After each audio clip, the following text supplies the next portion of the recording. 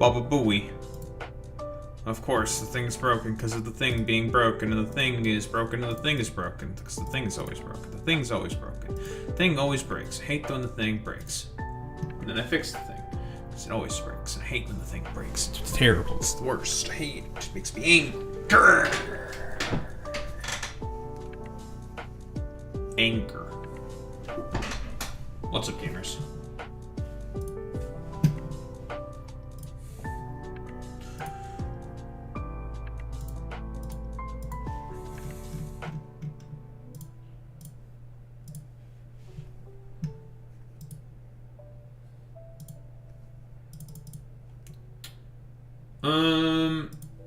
State of the Union, eh?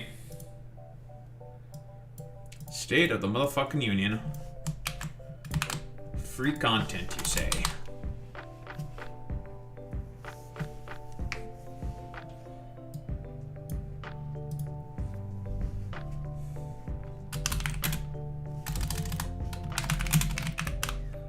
Probably play Factorio while listening to it. I mean, it's just gonna probably be, if I were to take a guess of what's gonna go on with the State of the Union, Trump's gonna ramble about a bunch of bullshit. That doesn't matter. He's probably gonna blame his flailing numbers on the Democrats somehow.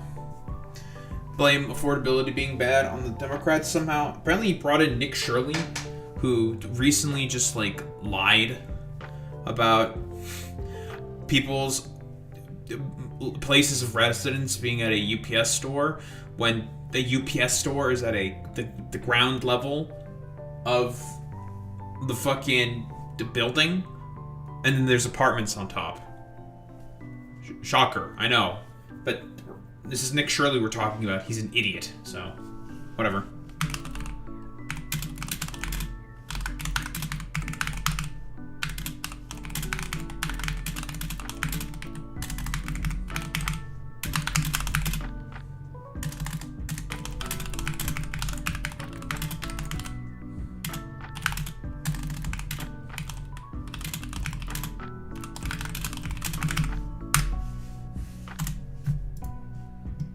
But yeah, we'll see what happens.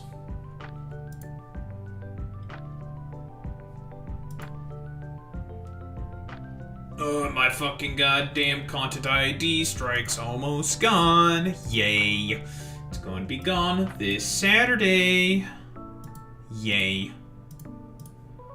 That's exciting.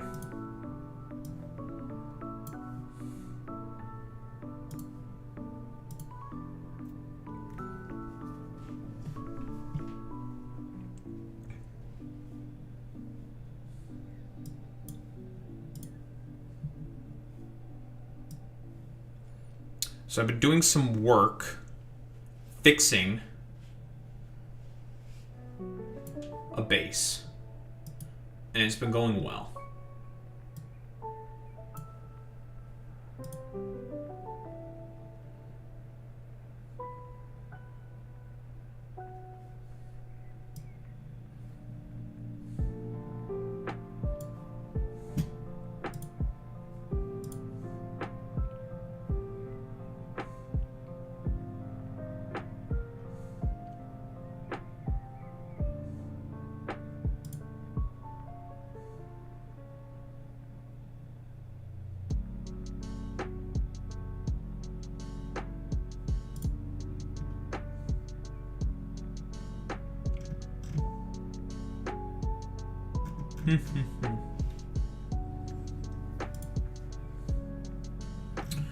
Come on, OBS, you can pick up the thing. I believe in you.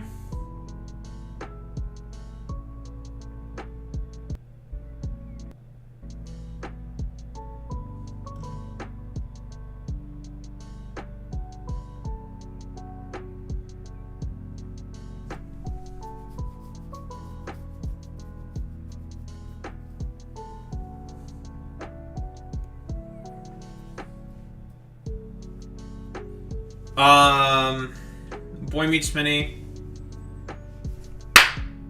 You're gay.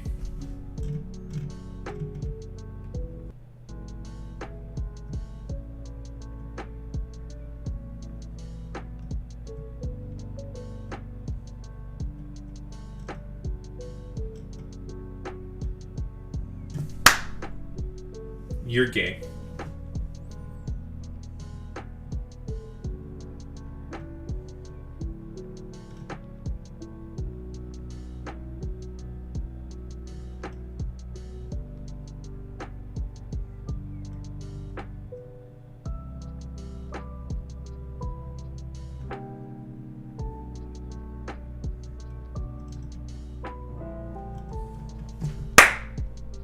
You're gay.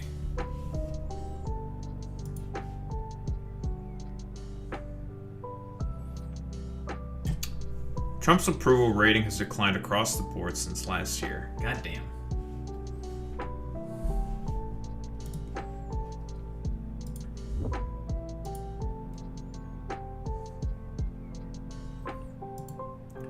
I don't know how long until all the Asmongold viewers will understand that they don't know what the term rage bait means. I find it really funny how they always call every single Asmongold viewer, every single Asmongold viewer will say every video I make on him is just rage bait. When, I mean, I'm enraging you to bait you in, so it's very stupid. But you guys easily enrage yourselves all the time because you just hate anyone who has a problem with any of your parasocial king's takes. So if anything, you guys are baiting yourselves. I'm just saying what my opinions are on particular subjects. Like, it doesn't matter with you people. Now, it doesn't matter if I say it's rage bait or if it's not rage bait. These people are just going to be mad about the fact that people disagree with Asmongold. Because it's what it's all about in reality. So, it's whatever.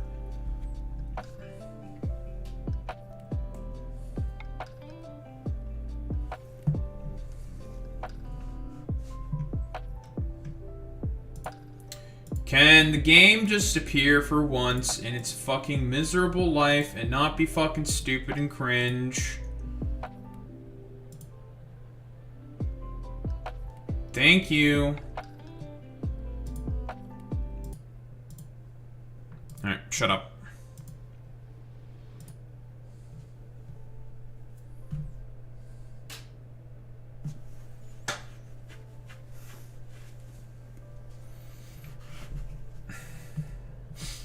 Boy Meets Mini blows up as a content creator. People then discover all of Boy Meets Mini's LARPing in my fucking goddamn comments section. Gets immediately canceled as a result. Me, just sitting there. Like, splaying my fingers together. Like, oh, this was always intended. Boy Meets Mini now constantly flop sweating everywhere, saying like, guys, it was just a joke, ha, it was just a joke. And I making my fucking response saying, no, he was extremely serious the whole time. Boy Meets Mini gets hyper turbo fucking canceled. And I will just be playing into it. I'll just be like, oh. It's like, I'm just gonna like overplay it for the cameras, being like, yeah, it was so fucking annoying. This like stupid, dumbass, annoying ass motherfucker, Boy Meets Mini, just always in my comments section talking about, I don't know, how he's like gay for Trump and all this shit. I didn't really understand it. It was very strange and weird. But you know, I said let live and let live. It's like, but Daho, you made him your moderator. It's like, well, yeah. Because I thought it'd be funny. And that just, like, further, like, throws a even bigger wrench in all of the narrative that I'm trying to spin. It just makes everything 10 times more funny.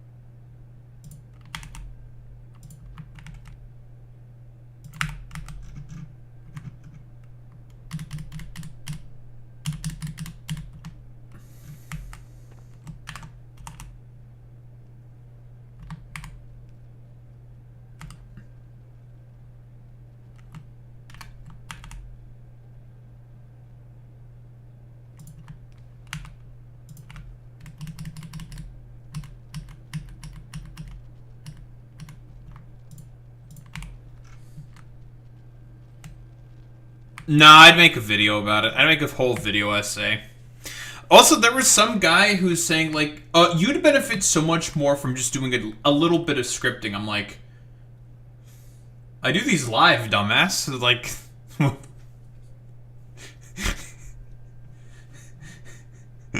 like, what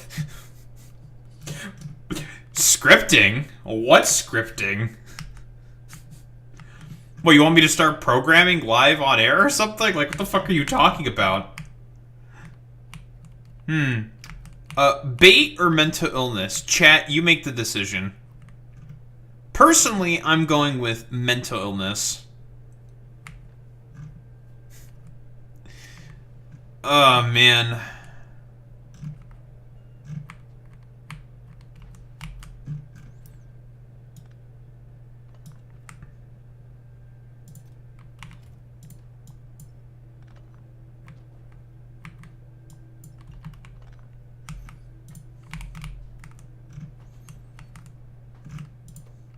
My State of the Union? Okay, everyone is going to become homosexual, except for me. That way, I can get all of the women and no one else will have any. Easy clap. Daho wins.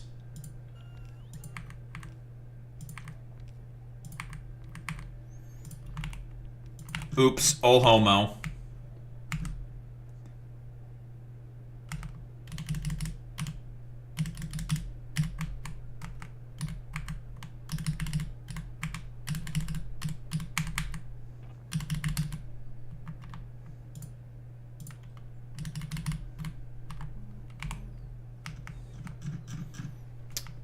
State of... Yeah, this is actually the state of Aquilo.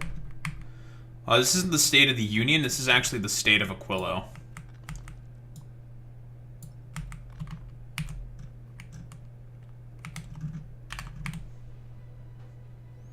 Because we are definitely currently on Aquilo. No, because this is only for about men. There will be no homosexual women.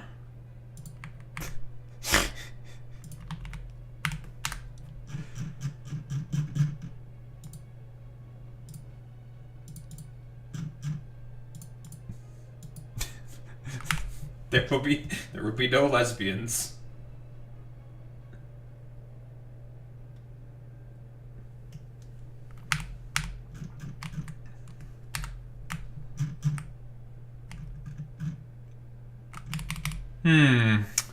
Now, fitting in the radiative heaters with all these belts everywhere are going to be kind of a pain in the bum cheek. Going to be a kind of pain in the butt cheeks.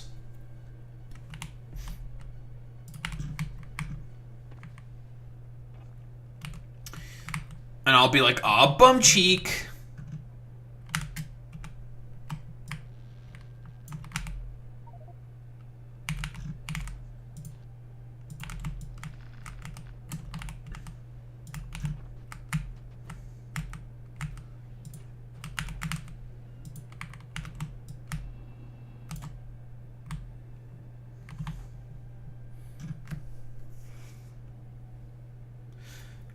There will be no more homosexual women. Sorry to say, folks. They're gone. I got rid of them. Sorry. No more homo.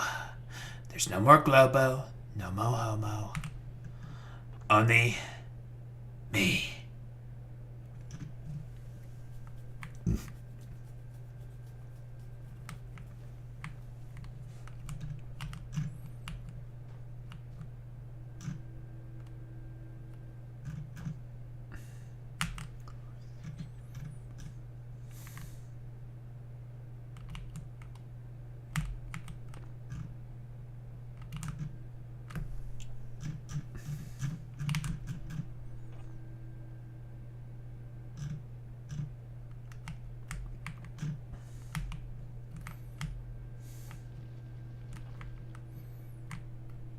Okay, look at all this.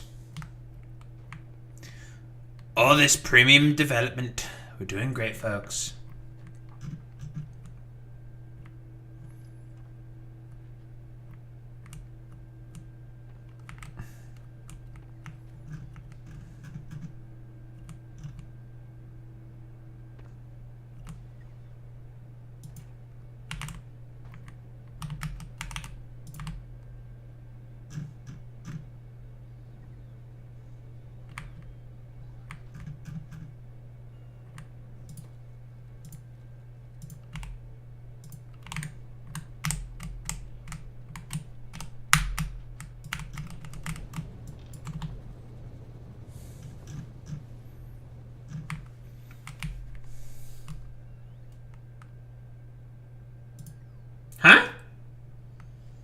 the hell are you talking about, Alex? I will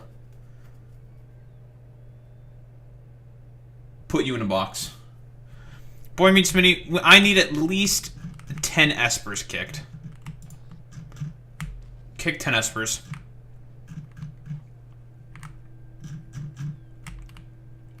No, you don't get to go in the box. Nope. No. You don't get to go in the box.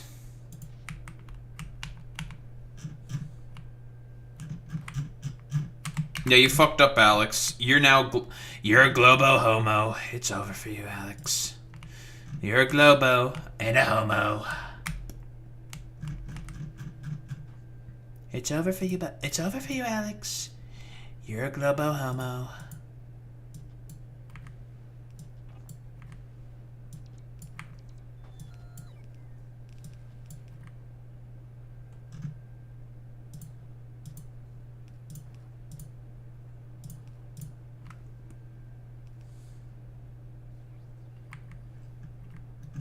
No.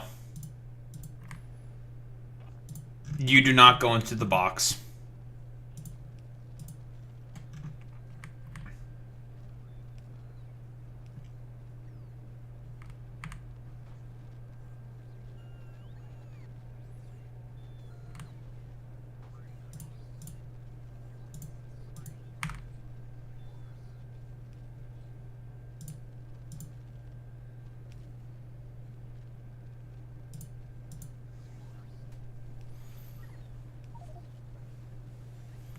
That is true. They did expose a... No, that guy wasn't a billionaire. That guy was a millionaire, okay? Get it right, Boy Meets Mini. We covered that shit on this channel because it was really funny.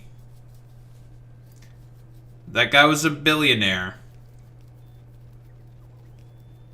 I will actually you. But that shit was hilarious.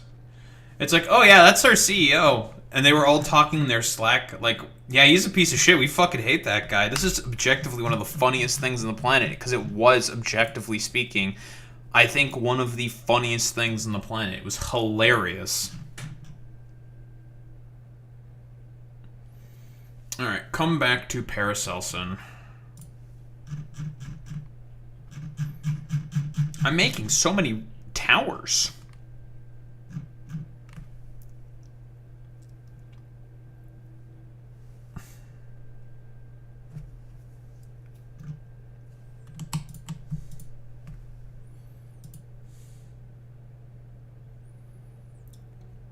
All I see, latest Kyle Kalinske tweet, the fact checkers are going to hang themselves.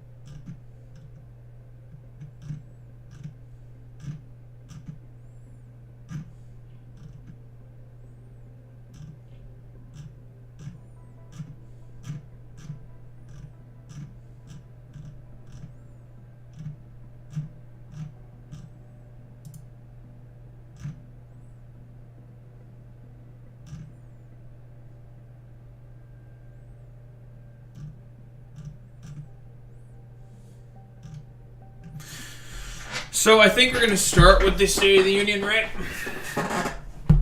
It's already going. I think it's been going for about 40 minutes. Might as well get started with it. I mean, I'm probably not going to spend too much inherently debunking all of his... I mean, he's going to lie the whole time about as much as he breathes. There's no point. He's a liar. Yada, yada, yada.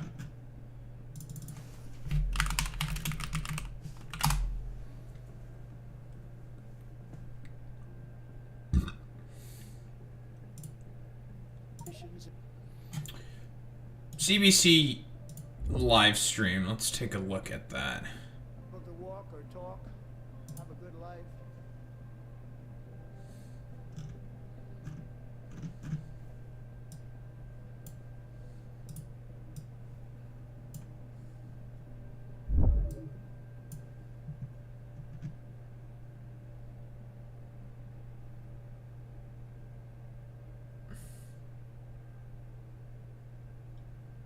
40-ish minutes.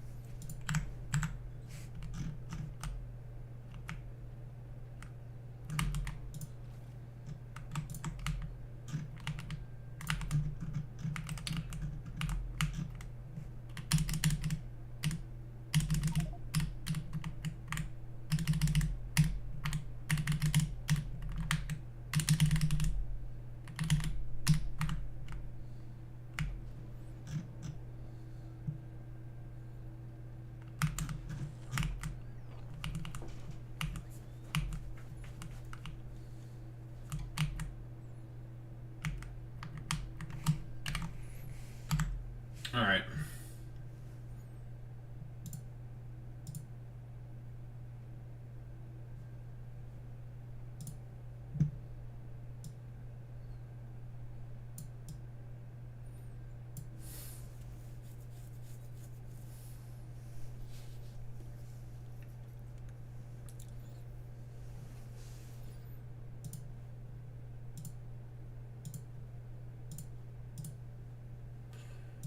Okay.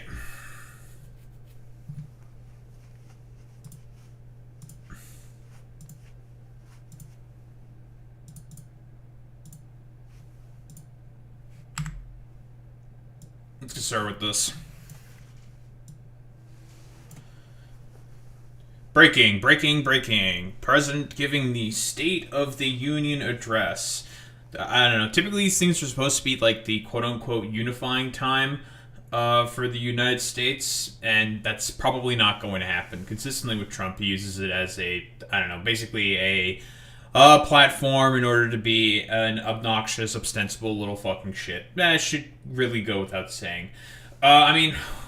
Quick predictions, I guess. He's going to talk about the economy being really good because he unironically probably does believe in the back of his mind that the economy is actually good when in reality it isn't. He's probably going to talk about, Iran is probably going to come up, which the U.S. is still at the brink of war with one of the carriers from the carrier group being filled with a bunch of sewage because it had seen no maintenance because it hasn't basically been or gone back for repairs for a very, very long time, like slated to be one of the longest carrier deployments in American history, I believe. He's probably going to talk about Cuba, if I were to take a guess. He's going to mention how the economy is good, like I said before, and but in reality it's not, but okay. What else could he potentially mention? I don't know. He's probably going to some random schizo shit. I know Nick Shirley is there, apparently.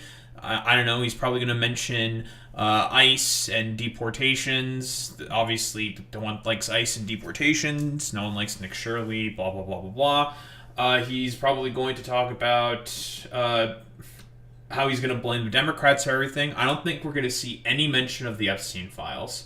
Maybe someone in the crowd will yell about the Epstein files. I know the Democrats have, broadly speaking, boycotted this. I believe that's really about it. I think you're thinking of Kachuk, right? Yeah, okay, this was earlier today. Someone gave him his Olympic gold medal, and since Trump is a child, he soyed out over that. So I know that's the thing that's happening. Trump bootlickers, blah blah blah blah. And let's not even mention how much Canadians are, broadly speaking, in complete hatred of Americans when they're rubbing it in our faces for some reason that they won Olympic gold for the second time.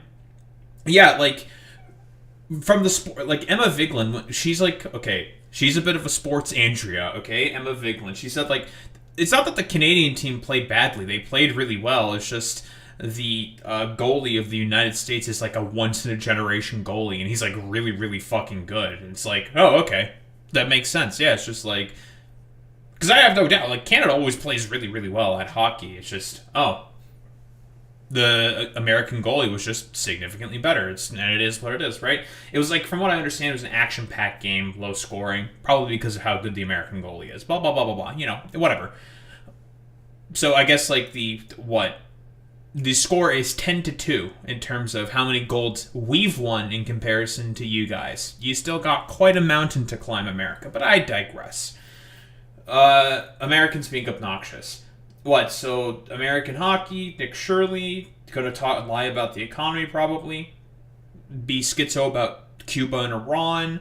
Not mention the Epstein files. What else could he potentially bring up? Probably some like random bullshit about immigration, more than likely. That's definitely gonna come up. And I think that's really about it. Anyway, let's just get started with this. About immigration, he has aggressively defended his immigration agenda, targeting people who are illegally in the country. But of course, we've seen more than just that in Minneapolis and what's gone on since there was a surge in immigration enforcement operations in that city and in Minneapolis as a state, and concerns around that. Donald Trump is also going to be talking about keeping communities safe, talking about putting dangerous repeat offenders behind bars. Those kinds of things are going to come up. And then he's going to give a... Okay. I'm probably not going to try to epically debunk very, very much of the lies of the president consistently has, because there's no point. He's gonna lie about as much as he breathes. Like, this is the president of the United States that we're talking about here. I find it really funny that he's going to talk about all of the criminals that he's putting behind bars, but he pardoned like every single like Jan 6er who participated in Jan 6th. So you want me to believe that he cares about crime, criminality, and all that? It's not the fuck he doesn't. This is bullshit. Nod to his foreign relations agenda, restoring American security and dominance in the Western Hemisphere. And I'm going to be quiet because I think this is going to get underway, Ian. President of the United States. Soy. Our soy president.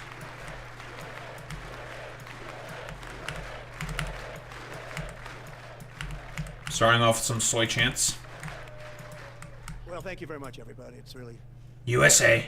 Speaker Johnson, Vice President Vance, First Lady of the United States. Melania's getting more cheers than me. I'm jealous. I hate that. People like her more than me. Second Lady of the United States.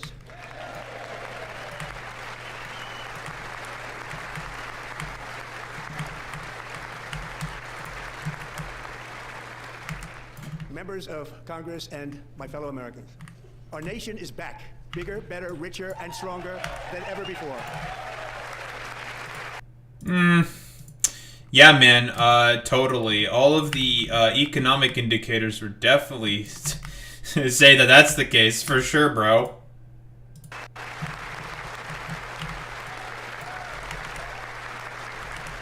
We're so back. Less than 5 months from now, our country will celebrate an epic milestone in American history, the 250th anniversary of our glorious American independence. This July 4th, we will mark 2.5 centuries of liberty and triumph, progress and freedom in the most incredible and exceptional nation ever to exist on the face of the earth. And didn't he want his, like, military parade that he got on... I don't remember, because that was, like, forever ago. Didn't he want his, like, military parade to instead be on... during the 250th anniversary or some shit, but the military was, like, not interested in that? I mean, that's the whole fucking fiasco. Felt like it was forever ago. Like, who remembers the military parade? I fucking remember that shit, dude. we've seen nothing yet. We're going to do better and better and better. This is the golden age of America. Yeah, some golden age. The greatest age, the golden age. When I last spoke in this chamber 12 months ago, I had just inherited a nation in crisis with a stagnant economy, inflation at record levels, a wide-open border, horrendous recruitment for military and police, rampant crime at home, and wars and chaos all over the world. But tonight, after just 1 year, I can say... Okay, listen, okay. I'm promising. I am promising that I'm not going to do this too much because I don't want to do this too much. First off, wars and chaos everywhere. All the wars that he apparently stopped, he's stopped at none of them. Like, literally none of them. There's more wars than fucking ever. The inflation that happened during Joe Biden that was a global phenomenon. Everyone was experiencing inflation, and the U.S. was honestly one of the few economies where it was not basically as bad. Crime everywhere. Historic crime lows everywhere. The only reason why there was an increase in crime was because of what? Oh, COVID. Oh, a once-in-a-lifetime pandemic caused an increase in crime, which is an observable reality that happens consistently every single... You're telling me, Daho, when there's large economic turmoil and fucking instability, that there's going to be an associated increase in crime because of that? No. What a shock. Today, with dignity and pride, that we have achieved a transformation like no one has ever seen before, and a turnaround for the ages. It is indeed a turnaround for the ages. Everything is worse. Clap for me.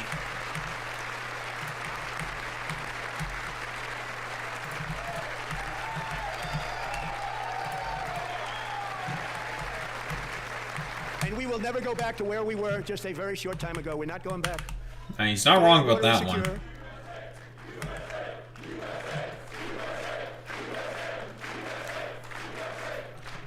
Thank you. Today our border is secure, our spirit is restored, inflation is plummeting, incomes are rising fast, the roaring economy is roaring like never before, and our enemies are scared, our military and police are stacked, and America is respected again, perhaps like never before. Yeah, dude, totally.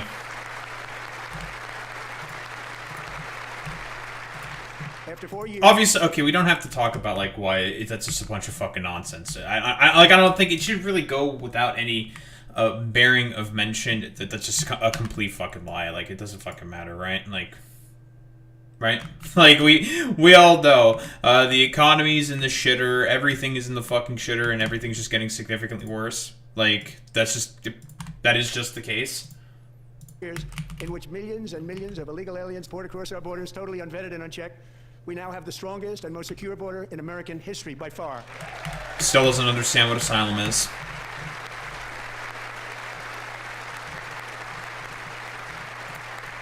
In the past 9 months, 0 illegal aliens have been admitted to the United States.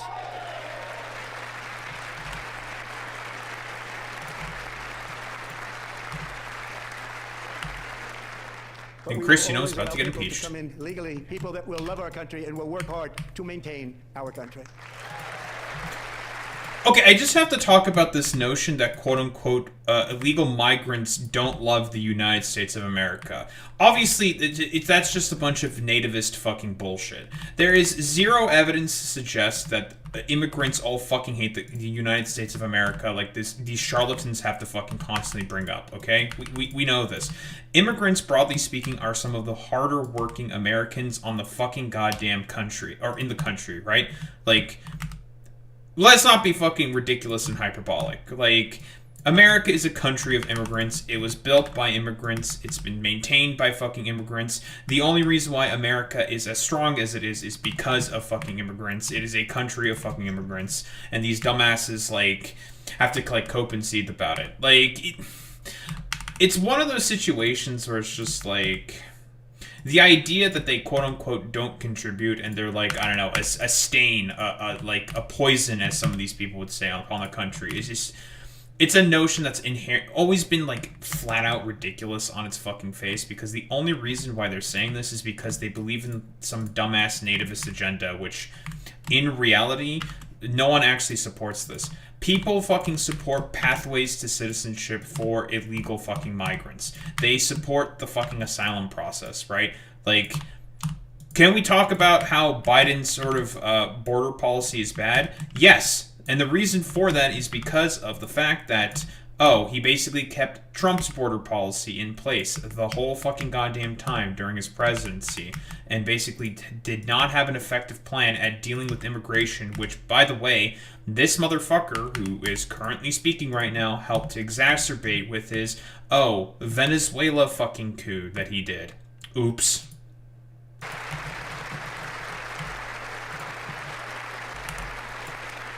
The flow of deadly fentanyl across our border is down by a record 56% in 1 year. Wait, I have a question. Hold on. If the stopping of fucking fentanyl the whole time, that's why you're doing this, like, immigration policy that you're doing right now, if it was all about stopping the flow of fentanyl, wouldn't it stand to reason that it would be at 0%? Right? Like, you would think that it would be at 0%. So that, like, what's exactly going on here? Oh, it's almost as if that's not the actual fucking problem, and that it's not about, like, fentanyl coming over the border.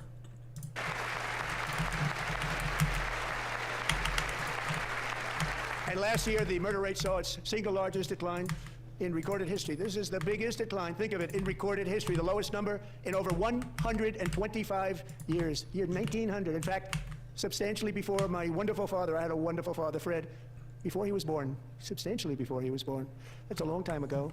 He wouldn't like me to say that, but that's a long time. Such a long time. The Biden administration and its allies in Congress gave us the worst inflation in the history of our... Yeah, it's a good point, Boy Meets Mini. Yeah, it's a crime wave, but there's a lower murder rate, but the crime is also going down. But again, like, he is a fascist. It's always engaging with the doublethink with these people because they don't actually believe in anything. You all know this. Like, fentanyl has gone down by like 50%, but still there's a bunch of fentanyl all over the place because of, I don't know, like, the fact that there's, that it mostly comes over fucking border crossings. It's almost as if these people just believe in nothing. Our country. But in 12 months, my administration has driven core inflation down to the lowest level in more than 5 years. And in the last 3 months of 2025, it was down to 1.7%. Okay, that's a fucking lie. He's just lying there. Yeah, first off, inflation is going back up, so he's lying there. And last time I checked, inflation was like at 3% the last time I fucking checked. He's just blatantly lying here.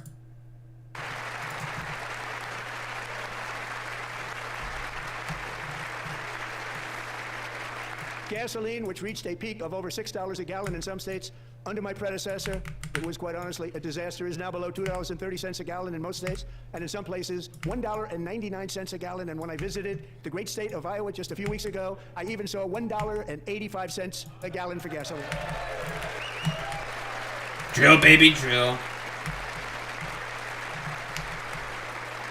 I know he's lying about that. 4 years and falling fast, and the annual cost of a typical new mortgage is down almost $5,000 just since I took office. 1 year. Okay, keep in mind, Trump was also the guy who proposed the 50-year mortgage sort of thing, and said that, oh, in very, I think like pretty not that long ago, in a cabinet meeting he had, he said that he's only going to care specifically about the homeowners, right? It's like the homeowners, we have to keep the housing prices up really high because we care about the owners. We care about the owners of homes.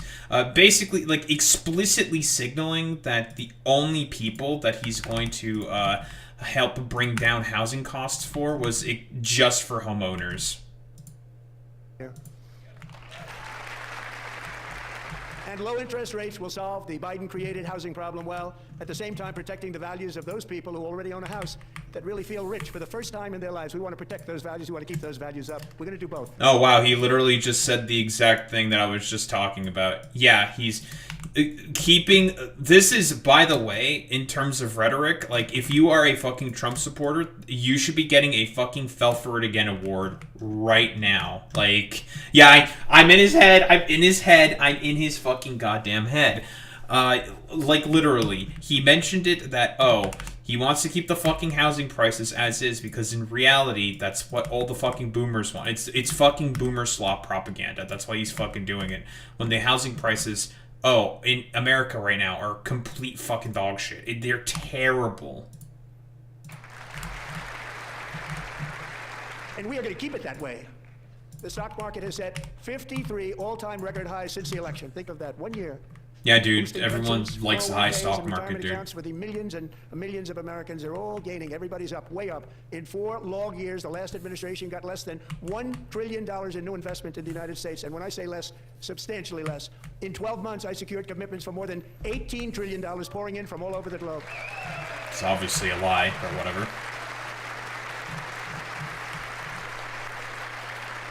Think of it, much less than $1 trillion for 4 years versus much more than $18 trillion for 1 year. What a difference a president makes. A short time ago, we were a dead country. Now we are the hottest country anywhere in the world, the hottest. We're so hot, folks. The hottest. As thousands of new businesses are forming in factories, plants, and laboratories are being built, we have added 70,000 new construction jobs in just a very short period of time. It's getting bigger and bigger and stronger. Nobody can believe what they're watching. I'm curious, why are the... Because I believe that is actually one of the economic centers that is going up. I think the only reason why more and more construction jobs are being made at the moment is to build all the fucking AI data centers, right? It's all the data center, like AI bubble, Palantir fucking bullshit, right? I'm pretty sure that's the main reasoning for as to why that's happening. Because the only other sectors of the economy in terms of the labor market that are going up is also healthcare. And the reason why the healthcare center, for example, yep, the concentration camps as well. That's a good point, Boy Meets Mini. The only reason why the for the AI, well, besides the AI data centers for construction, but the healthcare sector is going up right now is just purely due to the fact that America now has an aging population and people are about to start going into retirement. American oil production is up by more than 600,000 barrels a day, and we just received from our new friend and partner, Venezuela, more than 80 million barrels of oil. Let's go. Let's continue getting laughed by China. Let's go. American natural gas production is at an all-time high because I kept my promise to drill, baby, drill.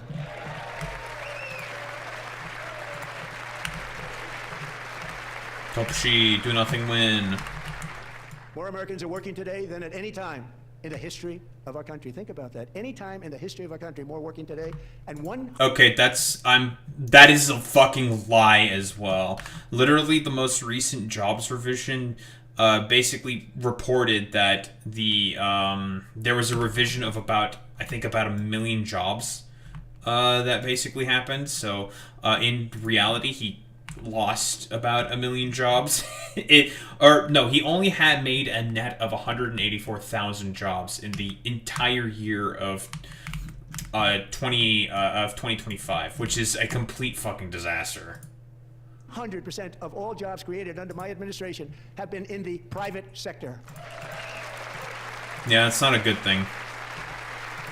I think, it's about 300,000 jobs have been lost in the federal government because of Doge and that pedophile dipshit fucking Elon Musk trying to molest the money. So that's very cool. We ended DEI in America. DEI. We're going to say the buzzword, folks. We're going to say the word. We've got a record number of job-killing regulations, and in 1 year we have lifted 2.4 million Americans, a record, off of food stamps. Okay, real quick about that record of getting rid of people off of food stamps. It's because you cut food stamps. Yeah, that's not actually a good thing. The reasoning for as to why less people are on fucking food stamps is because it got fucking, cut. Which is not a good fucking thing. Which is only going to lead to more people suffering and dying.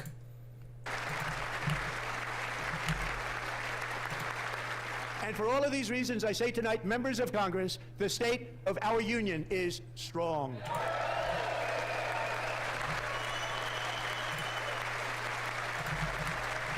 We're so strong. So back.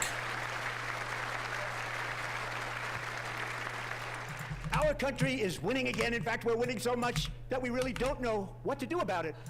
People are asking me, please, I please, think please, Mr. President, we're winning too much. We can't take it anymore. We're not used to winning in our country until I feel like I've heard this line somewhere before. you came along. We're just always losing, but now we're winning too much.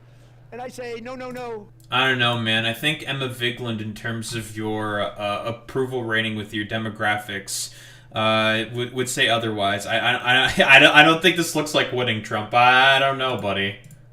You're going to win again. You're going to win big. You're going to win bigger than ever. And to prove that point, here with us tonight is a group of winners who just made the entire nation proud.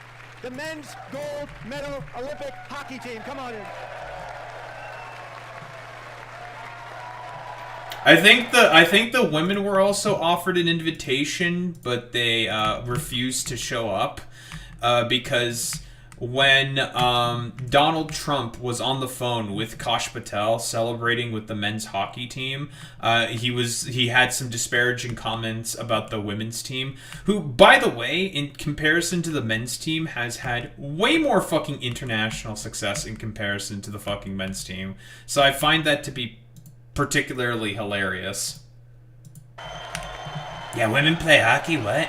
That's real?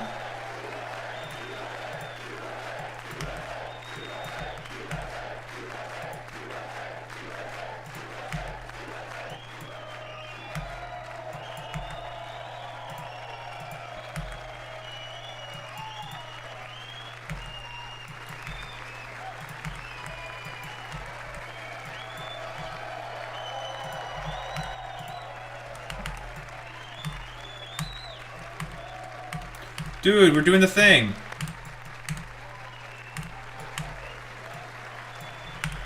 Go ahead.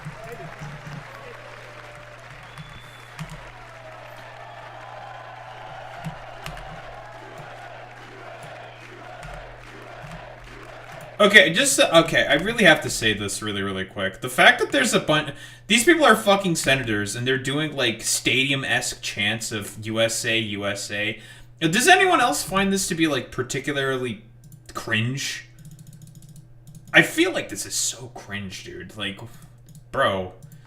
Why are these people, like, soy-chugging out like this? I find it to be very performative, like, inherently ridiculous. Like, bro, like, this is so weird. Like, every indicator would say that the U.S. is in a terrible fucking position, relatively speaking. Yet you guys are, like, trying to soy out over this? Well, yeah, you're on the money right there, saying it is because it's all fucking cult-like behavior, right? It's about the, like, American, like, mythology and mysticism bullshit and whatnot.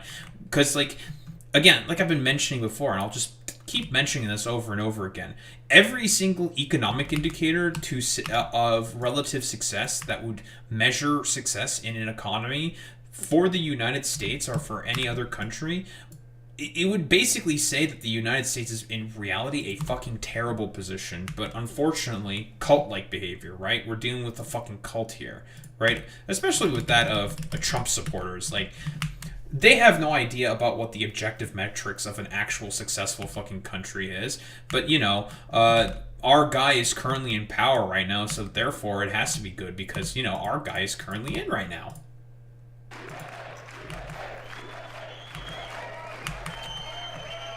USA soy! That's the first time I've ever seen them get up. And actually, not all of them did get up. But they beat a fantastic Canadian team in overtime, as everybody saw, as did the American women, who will soon be coming to the White House. They're going to the White House instead, eh? Interesting.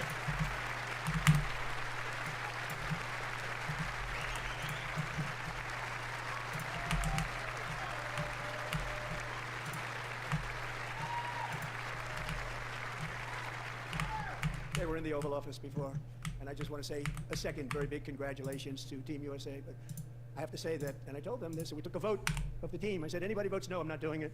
So they stood there, and they weren't about to say no, because I've never seen a goaltender play as well as goalie Connor Halliburton.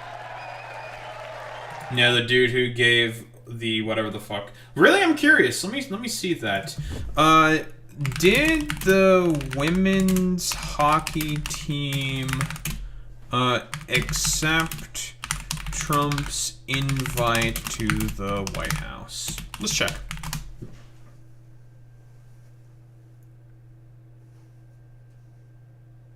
So declines the State of the Union address. Okay. State of the Union address. State of the Union address. I'm not seeing anything in particular about the White House, Alex. Just to double check that fucking claim.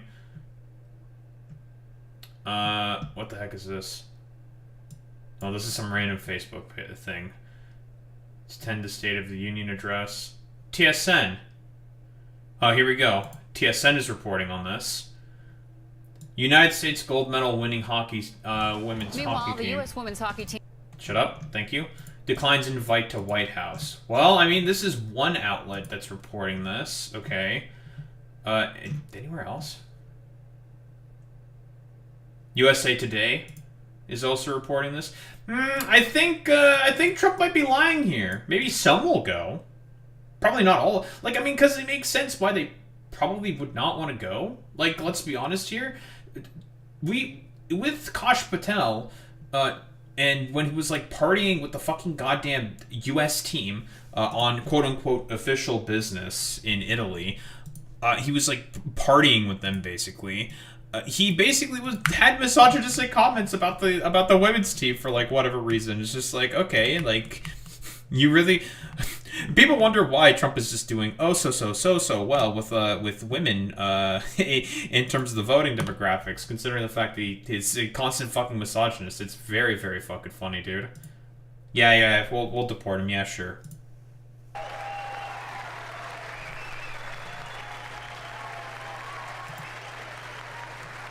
Deported. We're gonna deport him now.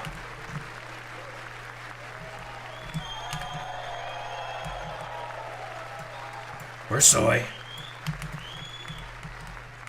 Think of it, 46 shots on goal, and I asked him, the one shot, the one where you put your stick in the back and it hit the neck of your stick and bounced off. You practiced that, or was that a little lucky? He refused to answer that question. But I just want to tell you that the members of this great hockey squad will be very happy to hear, based on their vote and my vote, and in this case my vote was more important, that I will soon be presenting Connor with our highest civilian honor, which we will be given, and which has been given to many athletes over the years. But when I say many, not too many, like 12. It's called the highest civilian honor in our country, the Presidential Medal of Freedom. So free. So much freedom, folks.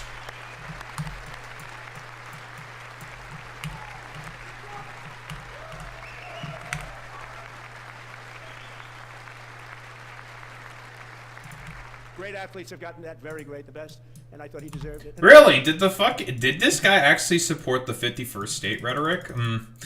Yeah, I don't think too many people are going to be particularly big fans of the Winnipeg Jets if the goalie of the Winnipeg Jets was supported all the, like, 51st state schizophrenia from the fucking goddamn president. He's there, therefore yes. Okay. Vote, every single one of them. I said, I'm not by transitive property. Every single one of them rapidly put up their hand. So I want to thank you. What a special job you did. What special champions you are. Thank you very much. That's true, Zane.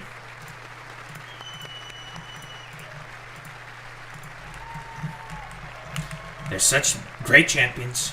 Let me tell you, folks. I'm also pleased to say that the next time the Olympic torch is lit, it will be here in America for the 2028 Olympics, and it's the summer version right in Los Angeles. We're going to do a good job in Los Angeles. We're going to do so good, folks. I can only imagine how much of a fucking cyberpunk dystopia that's gonna fucking be, right? Like, I mean, like, that's gonna be a complete shit show. I'm gonna be quite honest.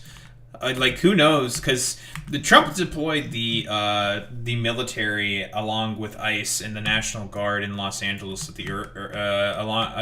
along with the Marines. There we go. In Los Angeles for his, like, dumb fuck, like, immigration enforcement actions to basically accomplish what? Like, not really much of anything. I think that's their coach, right? And Los Angeles is going to be safe, just like Washington, D.C. is now one of the safest cities in the country. Oh boy, this crime. year, and I must say I got them both. I got them in the first term, and I was disappointed because I didn't think I'd be the president when this happened.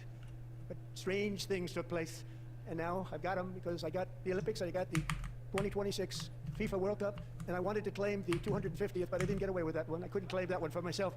But we're getting the World Cup, so we have the World Cup and the Olympics coming, and that is exciting news. Sure, man.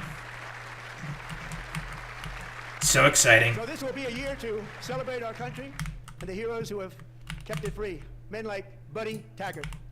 At age 17, Buddy volunteered to defend America in World War II. Serving in the Pacific under the great General Douglas MacArthur, he fought bravely in the famous Battle of Manila, worked so hard. He was badly wounded and almost killed by enemy machine guns in Luzon. And 81 years ago this month, he liberated the largest internment camp in the Philippines, one of the largest anywhere in the world. But he earned many honors, including a Purple Heart and a Bronze Star, came home, started a family, and tonight he is in the gallery looking forward to July 4th, 2026, his 100th birthday.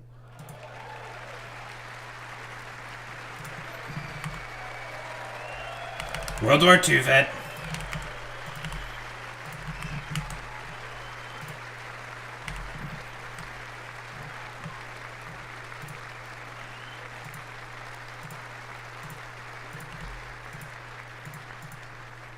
So, buddy, you're a brave man, and we salute you. Even in times of challenge, setback, and immense heartache, the spirit of 1776 has always shone through very brightly. It was July 4th of last year when floodwaters tore through a girls' summer camp in Central Texas. One of the worst things I've ever seen. I was there, rising 26 feet in the matter of minutes. Oh man, this happened many forever lives. ago. Remember that one? Oh, keep in mind, by the way, the only reason why that was as terrible of a disaster as it was because of this fucking dumbass initially threw Doge going after Noah and going after, well, specifically all of the people who would be able to have the detection necessary in order to have a disaster like that be prevented, or more easily be preventable, because, Elon Musk and Doge decided to go after fucking Noah for some reason, which is it's the American, I was gonna say Stormwatch people. Yeah, kind of, basically. But basically, they're the dudes who basically give out weather warnings for the federal government. As the waters threatened to sweep her away, 11-year-old Millie Kate McClament closed her eyes and prayed to God. She thought she was going to die. Those prayers were answered when Coast Guard rescue swimmer Scott Ruskin descended from a helicopter above. Nobody knew where he came from. Nobody knew. Scott's first ever rescue mission, young guy, but very brave. Very young, very brave. Always top in his class, and Like he lifted me. not just Millie Kate, but 164 others to safety. Very cool. You know, I just want to also say this real quick. I find it really funny how, like, the cheers for, actual seeming, I guess, like, good things, for lack of a better term, like, how the Republicans seemingly just don't give much of a shit about any of that stuff. They just clap along with it just for, like, optical reasons, I find it very, very funny because in reality, we all know that the Republicans, if they had their way, they would just kill all of you. Like, they do not give a shit about guaranteeing the safety of the American people. They could give less of a flying fuck about that.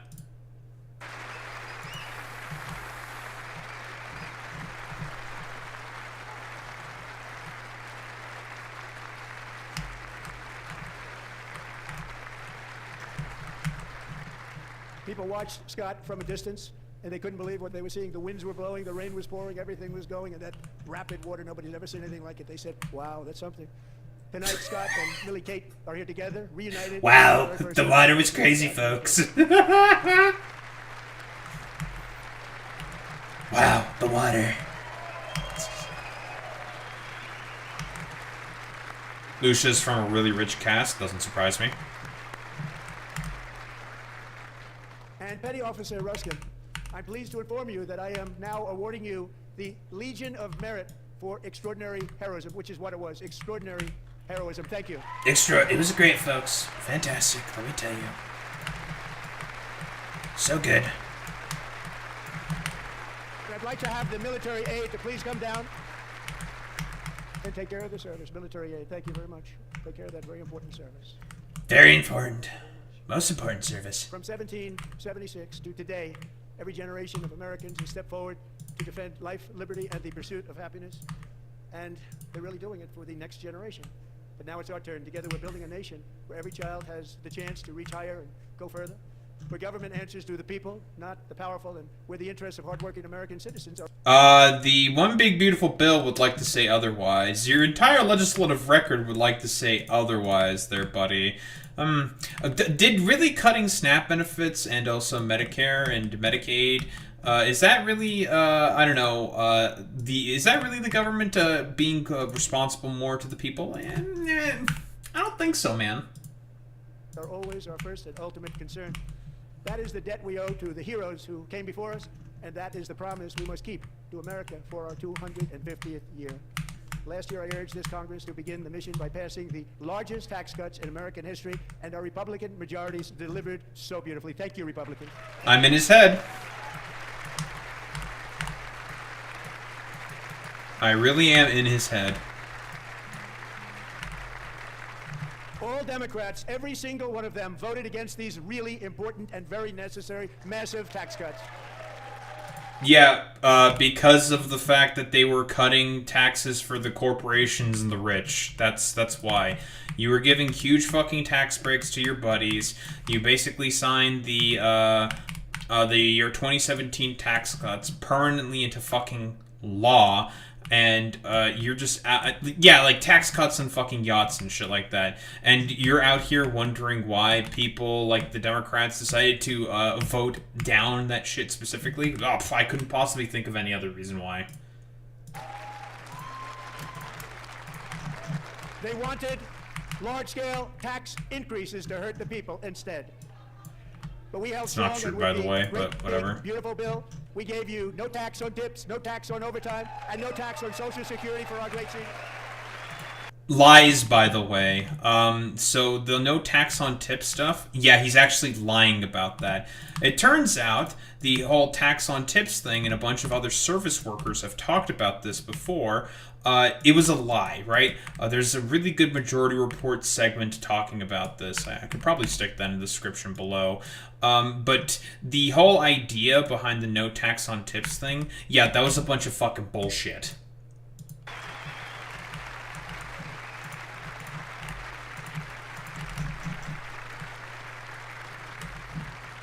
And we also made interest on auto loans tax deductible the first time, but only if the car is made in America. Oh, so yeah, notice how the Republican Party have not been, like, when they were cheering, like, saying, like, yeah, woo, yeah, was for the fucking tax cuts, right? Like, I want people to keep this in mind. Like, the Republican Party just fucking hates the American people. They don't give a shit about you whatsoever. If anything, they will do basically anything possible in order to just, well, make your life significantly fucking worse. Like, I really want people to keep that in mind. Yeah, 30-year loan on a fucking car. Yeah, that's really, really gonna help. See, these guys don't give a shit, dude. I met Megan Hemhauser, a devoted mom who's homeschools her children, beautiful, 2 children, during the day while waiting tables at night as her husband works overtime operating very heavy equipment. Megan is here this evening, and she's happy to tell you that she is so much richer because with no tax on tips, no tax on overtime, and her expanded child tax credit done again by Republicans, Megan and her husband will take home more than $5,000 extra just for the year, cutting her tax bill in more than half.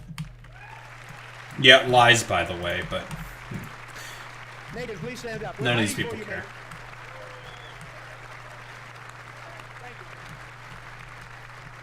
Thank you, Megan. We're fighting for you, Megan. Under our bill, parents like Megan can also activate their children's brand new Trump accounts. And I didn't name it.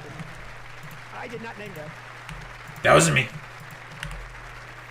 Yeah, so for whatever reason, this was a thing that happened a while ago, but Trump wants kids to basically start getting in, like, investments and stuff, and start investing in the fucking, the stock market really early on for some reason, and in 401ks. Like, what the fuck, like, why? That doesn't, like, it makes basically no fucking sense. That's not gonna accomplish anything in terms of, wanting people to start to save in accounts and whatnot. That's very, very fucking ridiculous. Yeah, he does want them children. Nobody believes me, but I did not name it. It was named by a very tall man sitting right there in the third row. Very tall man. Tax-free investment accounts for every American child. This is something that's so special and has taken off and gone through the roof. Millions will be refunded courtesy of the U.S. Treasury and private individuals like Michael and Susan Dell, who have donated $6,250 million to fund the Trump accounts for 25 million American children. So many children are going to be able to be stockbrokers. It's going to be great, folks.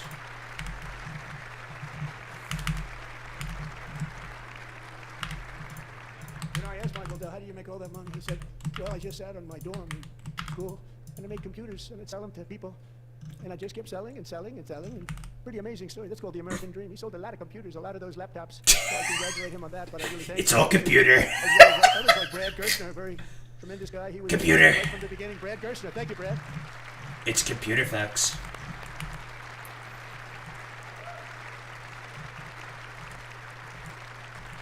So with modest additional contributions, these young people's accounts could grow to over $100,000 or more by the time they turn 18. Think of it. How much money is that for somebody that started with nothing? Over 100,000, could be much more than that. To make this investment in our children's future, go to TrumpAccounts.gov. TrumpAccounts.gov. And a lot of people are doing it. It's setting every record in the book. It's popular.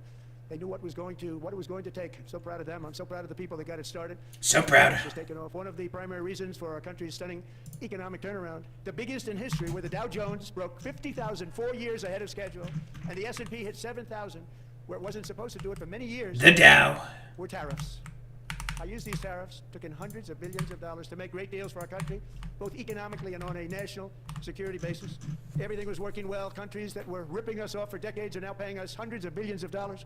Don't pay attention to the fact that the Supreme Court struck them down, folks. Let me tell you. They were ripping us so badly, you all know that. Everybody knows it. Even the Democrats know it. They just don't want to say it. Still doesn't Yet know what these a trade countries deficit are now is. happy, and so are we. We made deals. The deals are all done. Making so We're many happy. deals. We're not making money like they used to, but we're making a lot of money. There was no inflation, tremendous growth, and the big story was how Donald Trump called the economy correctly, and 22 Nobel Prize winners in economics didn't. They got it totally wrong. They got it really wrong. And then just 4 days ago, an unfortunate ruling Guys, what if I were to tell you that that's not the case? from the United States Supreme Court. It just came down. It came down. Very unfortunate ruling. But the good news is that almost all countries and corporations want to keep the deal that they already made, right, Scott? Knowing that the legal power that I, as president, have to make a new deal could be far worse for them, and therefore they will continue to work along the same successful path that we had negotiated before the Supreme Court's unfortunate involvement. So despite the disappointing ruling, these powerful countries saving, it's saving our country, the kind of money we're taking in, peace protecting. Many of the wars I settled was because of the threat of tariffs. I wouldn't have been able to settle them without. Will remain in place under fully approved and tested alternative legal statutes. And they have been tested for a long time. They're a little more complex, but they're actually probably better, leading to a solution that will be even stronger than before. Congressional action will not be necessary. It's already time-tested and approved. And as time goes by, I believe the tariffs paid for by foreign countries will, like in the past, substantially replace the modern-day system of income tax, taking a great financial burden off the people that I love. Oh, that's rather interesting that you were just straight up fucking admit that. Who are the people that you love, Trump specifically? Who are the ones who pay way more significantly into that income tax brackets? Oh, it's fucking rich people. He's just blatantly saying it right there, what exactly he wants to do. First off, the idea that tariffs are going to replace income tax, that's cockamamie. That's nonsense. It's insanity. It's not fucking happening. And the only reason why he's doing these tariffs, which is a tax specifically on the American people, is just so he can give his fucking buddies in positions of power, the Epstein class, more and more fucking wealth for themselves. And he's just literally just straight up fucking admitting it. Straight up admitting it.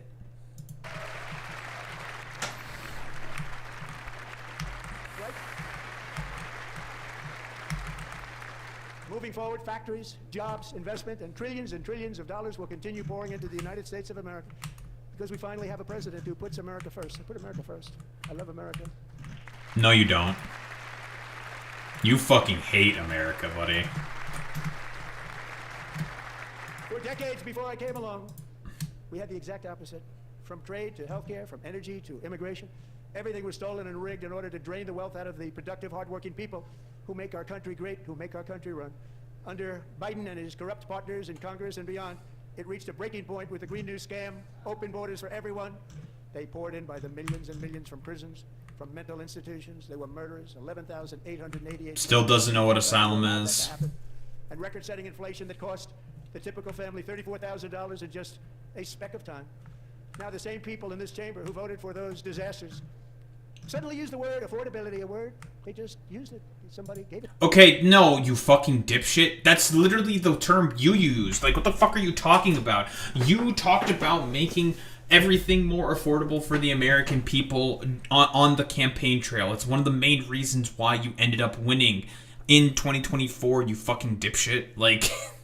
But now you're just going to say, oh, it's all a lie, you know, whatever. Like, they talk about affordability, and it's like a new word. Like, I've never heard of this word before. Like, affordability. What's affordability? I don't know what that is. It's like, a dog, you're the one who fucking explicitly, like, talked about that from the beginning. That's all on you, buddy. Like, it's incredibly fucking frustrating always talking about this shit, because it's just like, dog, like, you talked about this. You mentioned affordability on the campaign trail. That's exactly what you used to beat the fucking Democratic fucking Party, because the Democrats had basically no fucking message whatsoever and seemingly just didn't give a fucking shit at all about actually trying to win. You know, typical of fucking Democrats. You were the one who fucking talked about this all from the beginning. Talking about the affordability crisis within America, talking about inflation, all that stuff. And when the Democrats obviously did not say anything about affordability and the problems there, and chose to fucking ignore that stuff, they ended up getting trounced as a result. And now all of a sudden, what, affordability? Like, yeah, I've heard of that word before, but like, you know, I don't really know all that much about it. It's kind of like weird. It's kind of suspicious. Like, why do the Democrats keep talking about affordability? Like, you know, it's a word that's in the dictionary or something. Like, you know, I've heard of it before, but you know, like, I don't know really much about it. It's like, dog, you... It's incredible, but, like, is anyone ever going to fucking properly, like, check him on this? Like, no, that's not going to fucking happen, because in reality, most people don't care about, like, addressing the economic woes of the American people. It's all about a fucking vice signaling, virtue signaling trip for not only the President of the United States, but also for the rest of Congress. Knowing full well that they caused and created the increased prices that all of our citizens had to endure. You caused that problem. You caused that problem. That was all you, Democrats. Definitely not COVID or anything. Only Democrats. They're so bad and they're so stinky and so mean. I can't take responsibility for anything. They knew their statements were a dirty, rotten lie. Their policies created the high prices. Our policies are rapidly ending them. We are doing really well. Those prices are plummeting downward. The lie, by the way. The price of eggs is down 60%, Madam Secretary, thank you. The cost of chicken, butter, fruit, hotels, automobiles, rent is lower today than when I took office by a lot. And even beef, which was very high, is starting to go. Rent has gone down in the United States of America? Boy Meets Mini, can I get a fucking fact check on that? Have all those things gone down? Cap. Hey Alex, resident fucking Chicagoan. Is what the President of the United States saying here true about the price of all these differing sort of basic goods? Where are my Americans in chat? Can we get some more fucking testimonies from the chat, please? Have all these prices gone down as the president is indicating? Because from what I understand, that's just not the fucking case whatsoever. Come down significantly. Just hold on a little while. We get it down. And soon you will see numbers that few people would think were possible to achieve just a short time ago. Nobody can believe when they see the kind of numbers, especially energy. When they see energy going down to numbers like that, they cannot believe it. It's like another big tax cut. Energy prices have actually gone up. Also confronting one of the biggest rip-offs of our times, the crushing cost of health care caused by you. Since the passage of the Unaffordable Care Act, sometimes referred to as Obamacare, big insurance companies have gotten rich. It was meant for the insurance companies, not for the people. With our government giving them hundreds and hundreds of billions of dollars a year as their stock prices soared 1,000. Okay, again, I don't know how many times this needs to be said. Quick reminder: the one big beautiful bill, unironically, only caused insurance, not insurance, but basically caused cuts to happen in rural fucking hospitals. Again, rural hospitals are having problems and are going out of business because of the cuts to the Affordable Care Act that happened because of that specifically. Whoa, shocker. My president fucking lying about that shit? No, who would have thought that would happen? The Not to mention also all of the cuts, specifically to food stamps, to Medicaid as well. I always confuse the two.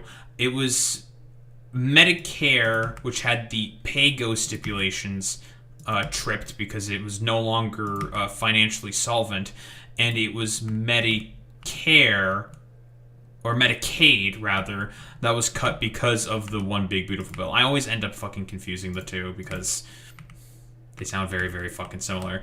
And basically the exact fucking social safety nets that poor people rely on for fucking healthcare because of a lie that the president had about, oh, you know, those are only used for by illegal migrants illegally, when already they don't have access to the American social safety nets. So it's, you know, just a lie explicitly. So that should really be surprising to no one. Do we really need to just keep indicating how many times the president is just fucking lying over and over and over again? Like it's just, I don't know, man. It's insane to me how much of a fucking goddamn liar this motherfucker is. 1,200, 1,400, and even 1,700%, like nothing else. We've done so well, folks. The great healthcare plan. I want to stop all payments to big insurance companies and instead give that money directly to the people so they can buy their own healthcare, which will be better healthcare at a much lower cost. So, like, what does that exactly mean, by the way? If I were to take a guess, it's probably going to be some, like, weird healthcare voucher system that some, I don't know, schizo in the administration is going to fucking benefit from specifically.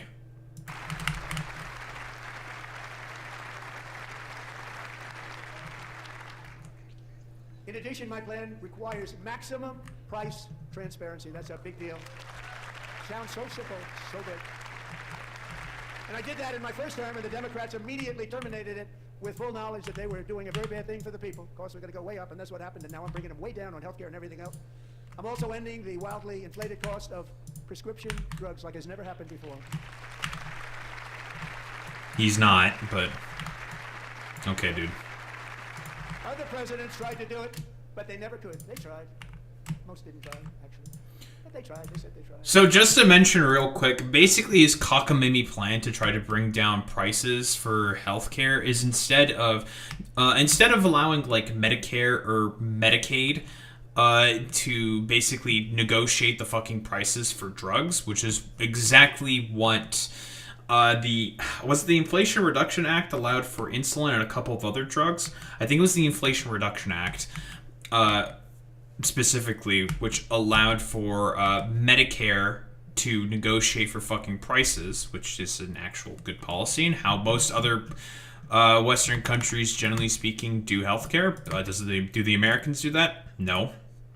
Of course they don't. They have some cockamamie fucking bullshit instead. You know, as expected from our heckin' based, wonderful American healthcare. It's if it can be as dog shit as possible, it will be as dog shit as possible. But basically speaking, how it works is he's going to tariff other countries into lowering their prices for Americans to be able to buy drugs. If it is as silly as you may think that it is, it's because, yeah, it is incredibly silly. Like, that's literally just not how any of this works. They didn't even come close. They were all talk and no action, but I got it done. Under my just enacted most favored nation agreements, Americans, who have for decades paid by far the highest prices of any nation anywhere in the world for prescription drugs, will now pay the lowest price anywhere in the world for drugs. Anywhere. The lowest price. Yeah, I don't believe him, by the way. So in my first year of the second term, should be my third term, but strange things happen. I took prescription drugs. Should be your third term, huh? I think he really is going to, like, listen, I think in, like, 2028, I think he really is going to try to run for a fucking third goddamn term. I mean, like, January 6th, man, was, like, a huge fucking consequence for the question of American democracy, right? Because of the fact that this dumbass just was a salty little bitch who wanted to desperately tried to get his, like, fucking salty run back against Joe Biden, even though his dumbass fucking got RKO'd because of COVID. I really do believe that if it wasn't for COVID, that Joe Biden probably would have lost that election. Like, I'm going to be quite honest, because, God, Joe Biden fucking sucked. And it is really just, like, one of those sort of situations where it's just like, wow, it is incredible just how ridiculously fucking ineffective the goddamn Democrats have been as a political party, that they were just not able to capitalize on the fact that this dipshit was pretty much, like, dead in the fucking water in terms of, well, legally speaking, and Merrick Garland just basically not doing anything to capitalize on that sort of situation, you know, with all the lawsuits that he could have done instead. But, you know, whatever. No one's going to be salty about that in particular. A very big part of healthcare, from the highest price in the entire world to the lowest. That's a big achievement. The result is price increases of 300, 400, 500, 600% and more. All available right now at a new website called TrumpRx.gov. And I didn't name that one either, by the way. Doesn't have my name on it. And here tonight is the very first customer ever to get that big discount, and it is big. Catherine Rayner. For 5 years, she and her husband have struggled with infertility, and they turned to IVF. One drug has been costing Catherine $4,000 to purchase. But a few weeks ago, she logged onto the TrumpRx website and got that same drug that cost $4,000, got it for under $500, a reduction of much more, actually, than $3,500. Catherine, we are all praying for you, and you're going to be a great mom. Catherine's gonna be the best mom. So great. Best mom.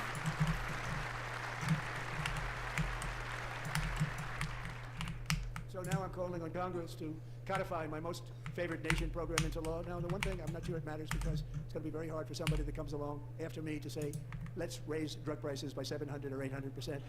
But John and Mike, if you don't mind, codify it anyway. They may do it. Codify it anyway. Thank you. Many Americans are also concerned that ignore Congress. AI data centers could unfairly drive up their electric utility bills. Tonight, I'm pleased to announce that I have negotiated the new Ratepayer Protection Pledge. You know what that is? We're telling the major tech companies that they have the obligation to provide for their own power needs. They can build their own power plants as part of their factory, so that no one's prices will go up, and in many cases, prices of electricity will go down for the community, and very substantially down.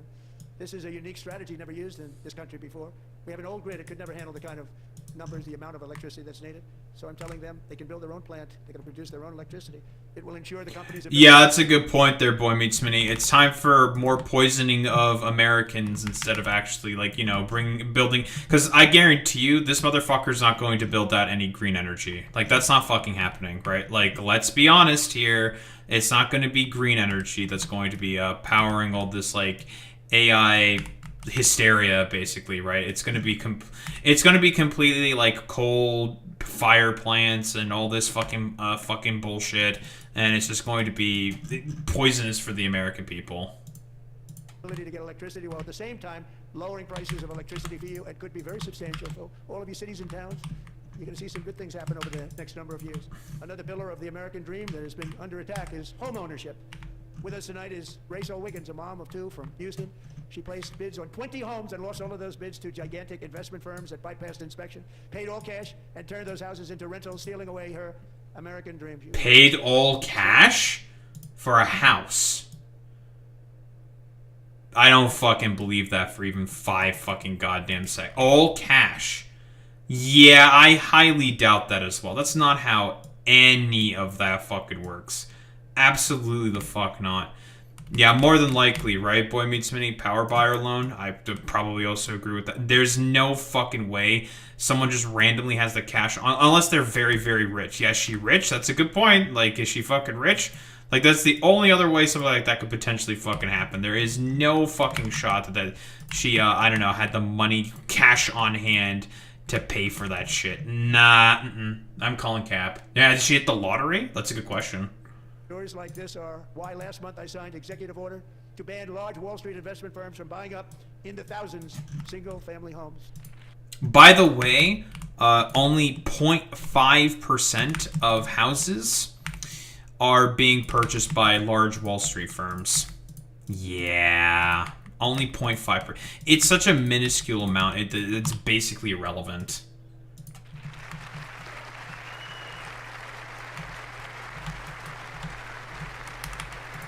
And now I'm asking Congress to make that ban permanent, because homes for people, really, that's what we want. We want homes for people, not for corporations. Corporations are doing just fine. Raysel, thank you very much. Good luck with your home. You'll get one soon.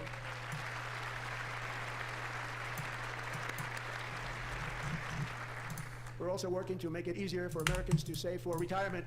And under this administration, we will always protect Social Security and Medicare. They are not protecting it for our seniors. We will always protect. Bullshit, by the way. The one big beautiful bill cuts them. Social Security, Medicare, Medicaid. Which gets cut by the one big beautiful bill. Again, just lying. The typical 401k balance is up by at least $30,000. That's a lot of money. We have millions and millions of people, because the stock market has done so well, setting all those records. Your 401ks are way up. Yet half of all of working Americans still do not have access to a retirement plan with matching contributions from an employer. To remedy this gross disparity, I'm announcing that next year my administration will give these often-forgotten American workers, great people, people that built our country, access to the same type of retirement plan offered to every federal worker. We will match your contribution with up to $1,000 each year. As we ensure that all Americans can profit from a rising stock market, let's also ensure that members of Congress cannot corruptly profit from using insider information. I don't believe him, by the way, when he says that.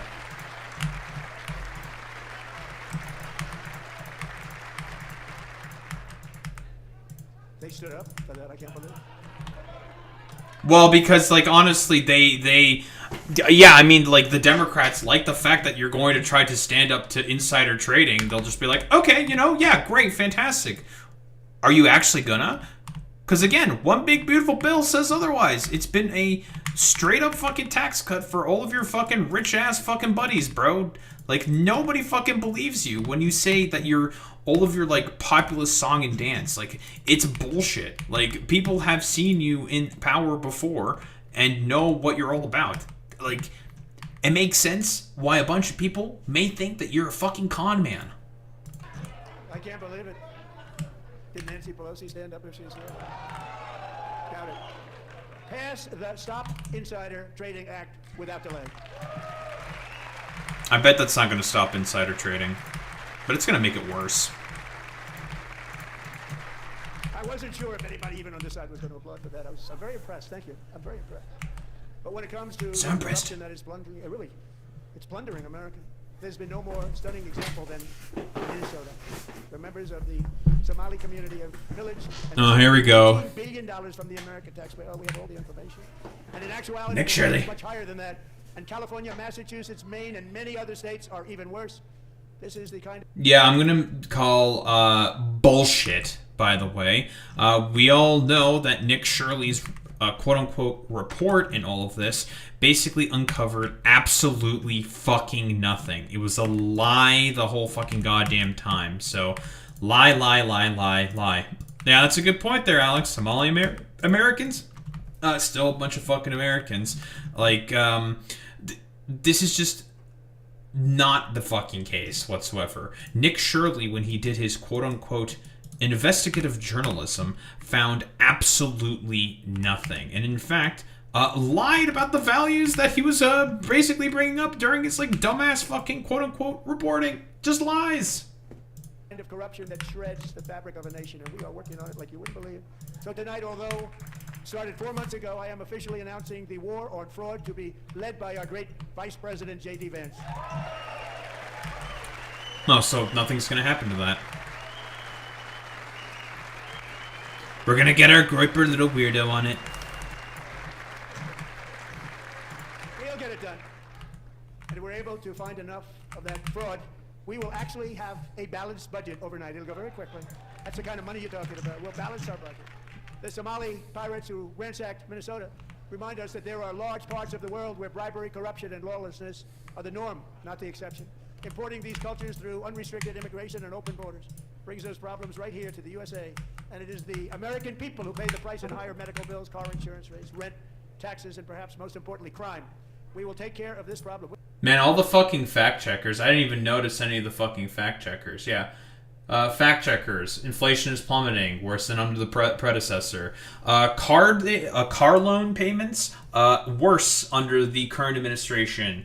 in recorded American history. It's credit card debt has also been getting significantly worse under the current administration. Basically anything that could basically indicate I don't know, like depression. Yeah, he's put fucking tariffs on cars. Like if they're quote unquote not made in America, no way to be able to fucking check that because there's no mechanisms in order to be able to fucking check that. So whatever. And also the people who would teach Americans how to build all the cars that he supposedly wants to create an export economy around, he used ICE to go after them specifically and try to deport them from the country. Again, he's just lying. We're going to take care of this problem. We are not playing games. Delilah.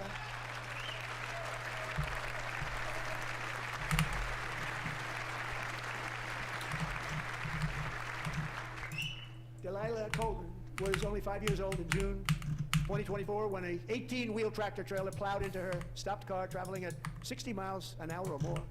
The driver was an illegal alien let in by Joe Biden and given a commercial driver's license by open borders politicians in California. Doctors said Delilah would never be able to walk or talk, have a good life. She wouldn't even be able to eat again. But against all odds, she is now in the first grade learning to walk. And she's here this evening with her dad, Marcus, a fantastic man. Delilah, please, you are a great inspiration. Please stand up. I'm gonna use you for my nativist bullshit. Look at me.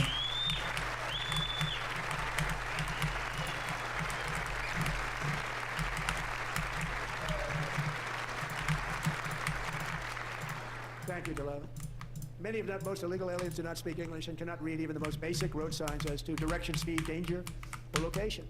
That's why tonight I'm calling on Congress to... I'm going to be honest, I highly doubt that most Americans can probably read basic road signs. Yes, what we will call the Delilah Law, barring any state from granting commercial driver's licenses to illegal aliens.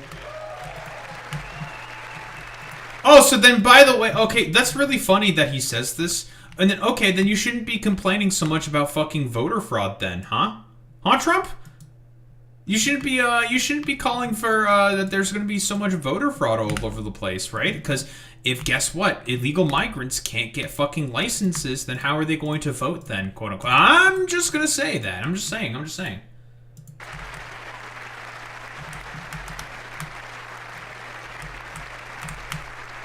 And yesterday, as you probably saw at the White House, I hosted a ceremony with Americans who lost their treasured loved ones to the scourge of illegal immigration. People came into our country, how we allowed this to happen with our open borders. These are the angel moms and families that for decades our government betrayed and our media totally ignored. It was terrible. Hard to believe, actually. In 2023, a 16-year-old high school cheerleader named Elizabeth Medina was supposed to perform in her town's Christmas parade, but she never arrived. Her mother, Jacqueline, went home to look for her, and she found her lying dead in a bathtub, bleeding profusely after being stabbed 25 times. Elizabeth's killer was a previously arrested illegal alien who had broken in and brutally extinguished the brightest light in her family's life, violently and viciously. Her heartbroken mother is in the gallery to remind everyone in this chamber exactly why we are deporting illegal alien criminals to our country at record numbers, and we're getting them the hell out of here fast. We don't... Real quick.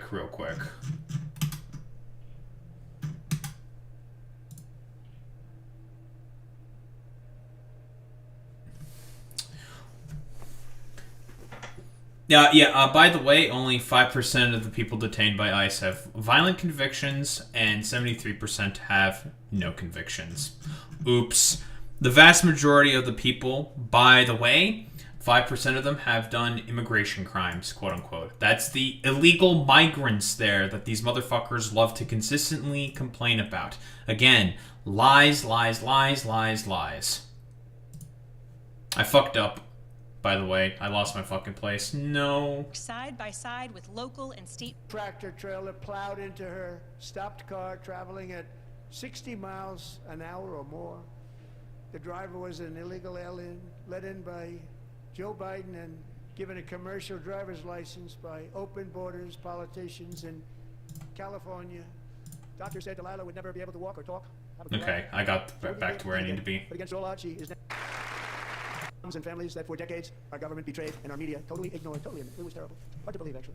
In 2023, a 16-year-old high school cheerleader named Elizabeth Medina was supposed to perform in her town's Christmas parade, but she never arrived. Her mother, Jacqueline, went home to look for her, and she found her lying dead in a bathtub, bleeding profusely after being stabbed 45 times. Liz Beth's killer was a previously arrested illegal alien who had broken in and brutally extinguished the brightest light in her family's life, violently and viciously. Her heartbroken mother is in the gallery to remind everyone in this chamber exactly why we are deporting illegal alien criminals to our country at record numbers. We're getting them the hell out of here fast. We don't want them.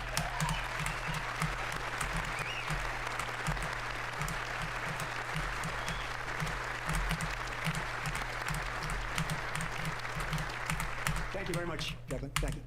We can never forget that many in this room not only allowed the border invasion to happen before I got involved, but indeed they would do it all over again if they ever had the chance. If they ever got elected, they would open up those borders to some of the worst criminals anywhere in the world. The only thing standing between Americans and a wide open border right now is President Donald J. Trump and our great Republican patriots in Congress. Thank you.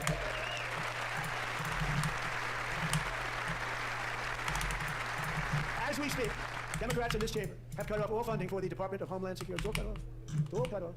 It's been cut off, folks. Shutdown. The first one costing us 2 points on GDP. 2 points we lost on GDP, which probably made them quite happy, actually. GDP. Now they have closed the agency responsible for protecting Americans from terrorists and murders. Tonight I'm demanding the full and immediate restoration of all funding for the border security, Homeland Security. So again, yeah, currently DHS has no funding right now. Uh-oh, broke boy alert. We got a fucking broke boy for DHS, that fucking terrorist organization. Yeah, the reason for as to why is because, the Democrats are basically trying to get some form of fucking accountability, which the Republicans do not want, obviously, because they would prefer to have all these, like, murderous Gestapo fucking freakazoids continue to gallivant about in America, constantly breaking multiple amendments of the fucking Constitution, because, guys, would you believe it or not if I said that the Republican Party could give less of a flying fuck about the Constitution of the United States? Security of the United States, and also for helping people clean up their snow. We have no money because of the Democrats, and it would be nice. We'd love to give you a hand to clean it up, but you give no money. Nobody's getting paid. It's a shame. Is he specifically talking about the shoveling of snow by Zoran Mamdani there? Like, all he did was, ask some volunteers to shovel specific parts of the pathway that people were not shoveling. Okay, dude. Nice meme. So you have to think about it. We have, in case you didn't know, a pretty large snowstorm out there. One of the great things about the State of the Union is how it gives Americans a chance to see clearly what their representatives really believe. So tonight I'm inviting every legislator to join with my administration in reaffirming a fundamental principle. If you agree with this statement, then stand up and show your support. The first duty of the American government is to protect American citizens, not illegal aliens. What is the point of this?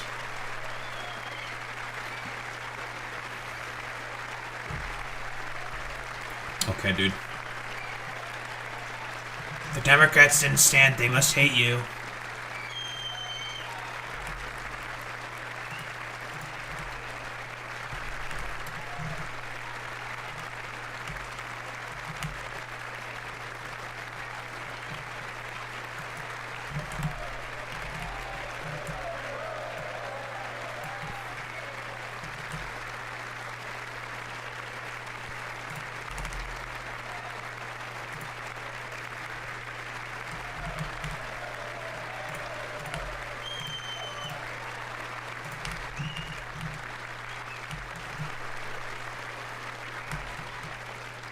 Isn't that a shame? You should be ashamed of yourself not standing up. You should be ashamed of yourself.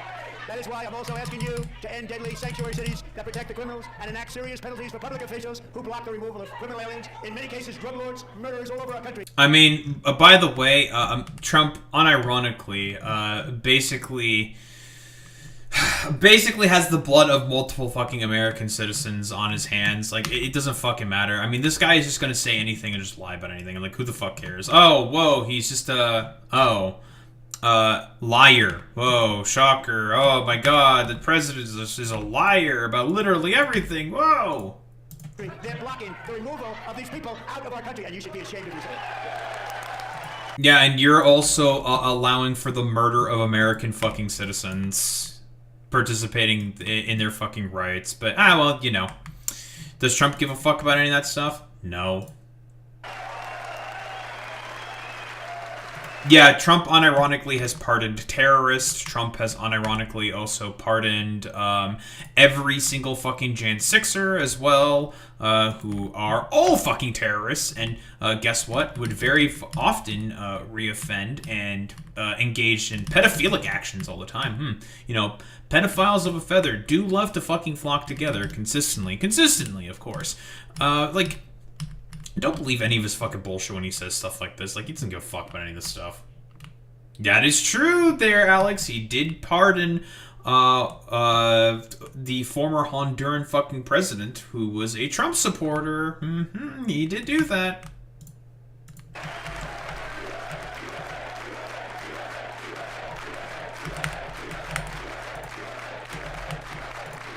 Perhaps most importantly, I'm asking you to approve the Save America Act. Real quick, the Save America Act would basically make it such that it's way harder for women to be able to vote in, well, elections. We stop illegal aliens and others who are unpermitted persons from voting in our sacred American elections. In 2020, which was the most secure elections as recorded by every sort of election watchdog, there were no illegal migrants who fucking voted. You want to know who were people who illegally voted? Oh, it was Trump supporters who who fucking illegally voted. Very often they would vote. How many times? Oh, twice in the name of... Like, there was some dude who unironically voted... And this was recent, by the way. Someone voted in the name of his fucking dead dog. And guess what party he supported? Oh, it was the Republican Party. Is rampant in our elections. It's rampant. It's very simple. All voters must show voter ID. Which will accomplish nothing. All voters must show proof of citizenship in order to vote. And no more crooked mail-in ballots except for illness, disability, military, or travel. None. So This crooked. would be an easy one, and by the way, it's polling at 89%, including Democrats. 89%. It's not exactly how that works, but okay. And even the new communist mayor of New York City, I think he's a nice guy, actually. Speak to him a lot. Bad policy, but nice guy. Just said they want people to shovel snow. They got hit hard. Want them to shovel snow, but if you apply for that job, you need to show 2 original forms of ID and a social security card. That has nothing to do with voting, you fucking moron. Yet they don't want identification for the greatest privilege of them all, voting in America. No, it's no good. No good. Both Republicans and Democrats overwhelmingly agree on the policy that we just enunciated. And Congress should unite and enact this common sense, country-saving legislation right now, and it should be before anything else happens.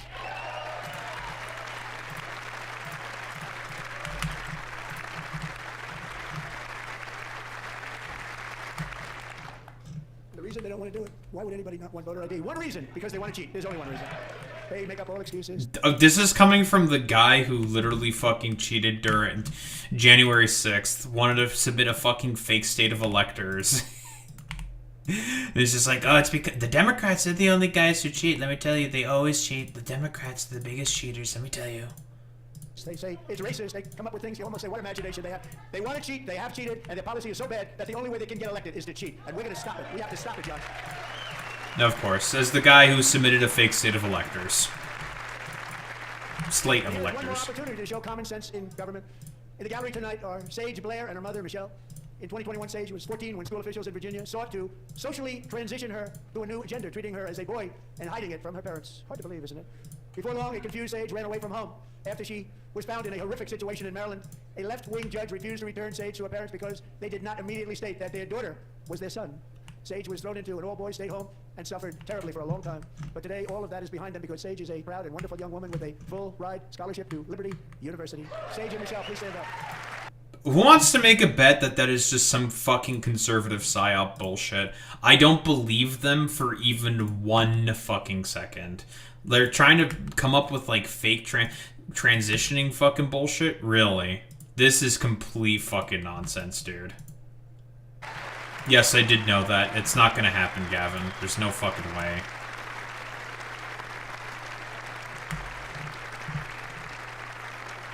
And thank you for your great bravery. And who can believe that we're even speaking about things like this? 15 years ago, if somebody was up here and said that, they'd say, what's wrong with him? And now we have to say it because it's going on all over numerous states without even telling the parents. Yeah, it's The not children know happening. No state can be allowed to rip children from their parents' arms and transition them to a new gender against the parents' will. Who would believe that we would talk about that? We must ban it, and we must ban it immediately. I'm gonna talk about something that's absolutely not happening, because I'm a schizophrenic. Look, nobody says that. These people are crazy. I'm telling you, they're crazy. Because it's not happening. Like, it's not happening. It's a thing that is just not happening. Which is why nobody's standing up, because it's just a lie. Like, oh yeah, dude, school, like, caretakers in fucking schools are, fucking socially transitioning, minors or some shit. Like, I don't know, like, the fucking collected fucking schizophrenia that's on display here is it's for a thing that's just blatantly speaking just not fucking happening.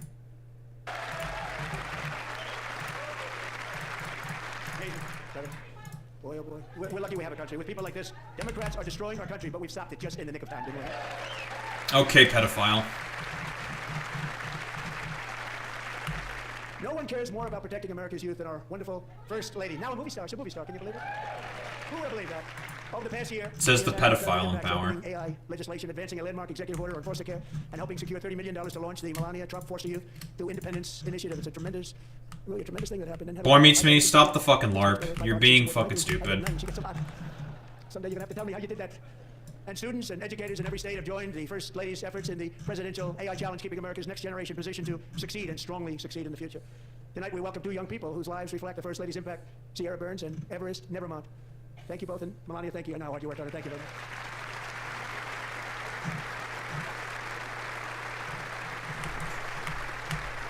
I want to continue to rape the country. My name is Donald Trump, and I approve this message. I'm very proud to say that during my time in office, both the first 4 years and in particular this last year, there has been a tremendous renewal in religion, faith, Christianity, and belief in God. Tremendous renewal. It's not true, actually. We've taken a look at the reports of that, by the way. Yeah, that's just a thing that's not happening in term for, like, young people. If anything, it's been going down more. This is especially true among young people, and a big part of that had to do with That's not my happening. great friend, Charlie Kirk, a great guy, great guy. Charlie Kirk did so well. So last year, Charlie was violently murdered by an assassin and martyred, really martyred for his beliefs. His wonderful wife, Erica, is with us tonight. Erica, please stand. Please stand up, Erica.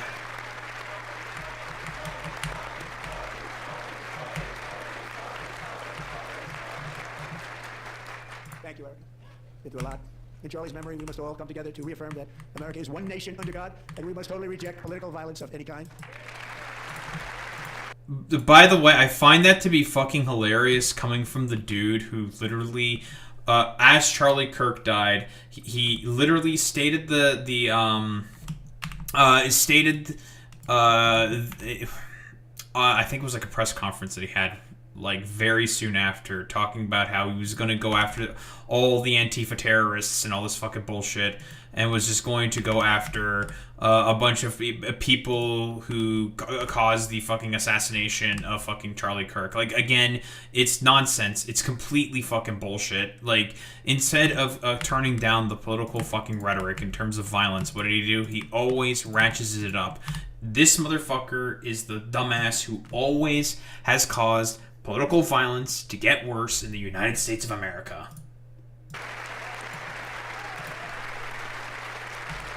We love religion, and we love bringing it back, and it's coming back at levels that nobody actually thought possible. It's really a beautiful thing to see. Above all, It's religion, not. America's promise requires keeping our community safe. We have made incredible strides, yet dangerous repeat offenders continue to be released by pro-crime Democrat politicians again and again. We're honored to be joined tonight by a woman who's been through hell, Anya Zuretska. In 2022, she and her beautiful daughter, so beautiful, what a beautiful young woman, Irina, fled war-torn Ukraine to live with relatives near Charlotte, North Carolina. And by the way, what's going on with Charlotte? Last summer, 23-year-old Irina was riding home on the train when a deranged monster who had been arrested over a dozen times and was released through no cash bail stood up and viciously slashed a knife through her neck and body. No one will ever forget. There were people on that train. No one will ever forget the expression of terror on Irina's face as she looked up at her attacker in the last seconds of her life. She died instantly. She had escaped a brutal war only to be slain by a hardened criminal, set free to kill in America, came in through open borders. Mrs. Zaretska, tonight I promise you we will ensure justice for your magnificent daughter, Irina. Nothing's gonna really happen.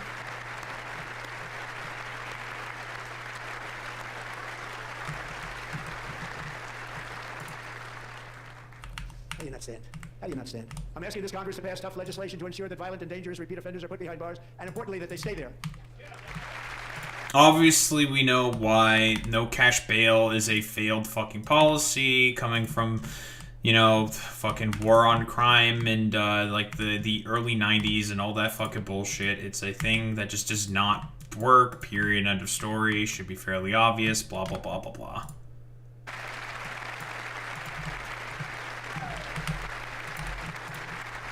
Starting last summer, I deployed our National Guard and federal law enforcement to restore law and order to our most dangerous cities, including Memphis, Tennessee, big success, New Orleans, Louisiana, big success, and our nation's capital itself, Washington, D.C., where we have almost no crime anymore in Washington, D.C. How did that happen?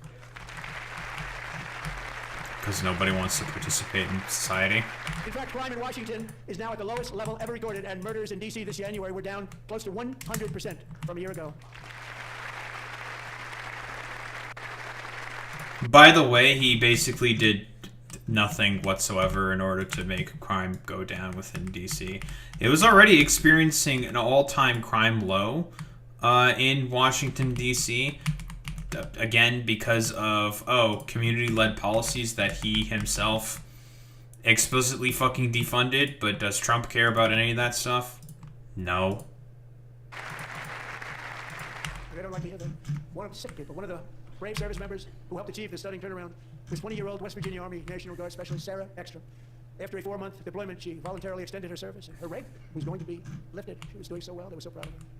But the very next day, she was on patrol near the White House when she was ambushed and shot in the head by a terrorist monster from Afghanistan. Shouldn't have been in our country. And all because she wore the uniform of our nation, she was shot. He traveled here. Again, by the way, quick reminder, the reason why that guy was allowed into the United States of America was because of him. He directly caused the death of that, what is it, Sarah something? I'm really bad with fucking names. You did that. That was you who did that, Trump. Because he didn't like people wearing our uniform. He was sick and deranged. Shouldn't have been in our country. Sarah Beckstrom. You approved his asylum claim, buddy. Also, it was your pullout of Afghanistan, which led to the fact that that guy, who was a child soldier trained by the fucking CIA, who was more than likely had a lot of mental health issues because of the fact that he was a child soldier trained at a black site by the fucking CIA, that dude, you fucking let him in. You did that. Jesus Christ. By her wonderful parents, Gary and Evalie. Your daughter was a true American patriot, and she will be greatly missed. She was a great person. I saw reports on her. They've never seen anything like her. So great, folks. I'm gonna just keep lying.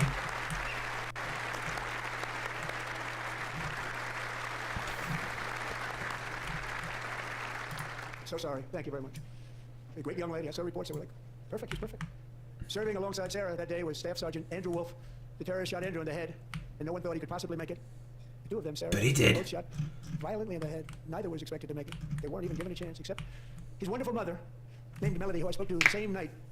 And she was so positive. The doctors thought that Andrew was gone.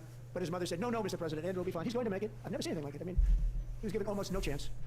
She said, I have no doubt, sir. He's going to be okay. This was a conversation that I had with her that night, with her son laying helplessly in bed, blood all over. Everybody. The terrible pullout, which is, again, by the way, the main reason why basically no American president wanted to do a pullout of Afghanistan was purely just due to the fact that it would have been very, very unpopular in terms of their approval rating. That's why none of them would ever want to do any of the fucking goddamn pullouts of Afghanistan, right? Because it was too unpopular. But Trump negotiated a really bad deal, and then that fucking bad deal was followed through by Biden, and as a result, it was a shit show because Trump initially negotiated a really bad deal, pretty much signaling Americans' intentions instantaneously, so the Taliban knew what they had to do in terms to counter the unpopular ANA government that would have been left in place, and as a result of the really bad pullout that Trump negotiated, it made it such that, it was a complete shit show when the fucking negotiated pullout fucking happened. Again, Jabroni over here is purely to blame for that. Everybody is praying, she said, sir, he will be okay. The doctors didn't understand what she was saying, and after looking at the results of the damage done, neither did I. She was so strong and conclusive that even Andrew's great father felt she didn't really understand the gravity of the situation. But she turned out to be right, Melanie? She turned out to be right.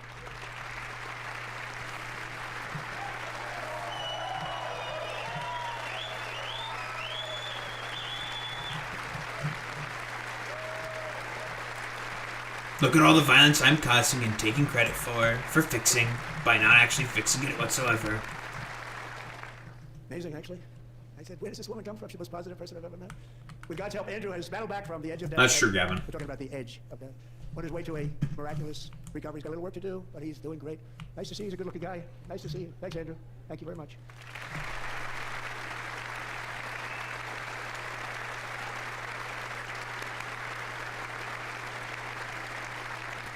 So, Andrew, while you're up, now I'm going to ask a highly respected General James Seward to present Staff Sergeant Andrew Wolf and the great family of Sarah Beckstrom with the award created by our late great President George Washington himself. It's called the Purple Heart. Gonna give you a Purple Heart, folks.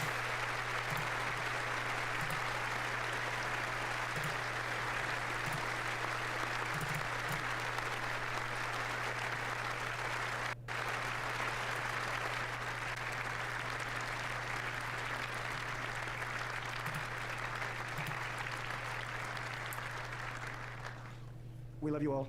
Love you. We're proudly restoring safety for Americans at home, and we are also restoring security for Americans abroad. Our country has never been stronger. In my first 10 months, I ended 8 wars, including Cambodia. Isn't it funny? You're sick people. Cambodia and Thailand. Pakistan and India would have been a nuclear war. 35 million people said the Prime Minister of Pakistan would have died if it were not for my involvement. Kosovo and Serbia. They didn't Israel, end Iran, any of Egypt, those Ethiopia, wars. Nothing Armenia and changed. Azerbaijan, the Congo and Rwanda, and of course the war in Gaza, which proceeds at a very low level. It's just about there. And I want to thank Steve Witkoff and Jared Kushner for your help. Thank you, Steve. Thank you, Jared.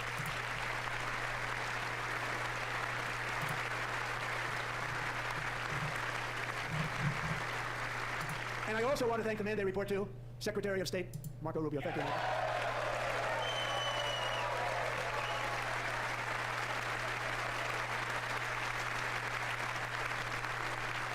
People like you. You know, Marco got 100% of the votes when he was in confirmation. I think our next one was about 54%. I think well, because the Democrats thought that Marco Rubio would be a moderating voice for some fucking reason.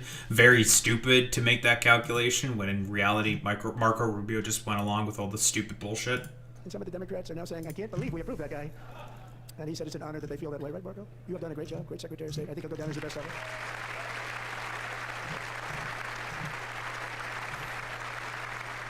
Under the ceasefire I negotiated, every single hostage, both living and dead, has been returned home. Can you believe that?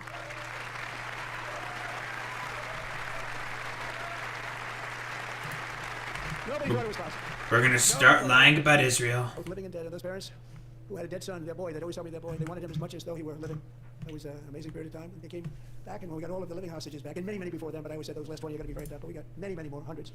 But I said those last 20 are going to be tough. We got them back. But we only got back 14 or 15 of the dead of the 28. And believe it or not, Hamas worked along with Israel, and they dug, and they dug, and they dug. It's a tough thing to do. Wait.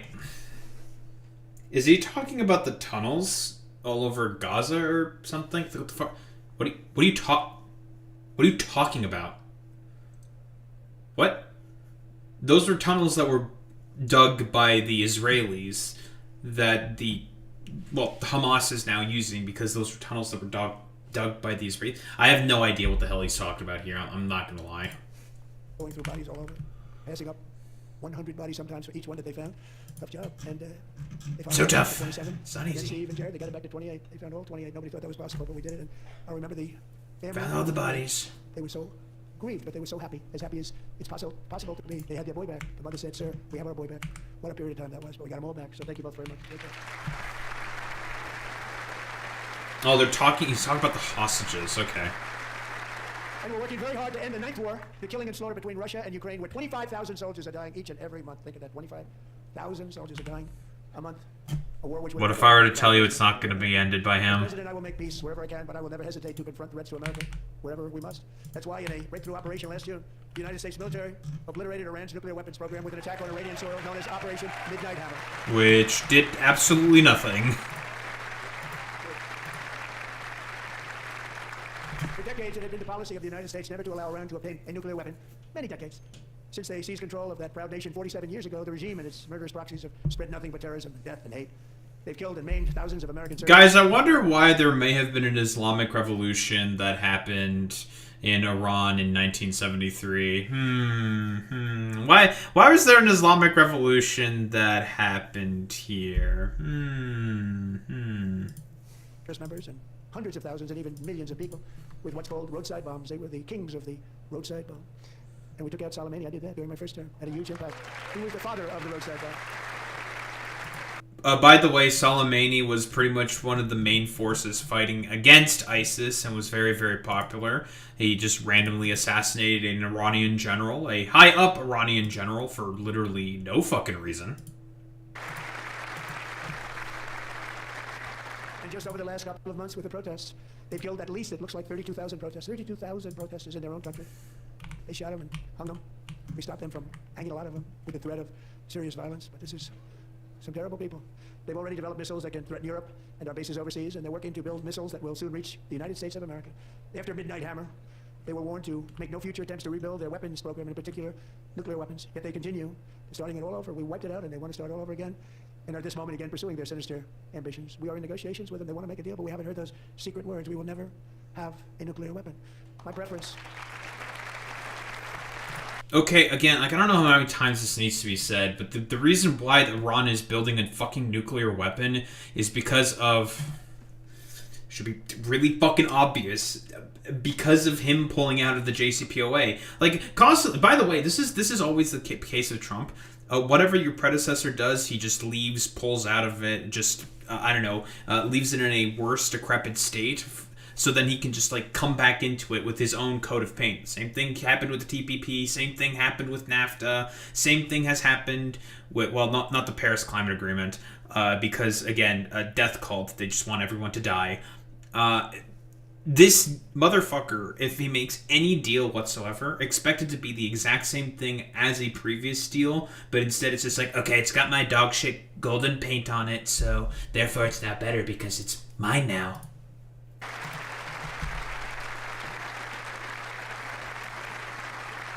My preference is to solve this problem through diplomacy. But one thing is certain, I will never allow the world's #1 sponsor of terror, which they are by far, to have a nuclear weapon. Can't let that happen.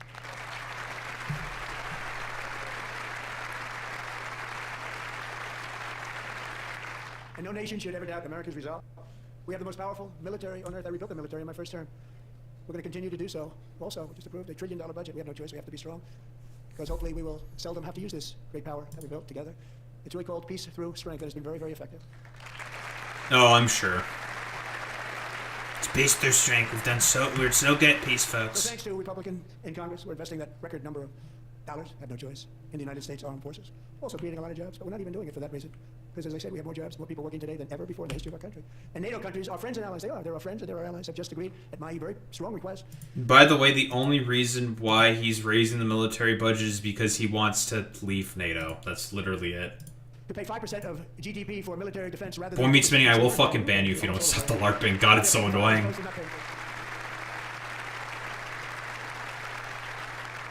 And getting that 5% was something which everyone said would never be done, could not happen. We got it really easily, one meeting. And the difference between 2% that's not paid, we were paying the freight of many of them, very few were paid up. Now 5% that they're paid. And everything we send over to Ukraine is sent through NATO and they pay us in full. They pay us totally in full. Every branch of our armed Jesus forces Christ, boy, sending Spitty. records for recruitment. This is so exciting. And every service member recently... Fucking boy meets Smitty. And every service member recently received a warrior dividend of $1,776.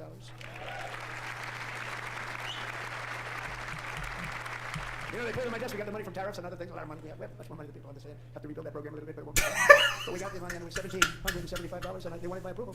Fuck you, boy meets Smitty. $175. I said, wait a minute, for $1 more we can have $1,776. I said, we're gonna figure that. I never asked anybody if we could afford it. $1 more. I said $1,776, and I said that's good. And I don't know what the fuck he's talking about right now. 1776, sure, dude. They deserve it. And we call it 1776. It was great. And we love our military. We love our law enforcement. We love our firemen. You know, the firemen don't get mentioned enough. We love our firemen. We're also. Soy, fireman. I wonder if Trump would be the kind of guy who purchases fireman calendars. I'm saying. From violence, drugs, terrorism, and foreign interference for years, large swaths of territory in our region, including large parts of Mexico, really large parts of Mexico, have been controlled by murderous drug cartels. That's why I designated these cartels as foreign terrorist organizations, and I declared illicit fentanyl as a weapon of mass destruction. Yeah, dude. Fentanyl. Known weapon of mass destruction, fentanyl, bro. Like, we took a look at what exactly is now happening with the assassination, not the assassination, but the military option operation, not option, but the operation that happened on El Mencho. I really don't think that's going to change much of anything in terms of the conditions for the fucking cartels. Like, let's be quite honest here.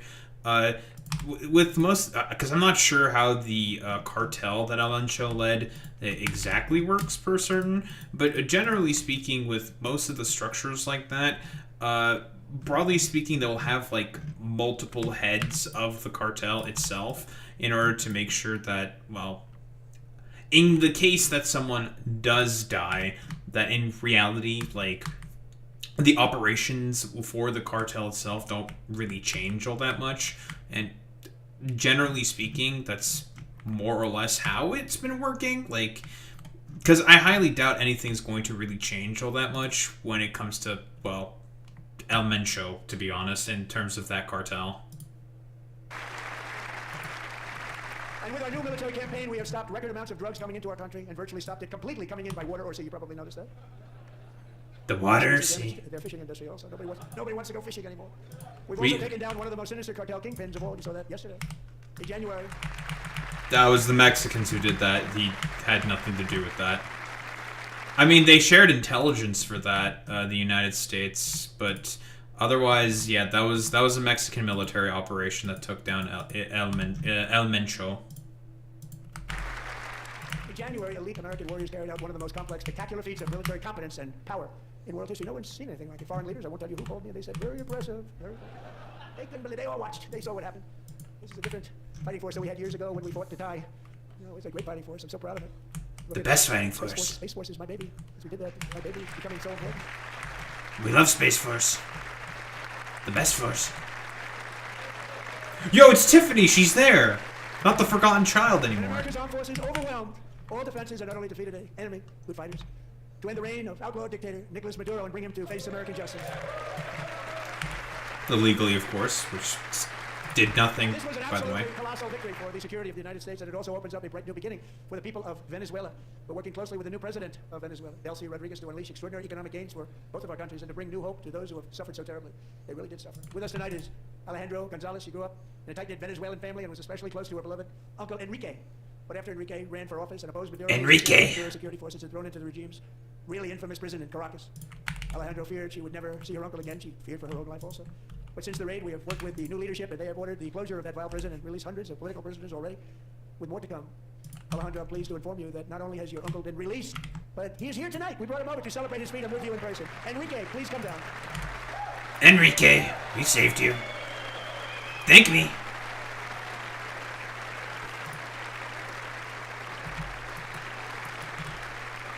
I'm so magnanimous.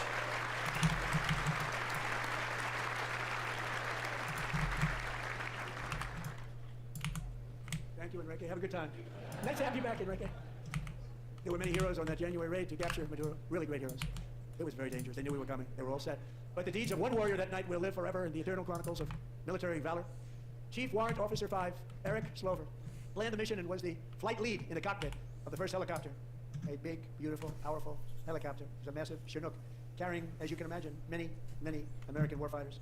Wearing the dog tags his wife Amy had blessed with holy war before he left. She knew it was going to be a rough one. Eric steered the Chinook under the cover of night and descended swiftly upon Maduro's heavily protected military fortress. This was a major military installation, protected by thousands of soldiers and guarded by Russian and Chinese military technology. How did that work out? Not too good. While preparing to land, enemy machine guns fired from every angle, and Eric was hit very badly in the leg and hip, one bullet after another. He absorbed 4 agonizing shots, shredding his leg into numerous pieces. And yet, despite the fact that the My legs was vital to successful helicopter flight, legs are the most important part of flying a helicopter, to deliver the many commandos who would capture and detain Maduro was the only thing Eric was thinking about. Then, even as he was gushing blood, which was flowing back. I mean, again, do we really need to mention about how this changed basically nothing whatsoever? Like the Bolivarians, to be honest, like they're still in power. Not really much has changed whatsoever. Like this whole like LARP shit show fest that was done here ultimately fucking accomplished nothing. Honestly, the only person who took the L here in particular is just Maria Corina Machado, which is honest. The only reason why now I think it's all hilarious what happened with that is just because, let's be honest here, the fact that she just took a major L after begging so hard to the president to make herself the leader of Venezuela when she did not immediately just proselytize herself and give Trump his like little participation award trophy that he wanted so badly, specifically with the Nobel Peace Prize, is just so fucking funny. Down the aisle, helicopter lands at a steep. That's true, Gavin. Machine guns stood right in front of him. Right in front of him, 2 machine gunners escaped the wrath of the previous planes. Eric maneuvered his helicopter with all of those lives and souls to face the enemy and let his gunners eliminate the threat. Turned the helicopter around so the gunners could take care of business, saving the lives of his fellow warriors from what could have been a catastrophic Fellow warriors. deep in enemy territory. Only after safely landing the helicopter with all the warriors aboard in the exact right spot, which was vital to the mission, probably would have happened. Maybe cancel the mission if that didn't happen. Eric told his co-pilot, also wounded but not as gravely, to take over. I'm about ready to pass out. The success of the entire mission and the lives of his fellow warriors hinge on Eric's ability to take searing pain. It was unbelievable what's happened to his legs. Of the bullets and keep on flying and landing. And people knew what was happening. Everybody in the back of the helicopter knew because they saw the blood pouring down the aisle. Chief Warrant Officer Slover is still recovering from his serious wounds, but I'm thrilled to say that he is here tonight with his wife Amy, Eric, and Amy, come on in.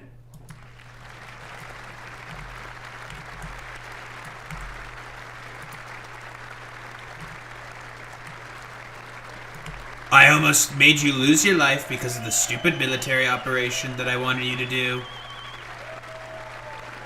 Look at me.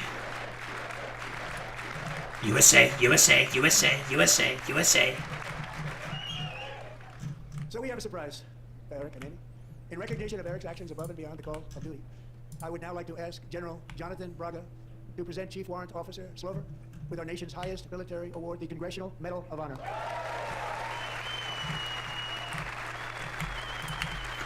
I almost made you lose your life.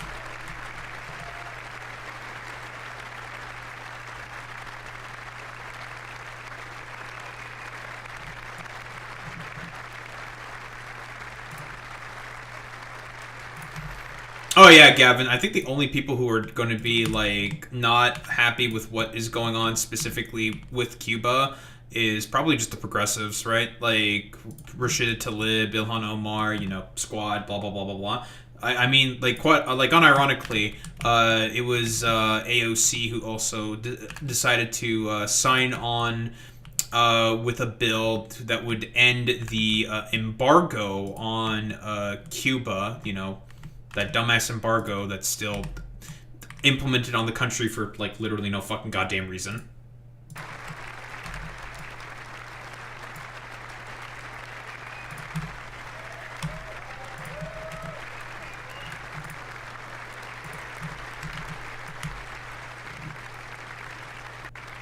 Well, thank you very much, Eric and Amy. Great to get to know you. We met with them and with a lot of their fellow warriors at Fort Bragg recently.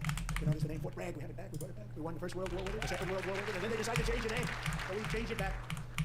Because he's a Confederate, but whatever. Warriors from that incredible night of victory will also be receiving medals at a private ceremony that will soon be held at the White House. And Eric will be there.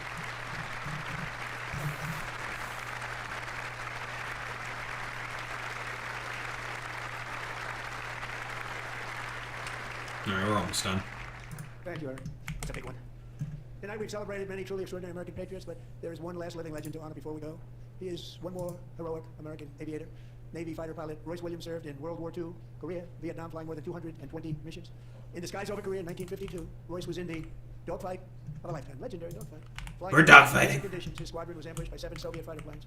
It was his first aerial combat of the war, and despite being massively outnumbered and outgunned, Royce led the takedown of 4 enemy jets and almost destroyed the others, vanquishing It's true, Gavin. taking True. 263 bullets to his own plane and being seriously hurt.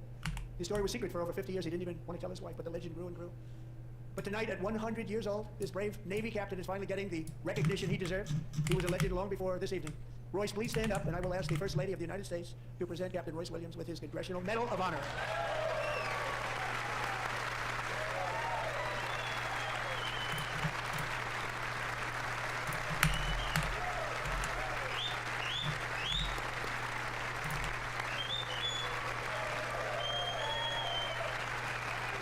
Man, that one whistle guy is very loud.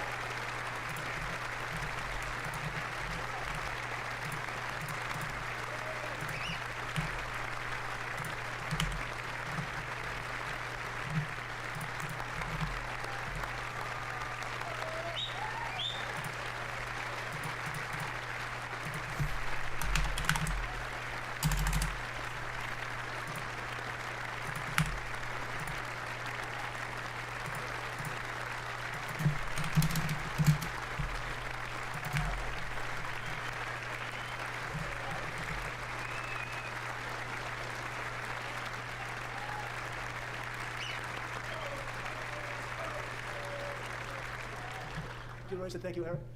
I've always wanted the Congressional Medal of Honor, but I was informed I'm not allowed to give it to myself, and I wouldn't know why I'd be taking it, but if they ever open up that law, I will be there with you someday. But you know, that's our highest honor, Congressional Medal of Honor, and that's a big thing, and it's an honor to be in the same room with you. Thank you both very much, Eric. Thank you.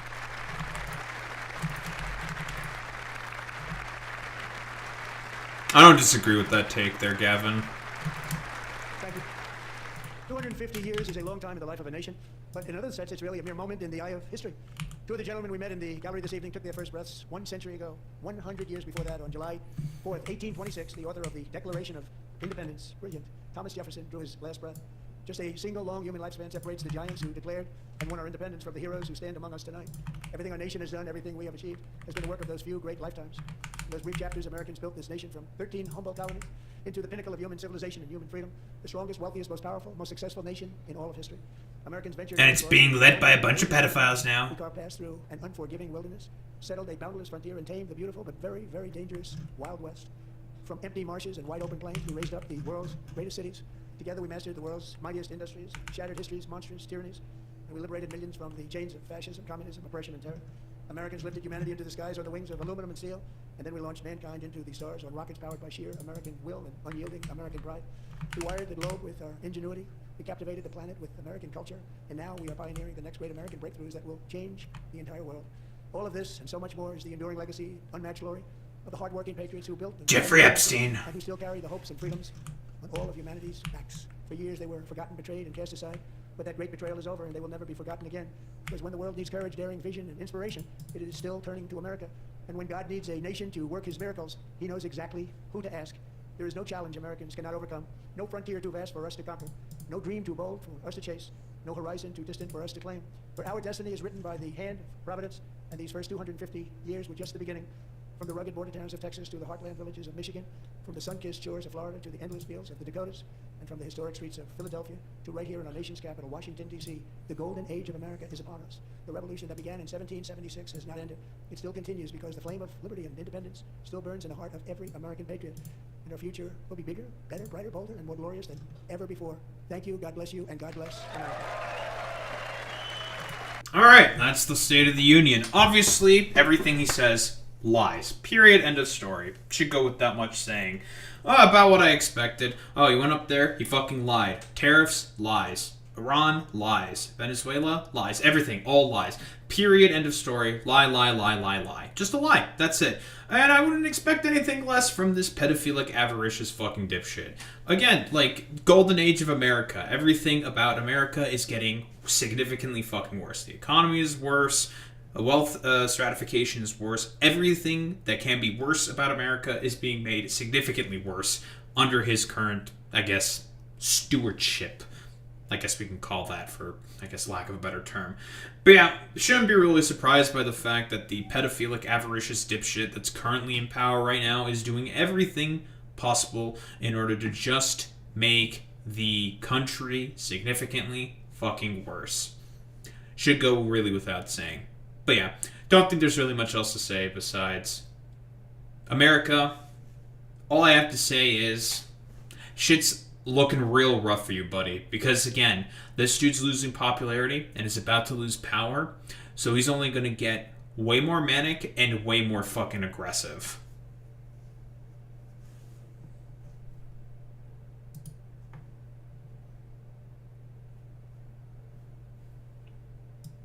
Nice.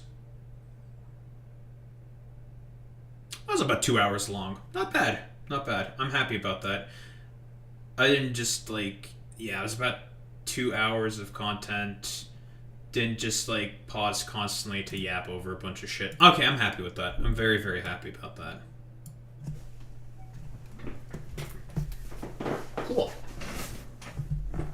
And we've gotten a bunch of work done on Aquilo. Fantastic.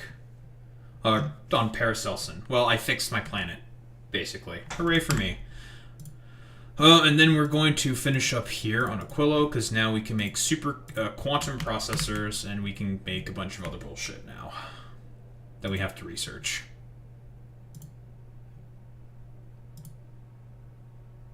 Specifically, fusion reactors. Portable fusion reactors.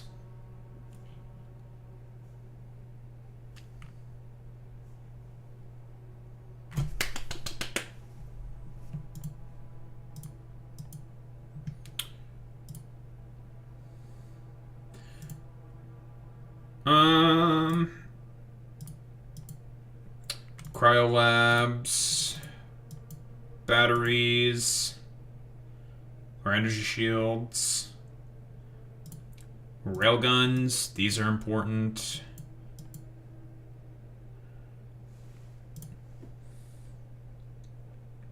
Flying combat ship. A tank cannon, a homing missile launcher, and a huge equipment grid. A really big combat ship, you say? Oh my god, you need tanks to make this thing. Jesus Christ.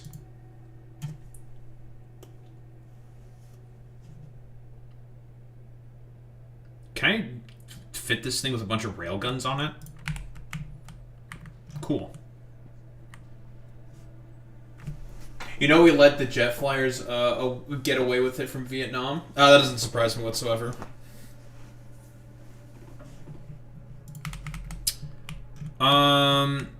Okay. I don't like exactly how this is oriented. I think I'm gonna move the pipe over.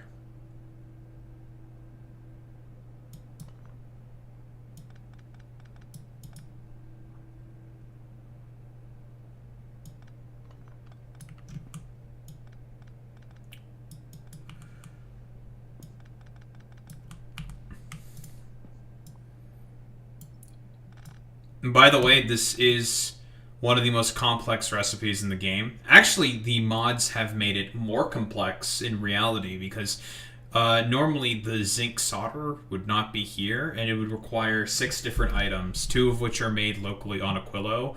The other 4 would have to be imported, that being, what, the processing units, superconductors, tungsten carbide, and the carbon fiber. That's why we headed to... This is purely the reason why we headed to Paracelsus first. Just so we can get the tungsten carbide, or the zinc solder, rather, out of the way first. So then we can basically use that to make quantum processors. Because this intermediate item is very fucking important. I think I can just put the requester chests. Yeah, I'll just put the requester chests here.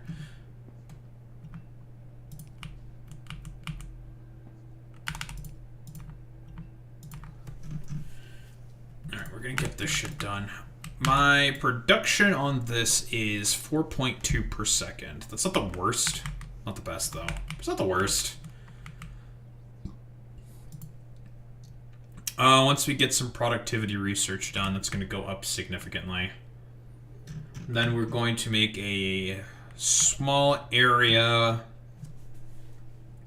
to build all this shit, and then we're going to build some fusion power. Because if this factory were to go full tilt, this place would not be able to keep up.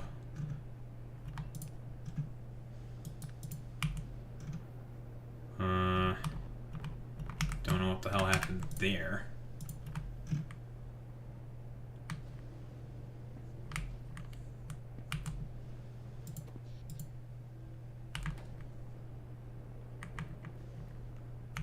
So fix that problem. Before we flip on the rest of the factory. Also, this whole time we've been chugging along making a lot of foundations. So...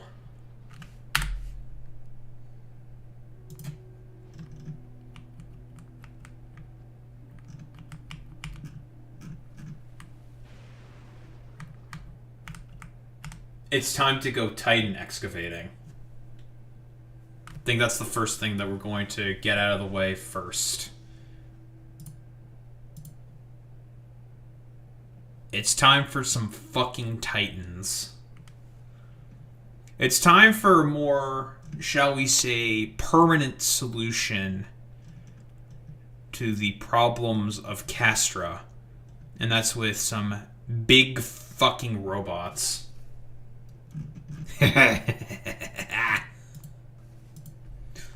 We're gonna be using the biggest robots to kill people.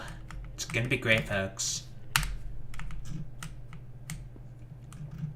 It's all going to start with these quantum processors. We're going to use these quantum processors here, folks. We're going to use them to make the biggest, best, the greatest robots ever made in human history. They're going to be great, folks. They're going to be great. They're going to be great. We're going to make giant fucking robots. Shinji, you're going to get in the fucking mech, and we're going to kill people, Shinji. Shinji. You're getting in the fucking mech, Shinji. Shinji. You're getting in the mech. Shinji, you're gonna crank that soldier boy.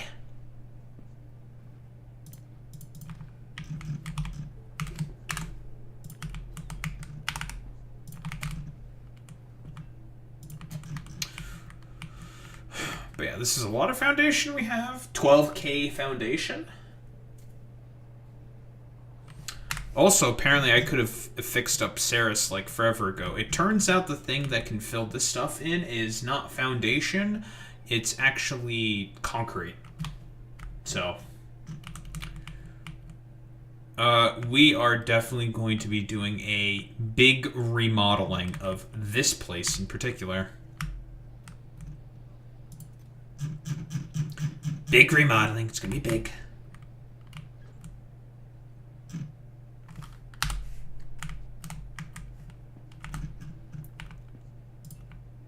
Let's put this here, put this there. Perfect. Then we need a cryogenic plant for the excess hot fluoroketone.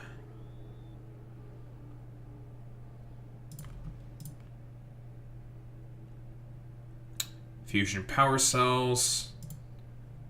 And of course, fusion power.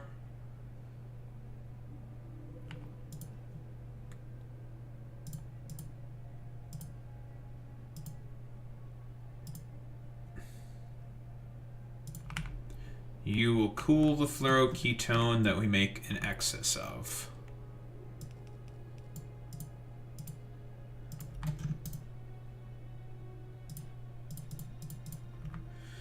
Four of these, stick one of those in there. You make 10.5 fluoroketone.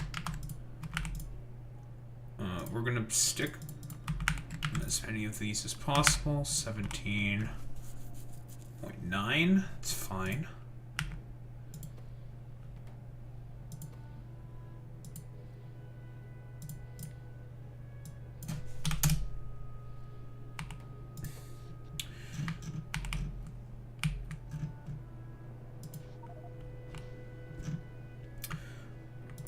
Low power because of heat pipe I took away for some fucking reason.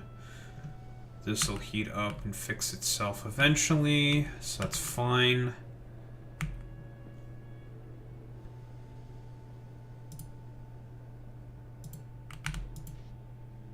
Yeah, something's fixed.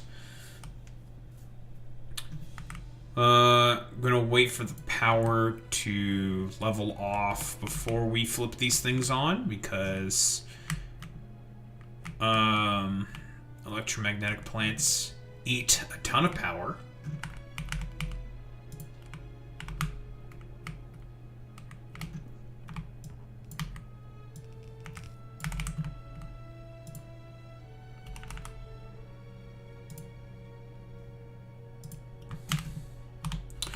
Do have to say, I think I've done, in comparison to the base that I made before with Aquilo, which was a complete shit show, this base is a lot cleaner. Much, much cleaner in comparison to the Aquilo base I made to beat the game the first time. I mean, these towers, these radiative towers are a boon in helping with that. But there's something I really do like this planet, even though there's like basically nothing here. It makes things interesting. This is a good planet. I like Aquilo. Big stretch. Ooh. Oh, that felt good. I wonder if the Democrats have put their response out yet. We may have to look at that tomorrow. I'm just curious.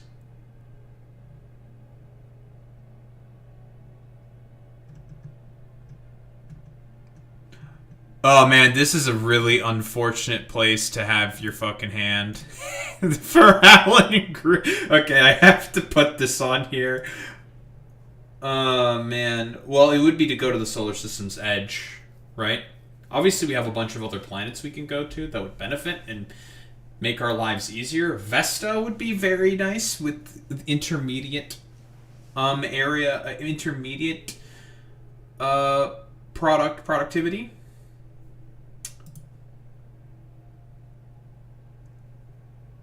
Okay, but I have to show this.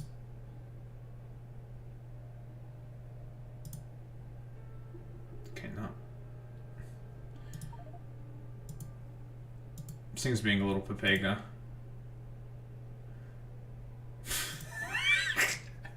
Oh no, Al Green's hand is placed so unfortunately there because it's obviously supposed to be aren't apes. What an unfortunate place to have your hand placed. No, no. That is funny. That's funny.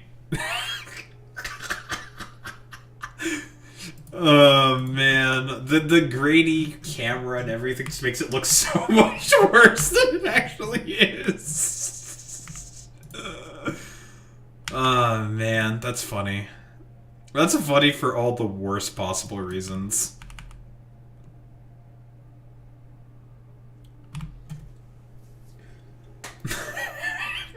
Black people. Jesus Christ.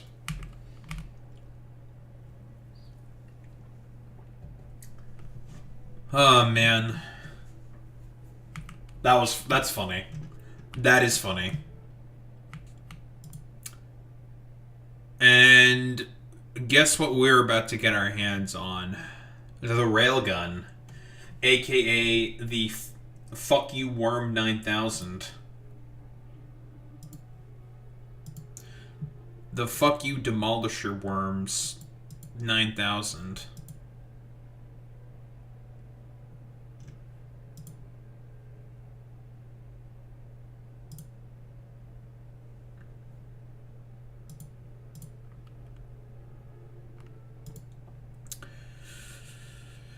I don't know what these things are all about.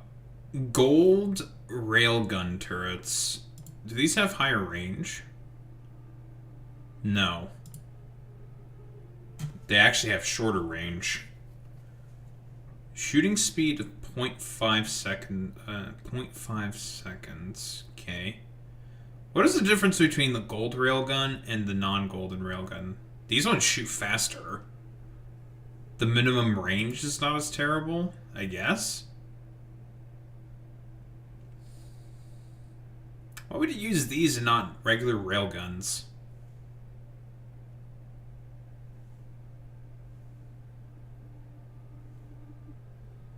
I'm failing to see the difference between these things. I'm not gonna lie.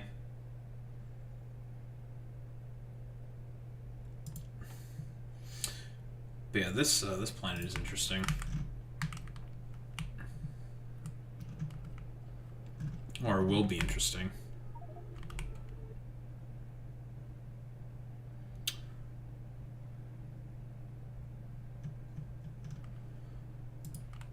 Yeah, what, you're gonna be a little flyboy? Boy Meets Smitty, are you trying to commit war crimes for the State Department?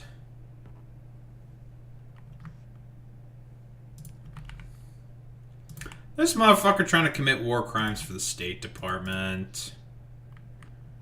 Is the power stabilizing now? It's about to stabilize.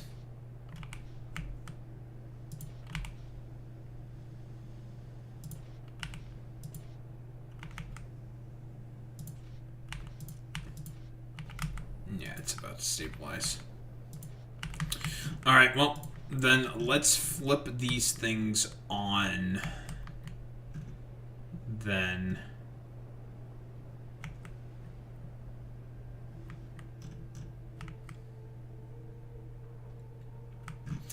Can't believe that Boy Meets Mini is thinking about committing genocide in the West Bank. Everyone boo this man, Boy Meets Mini. Boo. Boo. Oh yeah, that's what they all say, and then you crash into the Pentagon.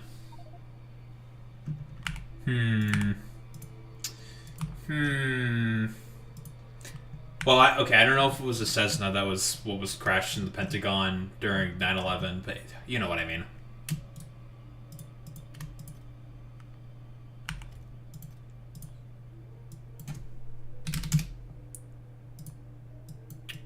Let's just increase these numbers. Don't need these here, obviously. Don't need those there.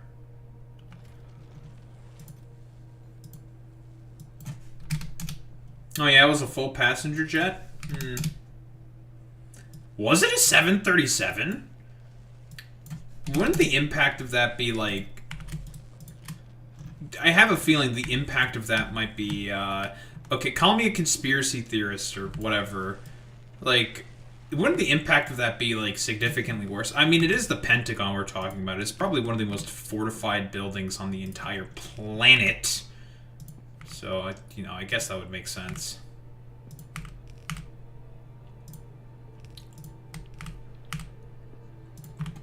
Oh, but would you look at that? We now have quantum processors. Yay. Look at us, quantum processors. The 757? Damn.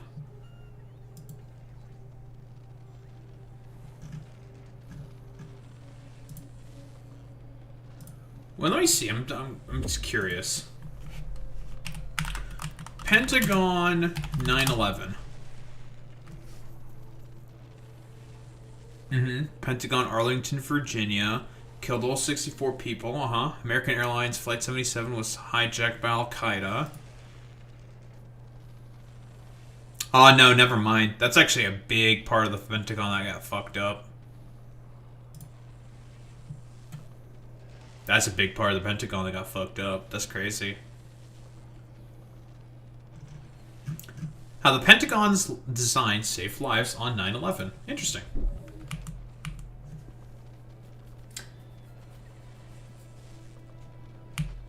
The 757s are beasts. Well, apparently, not for the Pentagon. Bro apparently took that shit like a champ.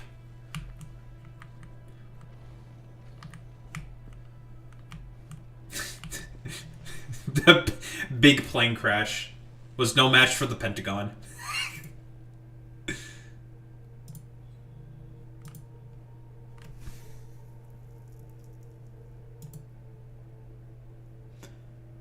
Gas giant platforms.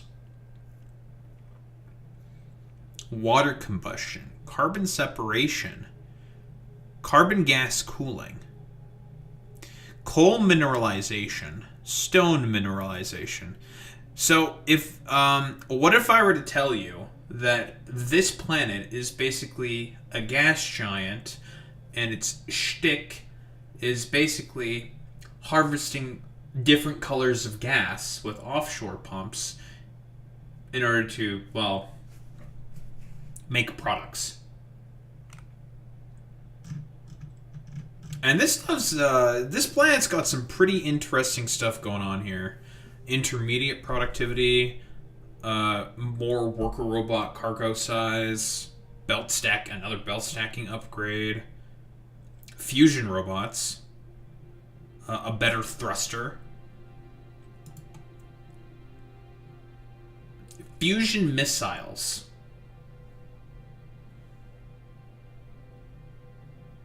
Oh, wow. Holy shit, these things are nuts, actually.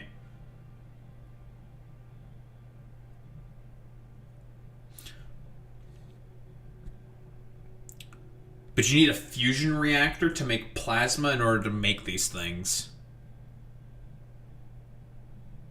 That's so weird.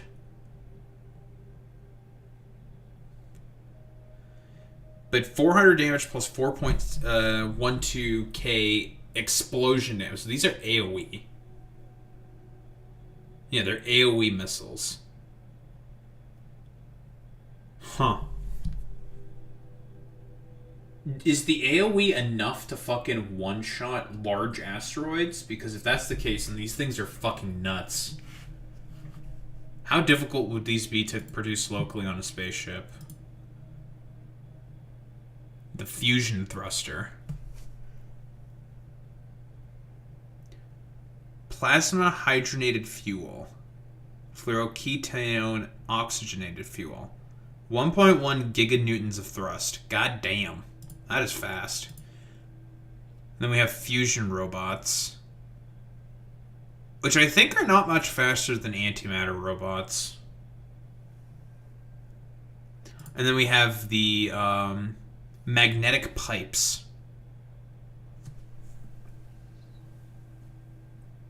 I don't really know what exactly is the benefit of these things.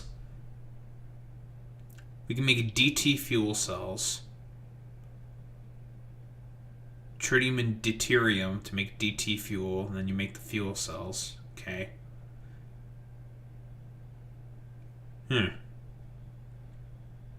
Gas manipulation science pack. Well, this is how you make rocket parts. Thank you for letting me know.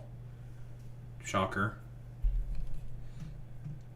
Yeah, there's a lot of stuff going on with this planet. This thing, by the way, the combustion furnace, this thing is incredibly overpowered. Base productivity, 70%. 4 module slots, but it has 2 crafting speed. Unfortunately, the Foundry is still better.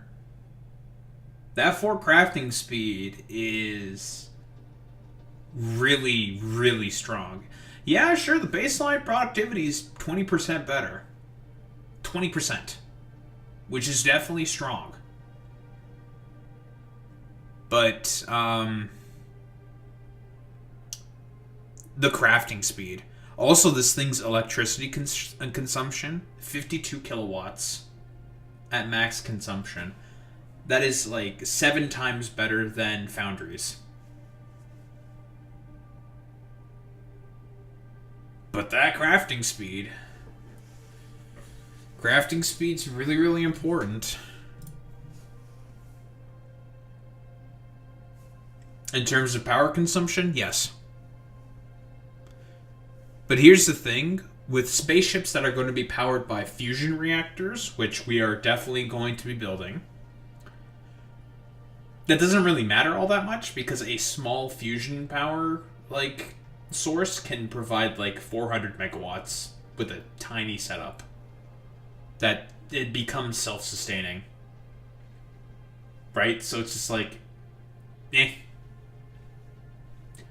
Sure, 7 times better than Foundry's in terms of power consumption. Doesn't really matter all that much. What do you do? What's your sort of shtick? The super magnet, which can be made in electromagnetic plants. 2 crafting speed? I can't really see anything else about it, though. The electrolyzer. 25% productivity. Crafting speed of 1.5. That is very low consumption of electricity. 512 or 520 kilowatts? It's barely anything.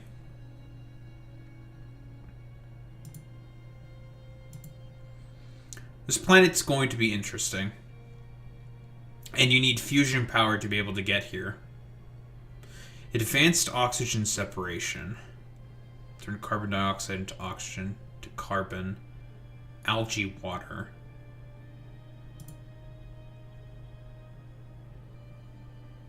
Biochambers, eh?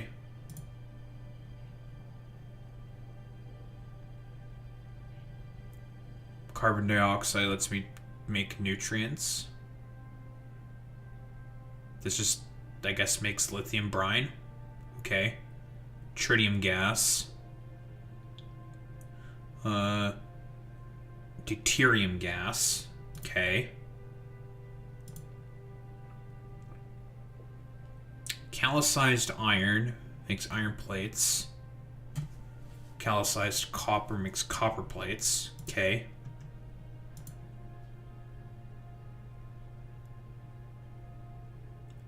iridium, tritium, deuterium, and algae water. So from all the other trigger texts. Then you can make iridium plates. Okay.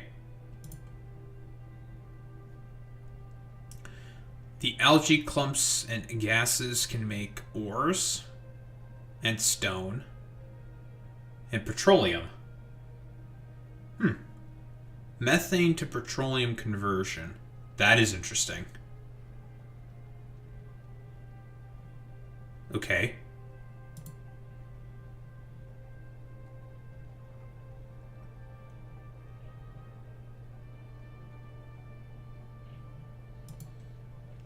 They let me use ores, but do I have access to calcite?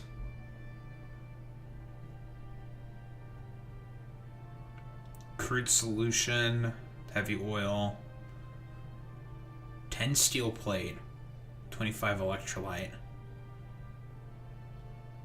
That makes rocket fuel.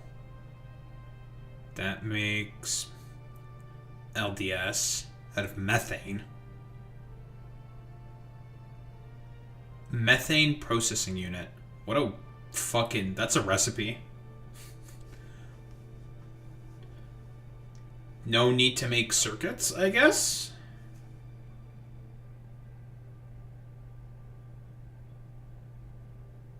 Supermagnetic conducting fluid. I guess it's where we dump all the excess electrolytes that we're going to be making. Okay. Very interesting.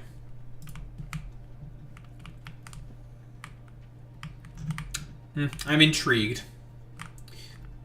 I'm curious indeed.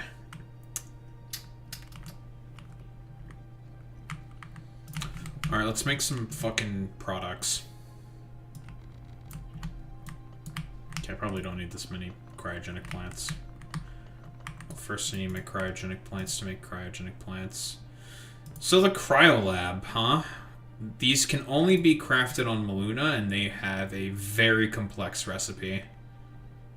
Like, extremely complex.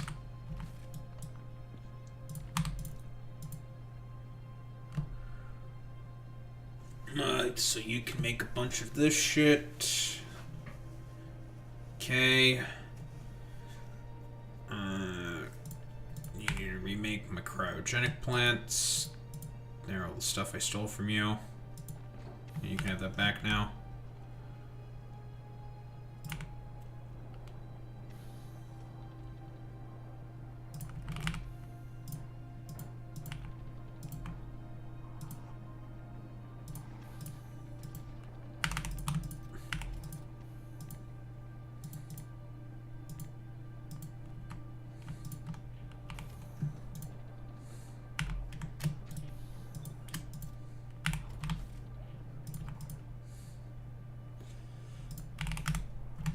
Alright, fusion power time.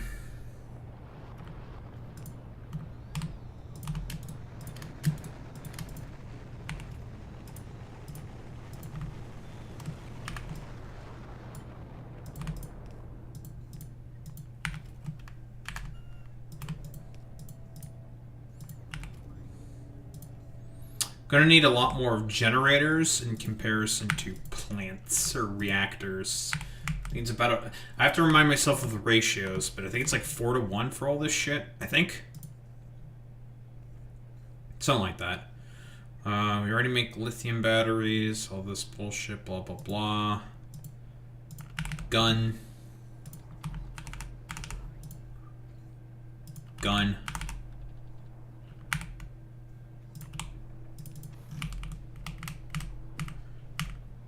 We're making guns, folks. We're making big, beautiful guns with our big, beautiful bill.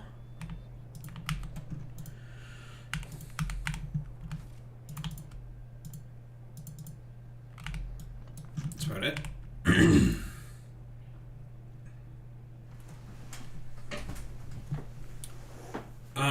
These things are going to have to get probably made on Novice. We'll have better energy shields. And these things are getting made on Castra. So it's time to start shipping out our lithium batteries and our quantum processors.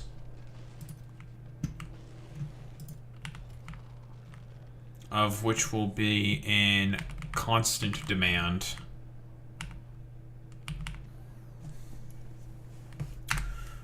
We're going to start producing railgun ammo because railgun ammo is really cheap. And there's a reason why it's really cheap and easy to make it, because you're supposed to make it on spaceships. That's why. For the end game. So here.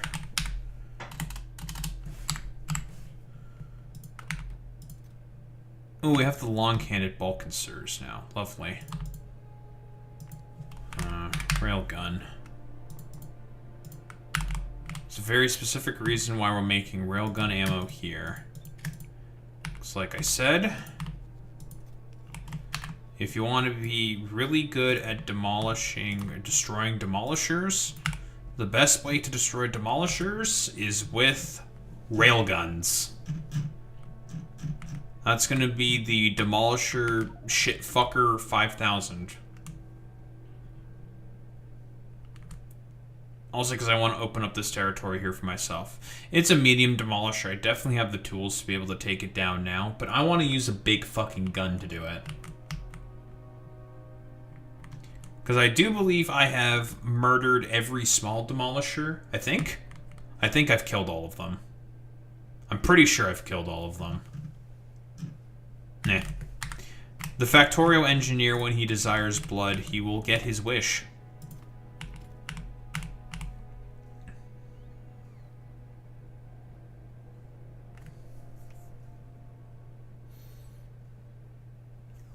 Portable fission reactor, portable mixed oxide reactor.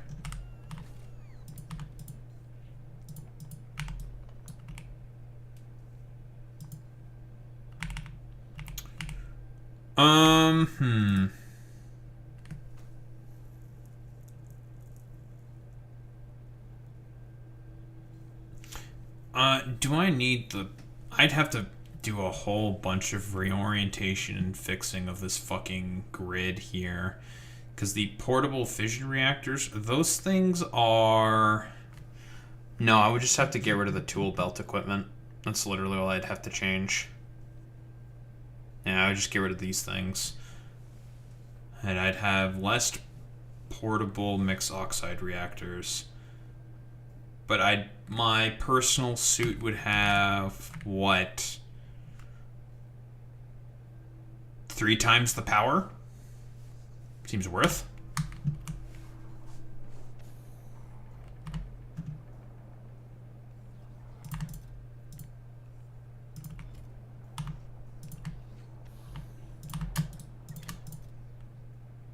Well, time to make a bunch of products.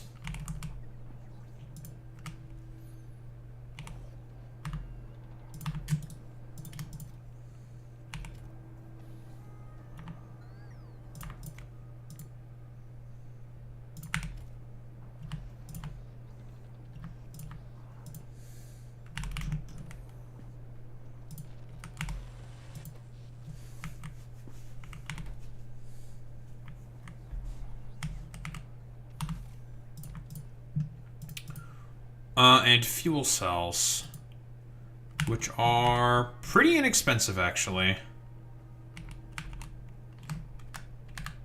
I'll have 4 of these.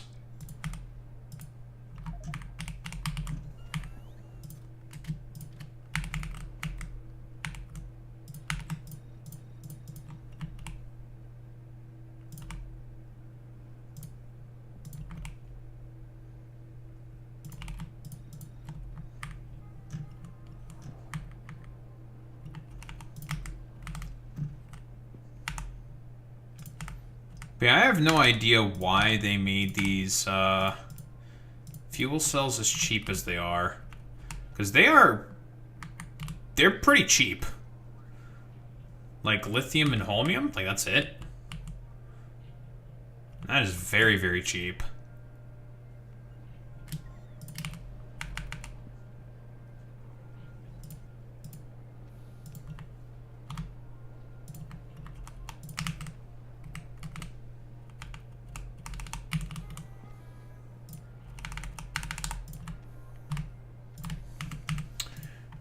Alright, there's the ammonia.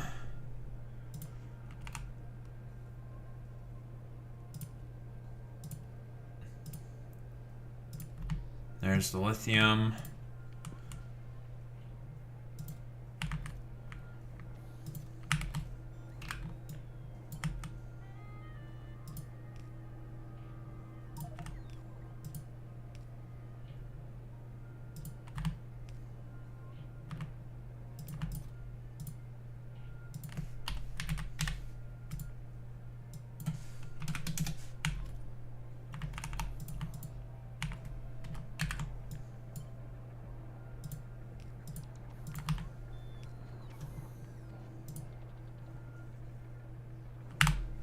I probably would like flight simulators.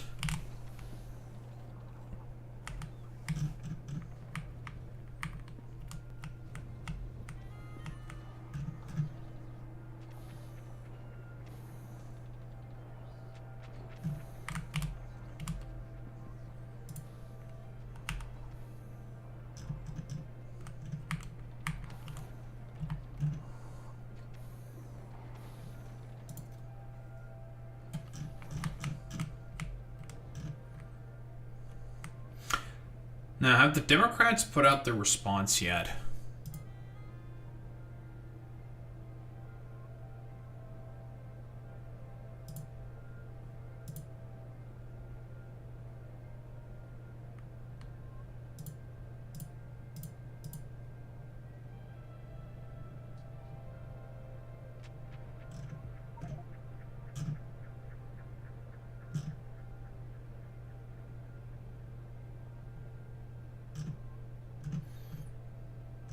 Sam Cedar's reaction. Shockingly boring speech. I don't disagree with that. He was not as insane as he could have normally been. Right?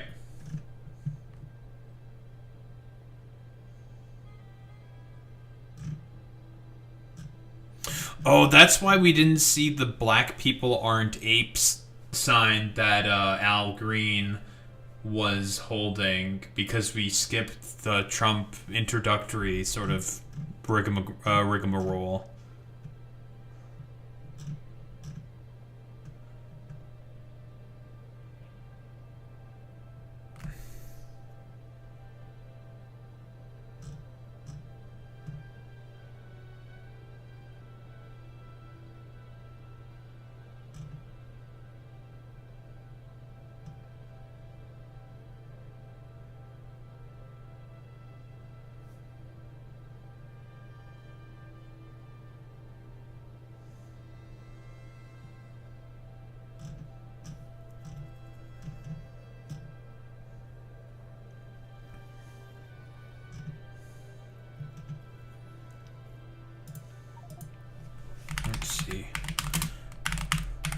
There's apparently going to be 2 responses to the State of the Union. There's going to be the...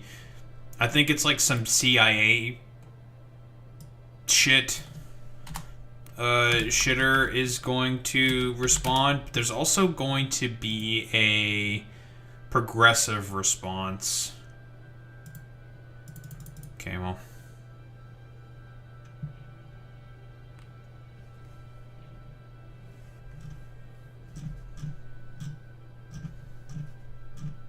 At the very least, it was good to see that,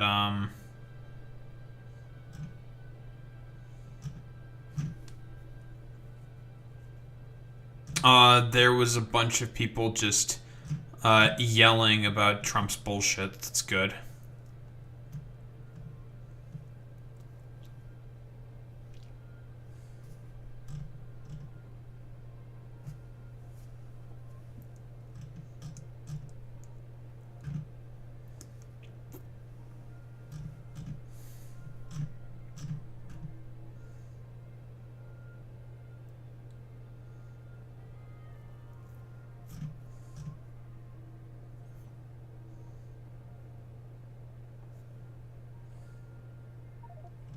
Spamberger gave a response. She's ex-CIA.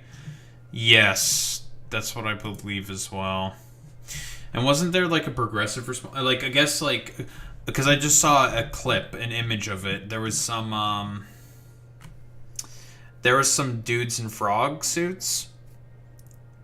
Yeah, Jack Posobiec saying, like, let's check in on the Dem counter event to Trump's State of the Union, and there's people in frog suits.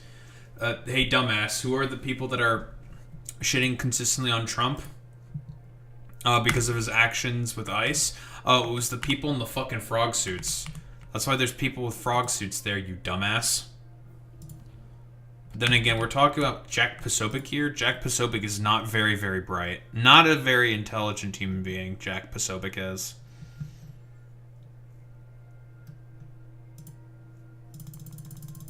First time in a while, we're going to be using some of our Moshine research to get some quantum processor productivity. Those AI farms that have been sitting there silently for a long time are finally being used. AR farms. Boy meets many AI farms. Let me see if I can find the Dem. CNN was saying there was a strong State of the Union. I mean, they are trying to cater more and more to Republicans. It makes sense why they would say it, but I don't think it was really... I mean, he just lied the whole time.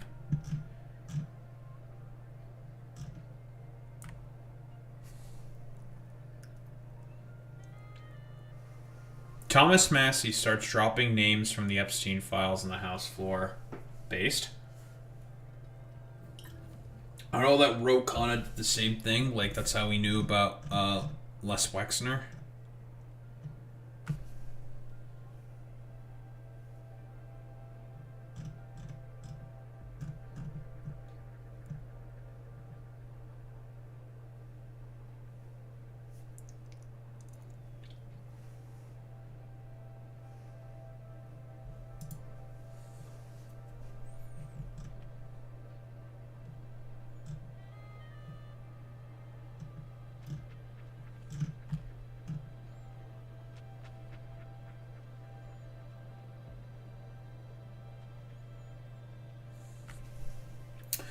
What did you hear about this speech? Swing voter, the 18 trillion in investments. I did hear something on healthcare. Yeah, he's lying about all those things, by the way.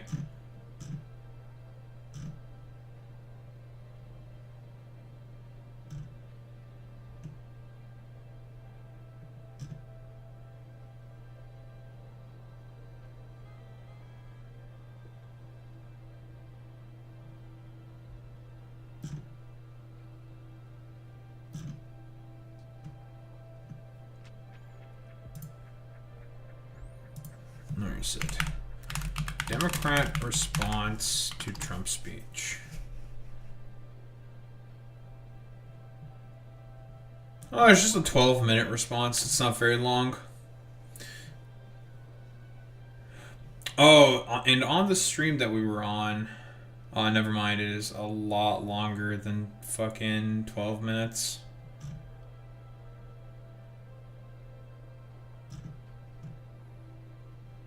Although every other video that I'm seeing is about like 10, 12 minutes. It's a Virginia governor. I don't know why they're doing this like whole ex-CIA fucking LARP shit. It's very weird.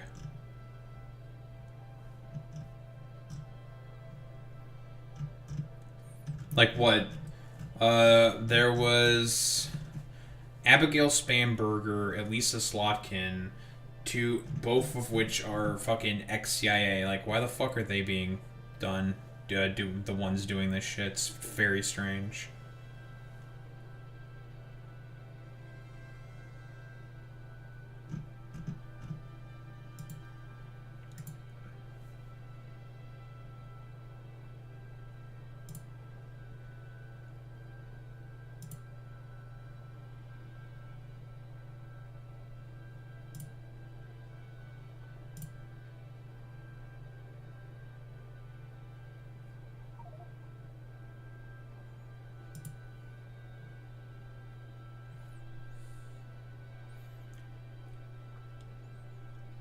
But sure.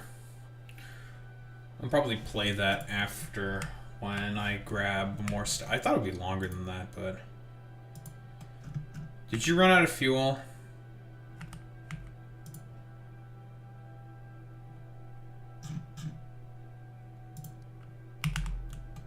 Every fucking time. Actually, nope.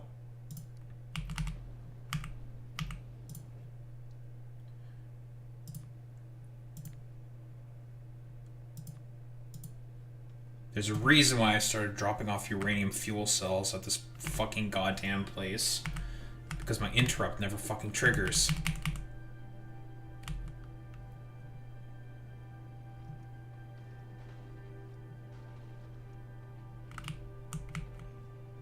Now we're gonna get dinged up a little bit.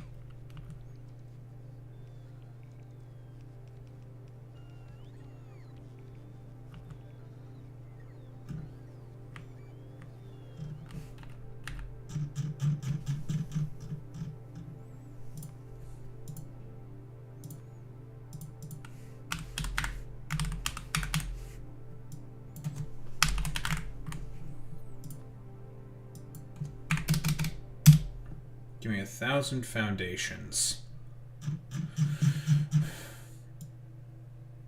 We're starting to run out of room on the Void Dragon again.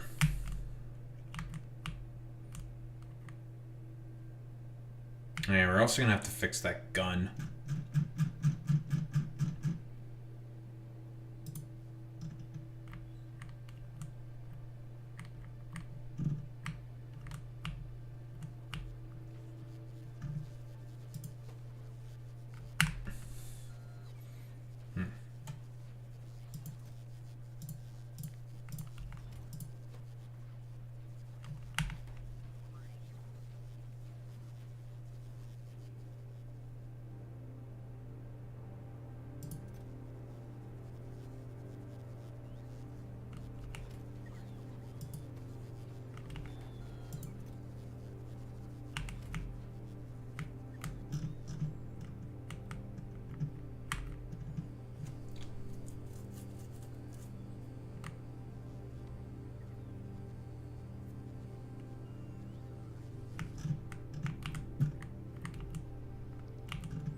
Look at the gay. Look at the gay AI trainer. Look at how gay it is. It's so gay.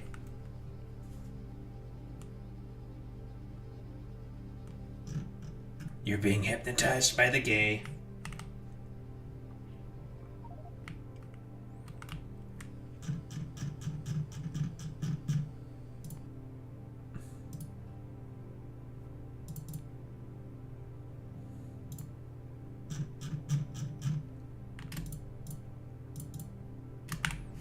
Foundation should be more than enough.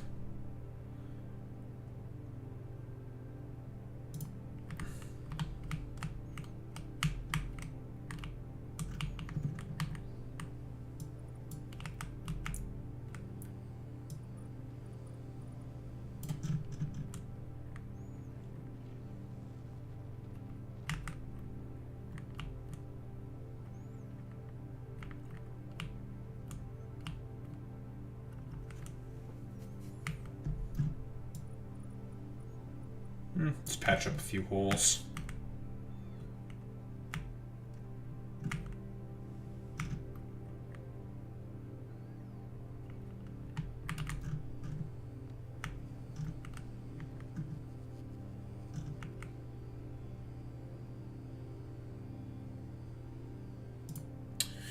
This ain't going as fast as I thought it would, but then again, that's just the quirk behind Emoshine.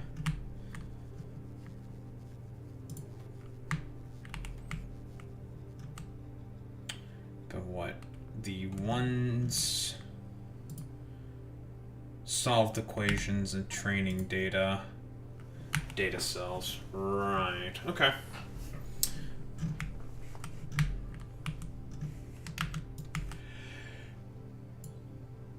Oh, 1.7 per second is how much we're using up. That's not too bad.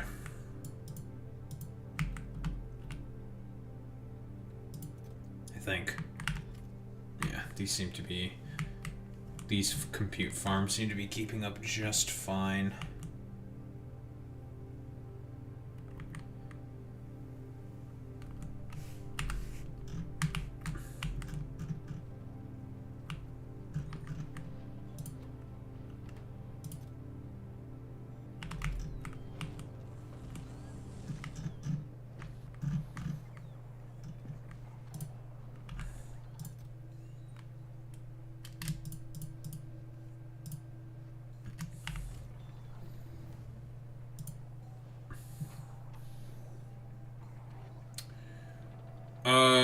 Ratios for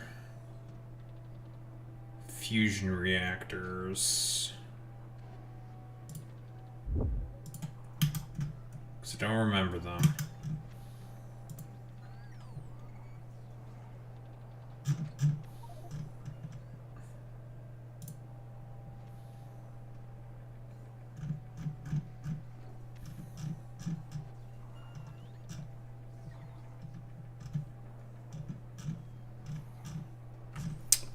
Where is Aquilo? There's no Aquilo here. Fusion reactor ratios. Factorio.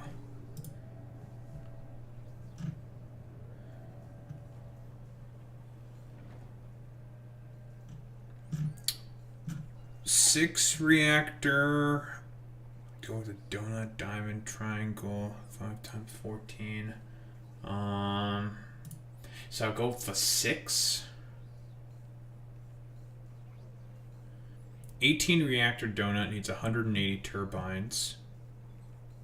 So you go 18. 2 by 1. Let's go with the 6. 6 reactors.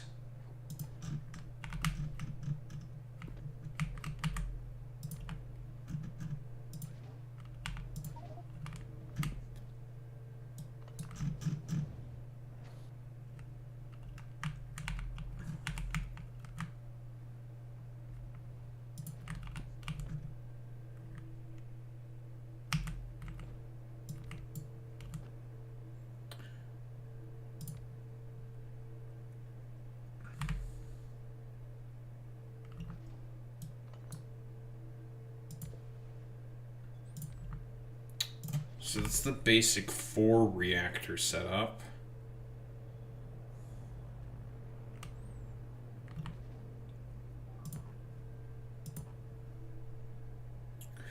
Go something like this.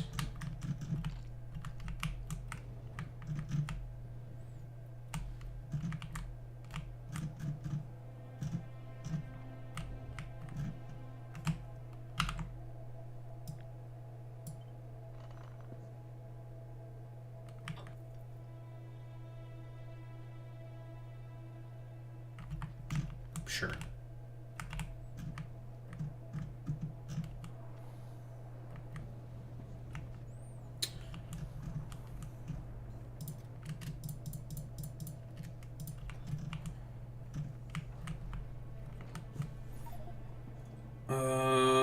So for 4, it's 14.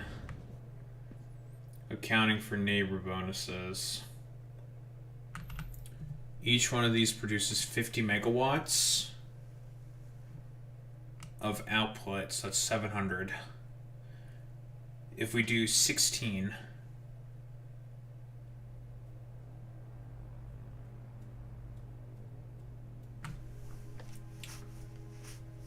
so 16 of these, no, 6 reactors, 8 reactors. That would not be 28, that would be more. Because of how the numbers work out with all the neighbor bonuses and everything.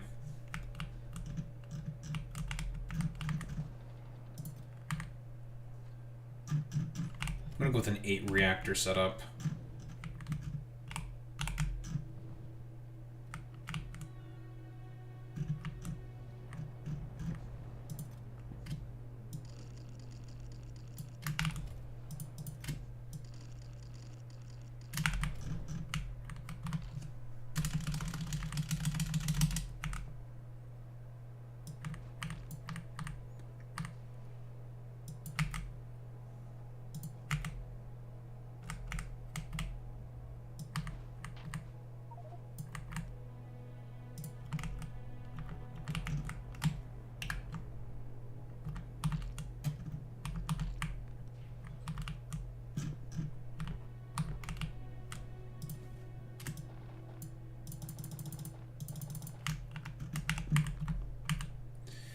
Well, Boy Meets Minnie, if you want to be a great American pilot and not a DEI hire, you're gonna have to be better than that. Unfortunately, Boy Meets Minnie, it sounds like you're having a bit of a DEI attitude. That's unacceptable.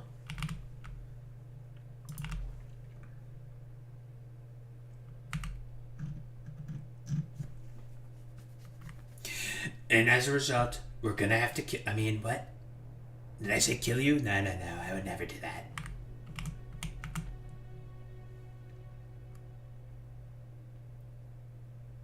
We're gonna have to repatriate you. I mean, what? Who said that?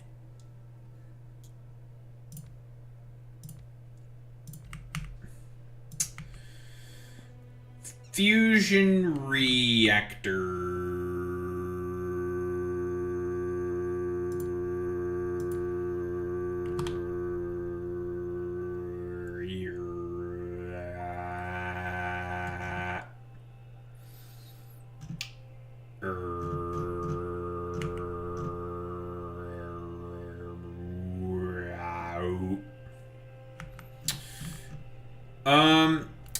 These things are very, very funny, by the way. And in terms of how they work. So, they are definitely not like your normal reactors.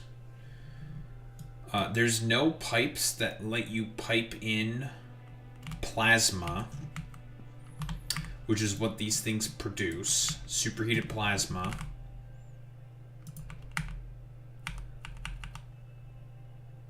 These things produce fluoroketone as a byproduct, which you have to loop back around.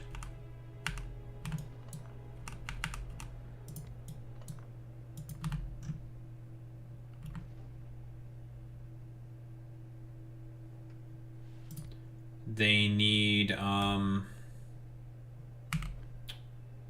whole bunch of different stuff. Some things you have to like connect and vary. So some things are inputs, some things are just outputs. The way this shit works is very, very peculiar. And it makes for very interesting builds. So we can do a little something like this. That's 6. With plenty of outputs for the fluoroketone.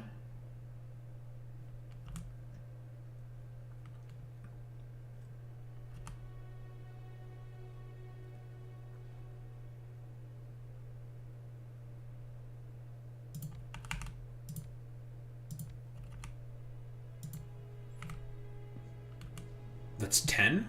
We can fit 4 more.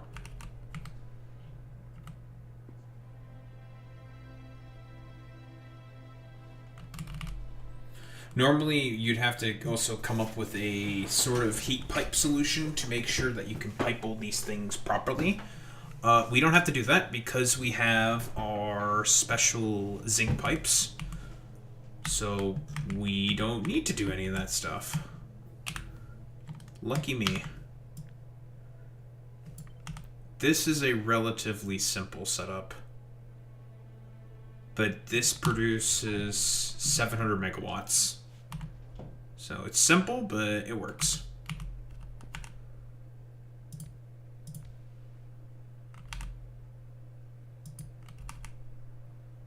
Boom.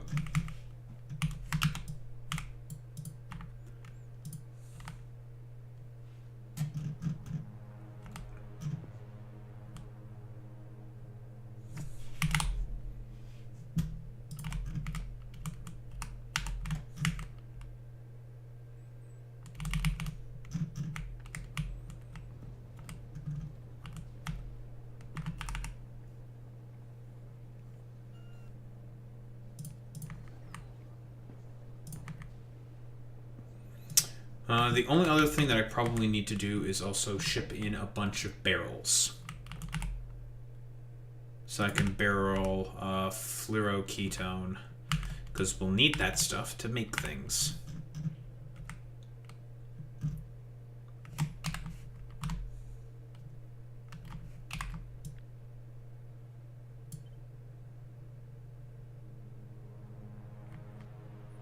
Specifically, we'll need cold fluoroketone.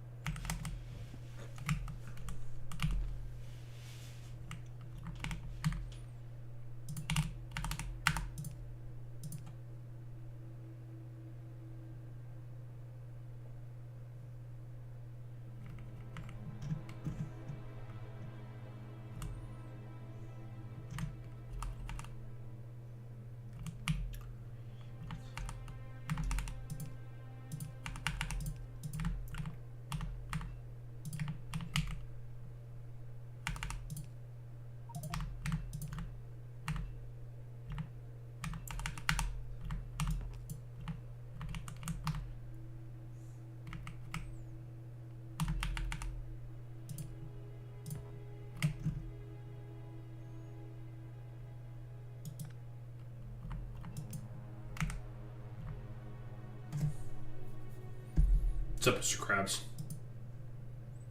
How's it going, bud?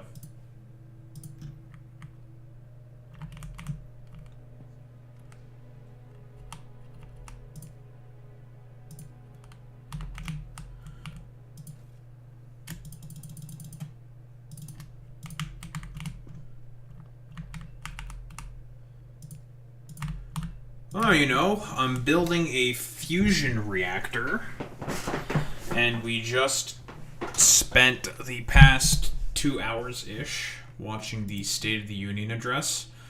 You know, for Trump's speech, it was not particularly interesting. Pretty boring for a Trump State of the Union.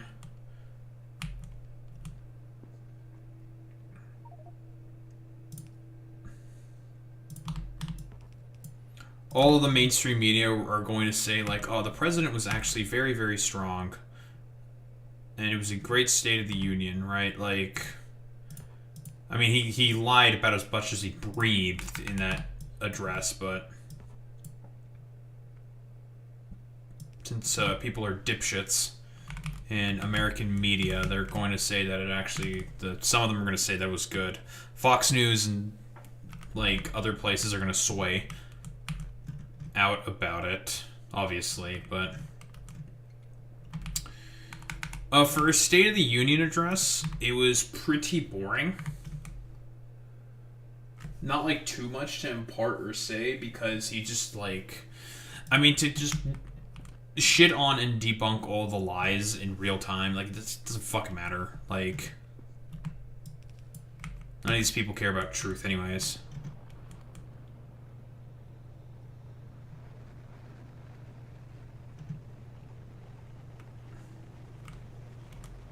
This thing not being symmetrical is kind of annoying me.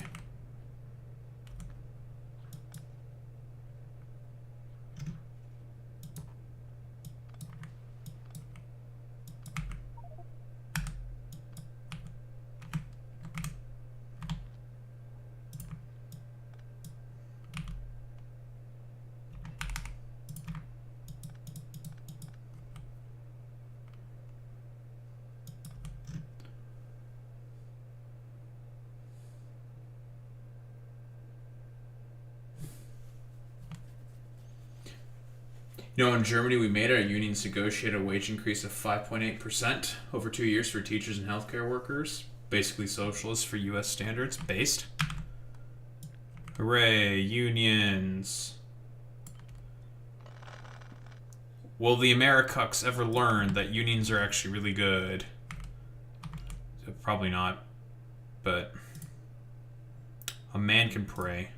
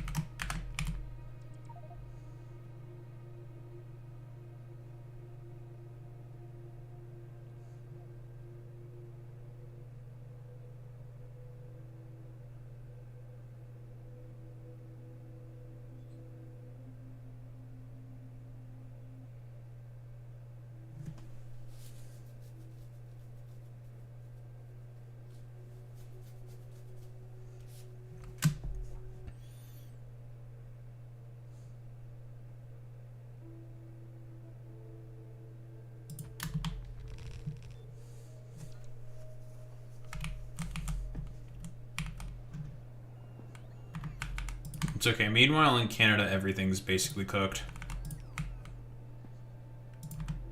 Don't worry, Canada's fucked like you guys.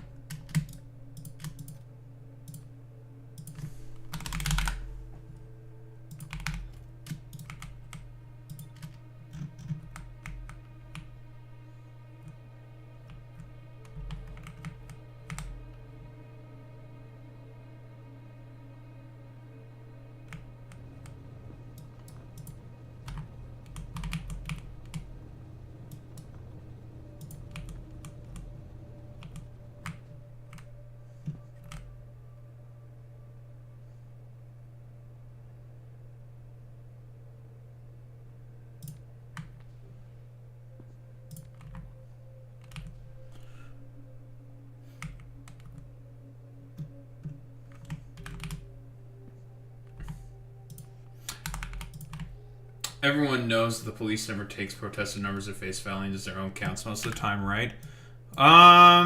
Don't say that about Americans, because Americans are kind of stupid.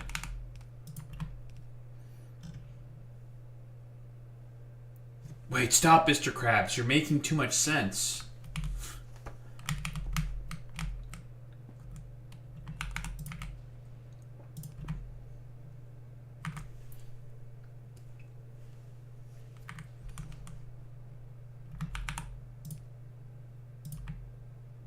Alright, that should be everything connected to one another. Now we have to make sure the place is heated.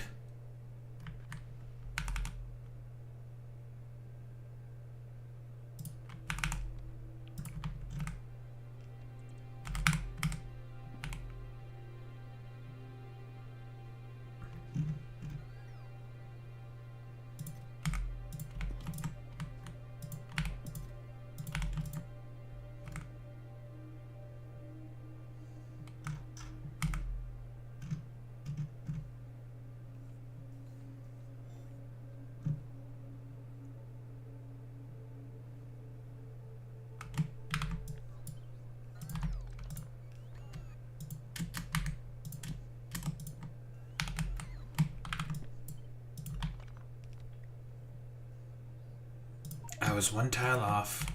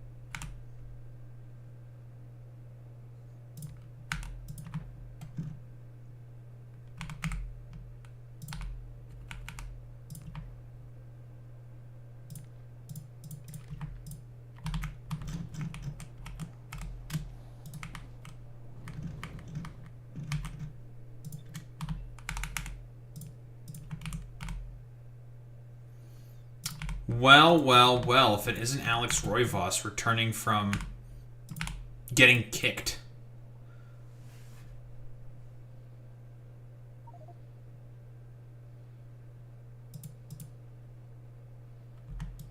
I see how it is, Alex Roivos. Boy Meets Minnie, you know what to do.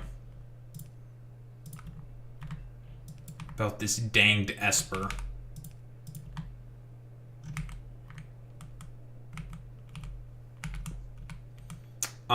Because we have a prejudice.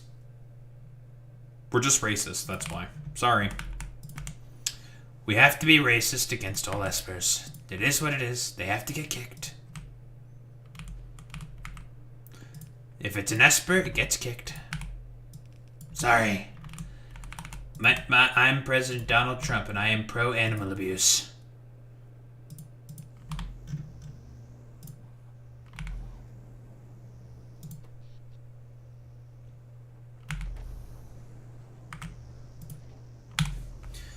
There was a protest by Shah Iranians in Munich, and the numbers by media and police say it was the same 250K. 250K? No fucking shot. No. There's not that many supporters of the Shah. Like, there's definitely supporters of the Shah. But 250K? 250K. Whole country barely has 300K Iranians? Yeah. I was about to say, there's no fucking way. But hey, here's, hey, Boy Meets Minnie. Fusion power. Nuclear power, but self-sustaining. And in a loop is way better. For one simple reason, and one simple reason only. As soon as you plug in all of the necessary material, instant. It instantly starts working. And this setup right here is a very, Very calm, cool 700 megawatts from this very simple 4-reactor setup. And that's fusion power.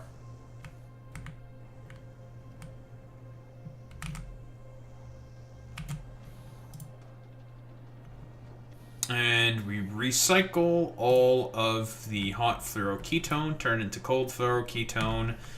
And this stuff right here, besides having to get fusion power cells, it's essentially a self-sustaining loop.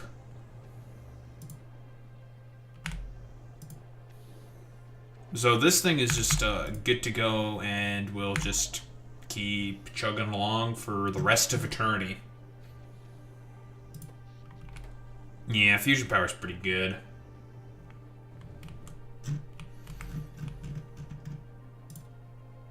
Speaking of pretty good, railgun. We are starting to produce more railguns. Lovely.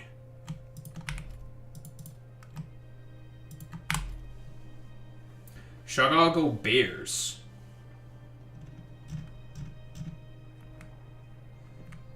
That seems kind of weird, champ, and I'm not sure if that's real or if that's false. I think Alex may be gaslighting us. But okay, I'll believe you. But yeah, I think we're done with Aquilo.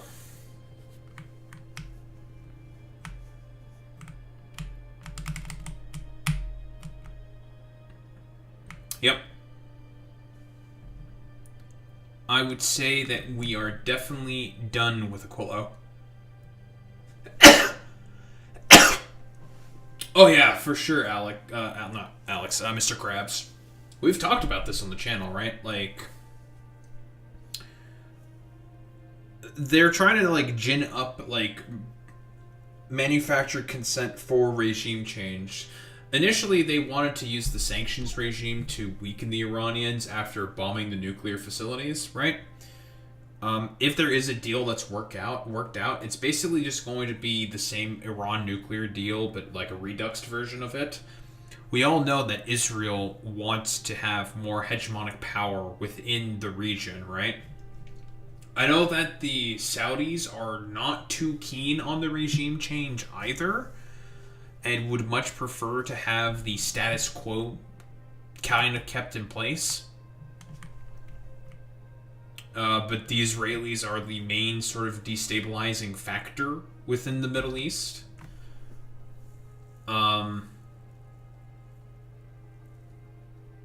Like, yeah, and, like, nobody really likes the current Iranian regime, but just, like, if you just depose Ayatollah Khamenei, the only thing that's going to happen is there's going to be some Shah redux, right? I mean, they're already trying to put in the Shah redux. It's not going to happen, like, because inevitably what's going to happen, right? Like, there's going to be another Islamic revolution, and they're going to put in another fucking Ayatollah. It's not going to accomplish anything, right? It's going to be, unironically, it's going to be 1973 after the, I think, 1917 coup of Mohammad Mossadegh. It's not going to do anything. So it literally accomplishes nothing.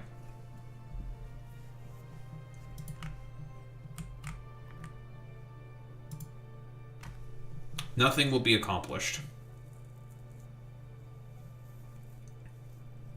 So, like, this whole, like, fiasco that Trump is doing at the behest of the Israelis is just not going to do anything.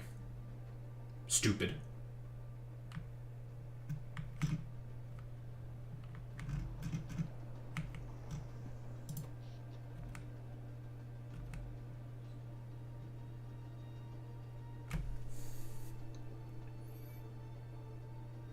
Two plasma per second generates 2 fluoroketone per second.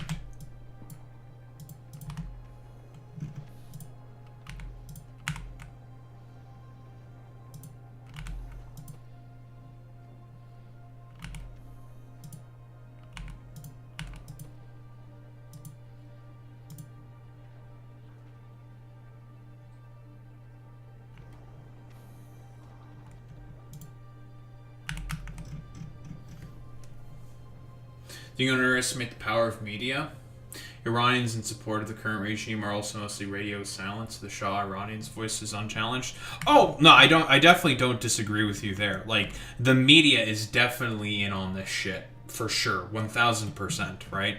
Like, listen, anything for MIC, a sloppy toppy bucks and shit like that, right? I mean, all these motherfuckers get sponsored by the exact same like powers that be right now. Like, yeah. Like, there's been, I think, multiple Fox News interviews, I think, of the exiled Prince of the Shah. I forget his name. But there's been multiple interviews of him, right? And he's, like, doing the whole, like, please, America, help us depose Ayatollah Khamenei because he's really stinky and bad and I hate him. And there is no countervailing sort of narrative to that because, again, nobody really wants to be quote-unquote pro-Iranian regime, right? Like, optically speaking, that's a very, very difficult square to circle, right? Let's be honest here.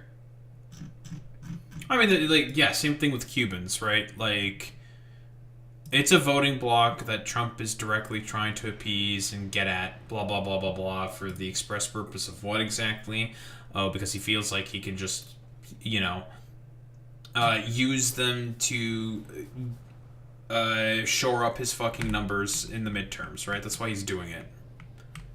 And, I mean, in reality, it's not going to really work out all that well, I think, for the Trump administration. I'm going to be quite honest.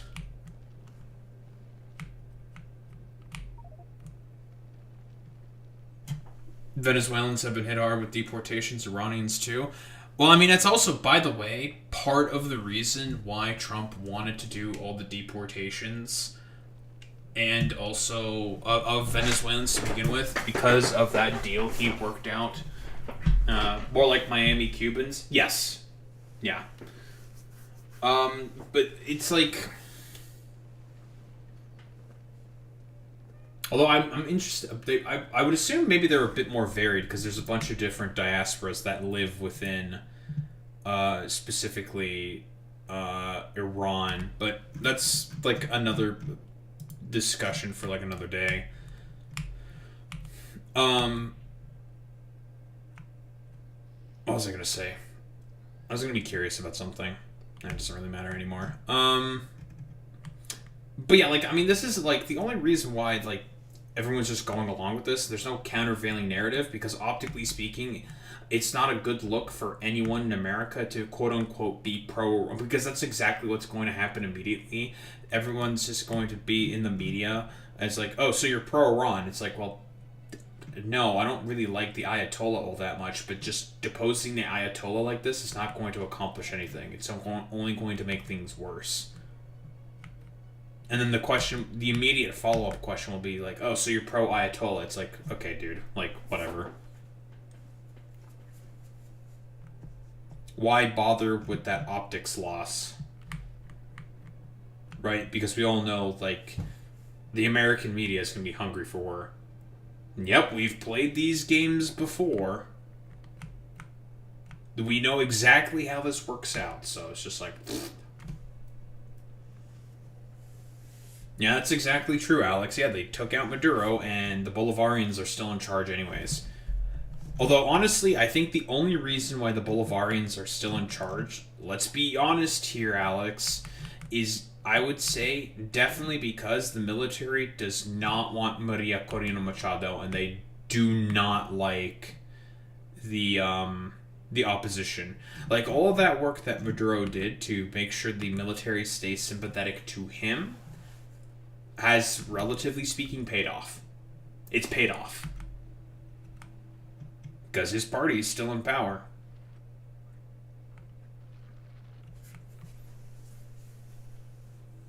Maybe the VP did orchestrate it. I would more say that was probably Marco Rubio. This shit has Marco Rubio all over it. This is 1000% Marco Rubio. Even Iran could potentially be also Marco Rubio, because Marco Rubio... Oh, you mean the VP of Venezuela? Oh. I don't know too much about the VP of Venezuela. Maybe.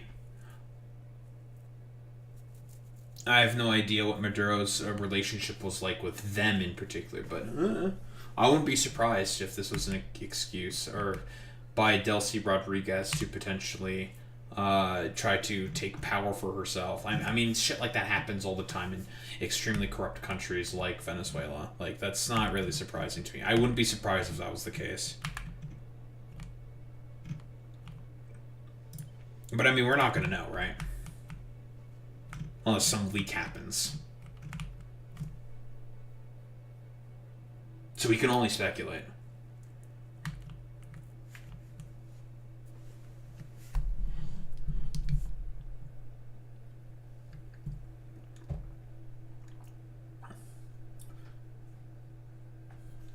Yeah, me neither, but it would explain the seamless disposal with minimal casualties. I mean, I'm mostly the only, like, I mean, there was casualties mostly of Venezuelans and a bunch of Cubans, obviously, that were used as security guards. I mean, yeah, it was relatively speaking a pretty minimal casualty sort of event, but I don't know. Very, very wacky. Very, very wacky indeed.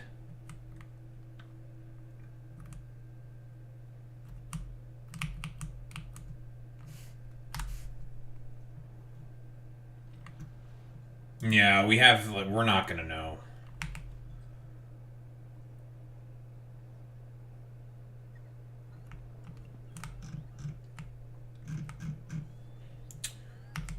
I'm going to need more shipments of superconductors, won't I? Am I going to be able to sustain this production on Fulgora? I should be able to. Yeah, we should be fine. 45 per second? That's plenty. Yep, he was at the State of the Union who took, was what? He was a Chinook helicopter flyer, right? And he took bullets. I mean, he probably got shot at or something. I mean, they just, like, directly went in with helicopters. Because, like, when I was watching, because we saw the video, we broke that fucking shit basically live, saying, like, where's, like, the anti-air defenses? The helicopters are going in there pretty much unimpeded.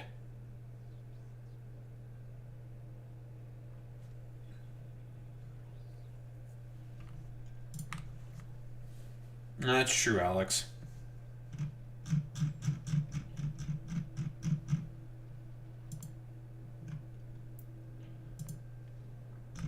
I'm gonna make another one of these.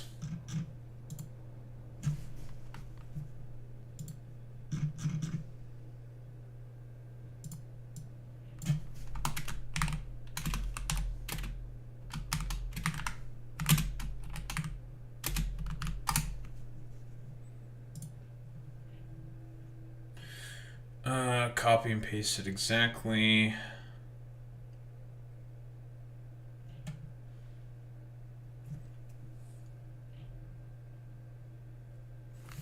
Isn't Iran literally the last anti-imperial force that's active at the moment? China does 0 interventions, North Korea 2.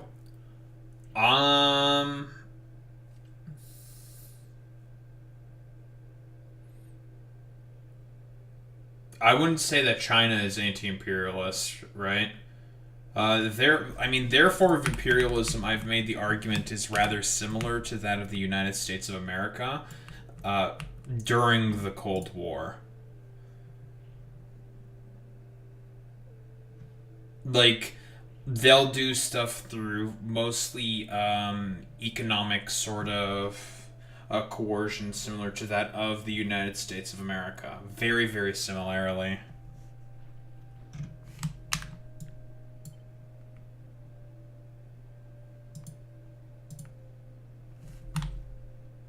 I mean, they've had border skirmishes with India and shit, right?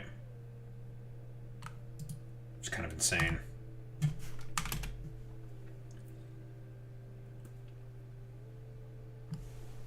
Yeah, similar to Orders Lesson Scale. Exactly. But I mean, it's going to happen eventually with China, where it's going to be the same thing, right? Like, for all of the, like, soying out and saying that, oh, China's actually very, very much so communist or whatever and socialist. It's like, no, the fuck it's not. It's behaving in the exact same ways as the U.S. It's just the fundamental relationship with the means of production is a little different.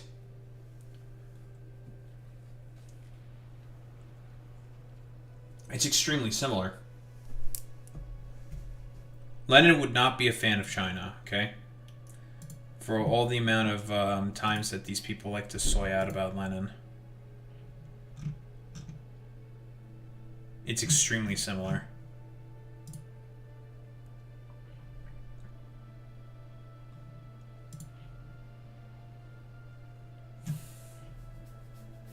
Reminds me of Arab socialism. Yeah, I'm not 100% aware all that much about Arab socialism, so I can't really comment. But yeah. Fundamental relationships, people who quote-unquote get China-pilled and shit like that. I always find that to be particularly cringe.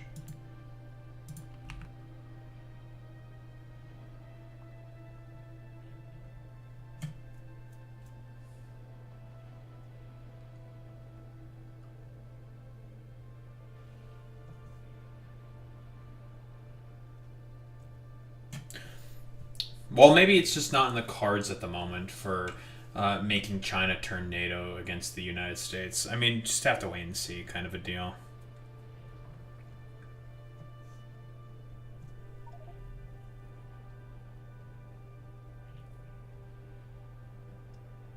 Oh, so that's exactly... okay, so that's like the Pan-Arabist movement. Okay, I get you now, Mr. Krabs. Yeah, then it's exactly like China, right? It will justify a lot of its actions based off of Han ethno-nationalism, especially with a lot of the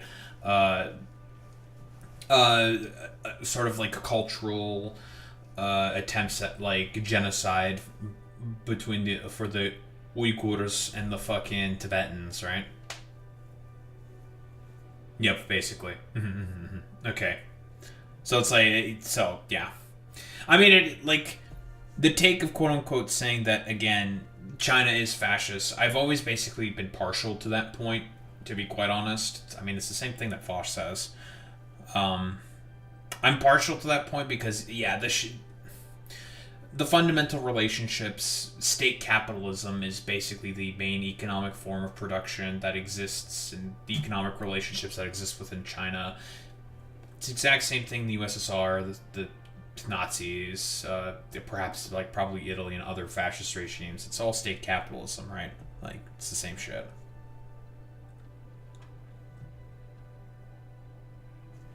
But no, actually it's all soy, Marxist Leninism, soy.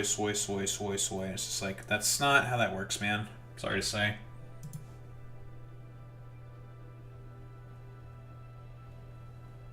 Not sure if, like, by the book they are fascist, but they're certainly oppressive. China loves surveillance. That is true. China do be liking surveillance. I would say it straddles the line. Like, the thing I would say is that it's authoritarian, like, social democracy that can very easily, at the tip of a hat, become fascist. But certainly in terms of the economic forms of production, right? The fundamental relationships, that shit is by the book fascist. Because, like, it's the same fucking kind of relationship, right? Between,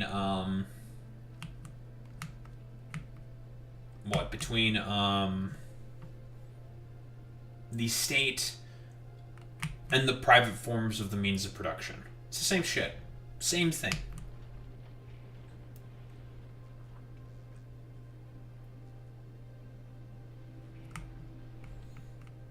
I did a really good job. I'm pretty proud about the design of this ship. I mean, I wish I could have made this thinner, but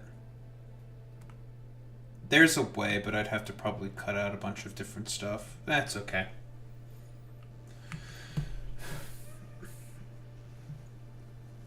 Surveillance, just like AI, isn't a bad thing itself. It's bad when it's owned by the ruling class. Yeah, it depends, right? Right, it depends.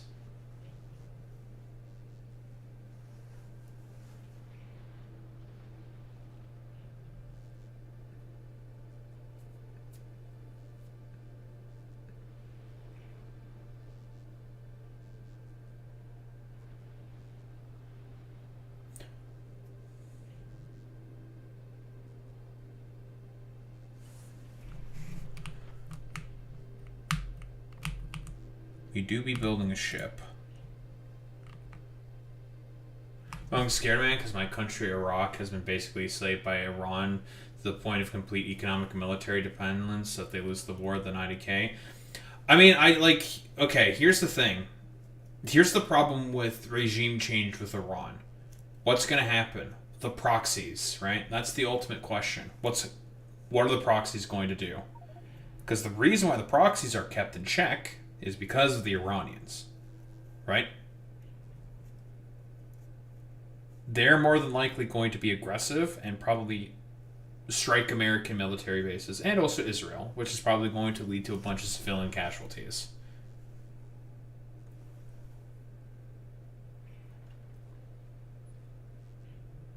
I'm not sure what will happen exactly to Iraq if the Ayatollah, but it's probably going to destabilize.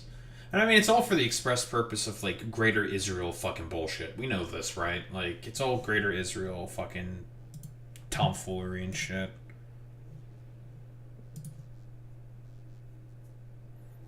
All for the annoying ass, like, evangelicism of the right. It's pretty bad.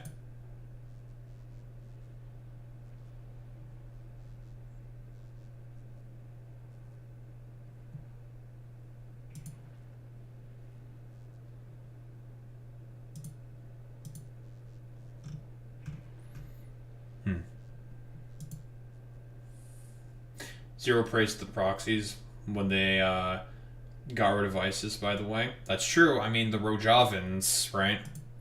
They were one of the main forces, if I recall correctly, who were fighting against ISIS. And were highly successful against ISIS. Along with Qasem Soleimani, right? Who Trump bragged about assassinating in the State of the Union address. He's just like, yeah, Qasem Soleimani, he invented car bombs, by the way. It's just like, do you really want to, like, talk shit on the guy who basically had a huge hand in helping deal with fucking ISIS? I don't think, like, you really want to do that, man. That seems very, very silly. Like, I don't know. Like, I mean, if the regime change does happen, we'll see what happens. It's not gonna be good. It's not going to be good. It's going to be bad.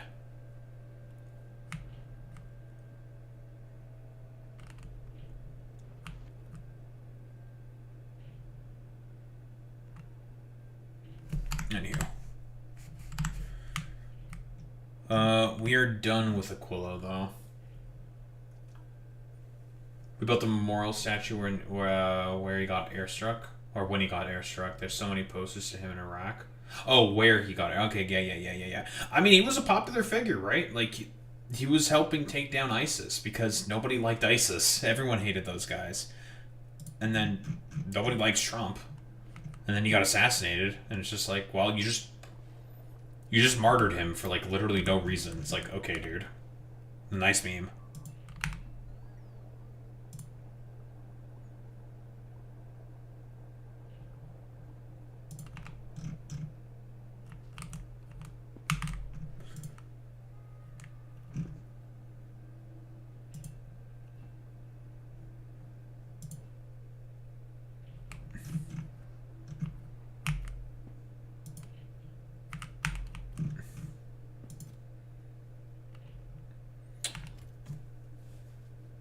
First straight out of Baghdad airport, which is crazy. Every time you leave the airport, you literally drive on the street where he got shot at by a rocket. Yeah, he was assassinated in an airport, wasn't he? I mean, that makes sense, I guess. It's crazy. Okay. Right. Let's stop with this for now.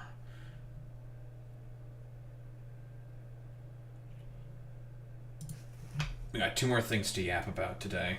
We're going to look at the Democratic response and the 2024 autopsy stuff. Alright. I will be right back, gamers. I'm going to go to the bathroom. Don't need to get any, don't need water. Got plenty of water. Stretch legs. Do all that good shit. You know how it is. I will be right back, gamers.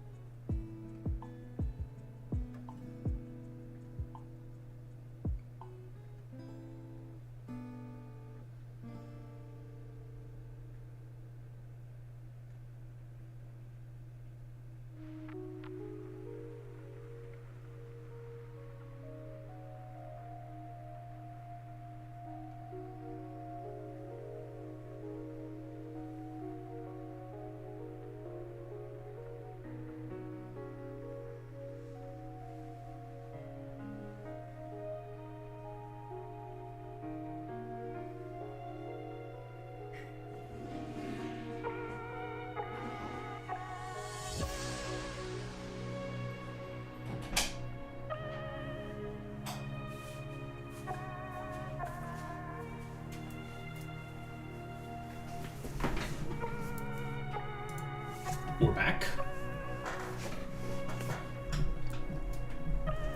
Oh, I guess another thing as well, I can do now that I have captive biter nests. I can just make my own biter nests in order to make a ton of nutrients. I can basically completely and utterly obliterate the outpost that we have that makes biter eggs for us. So we don't have to have one random separate train that's just shipping bioflux to a bunch of biter eggs. We can just get rid of that outpost. It's unnecessary now. We don't need it anymore. Because we can just make our own biter nests. So. Same with Pelagos. We can also get rid of that thing. Which makes life a little more convenient. Because we got the tech now.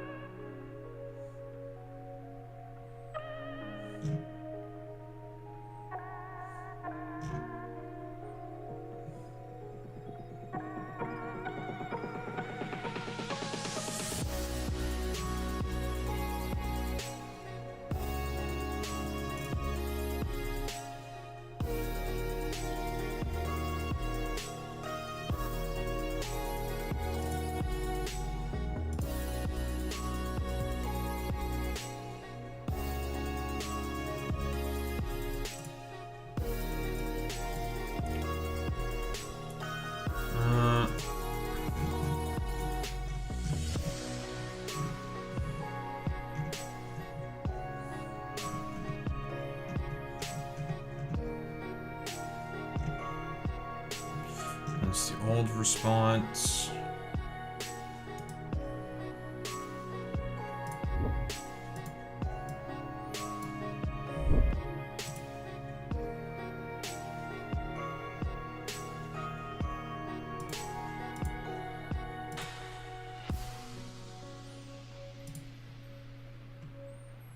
Sam Cedar reacts to the State of the Union. Do I also want to watch that? I mean, like, I'm probably just going to agree with everything Sam Cedar says. It's not much of a point. Don't wanna. Don't need to. I will agree with everything he says.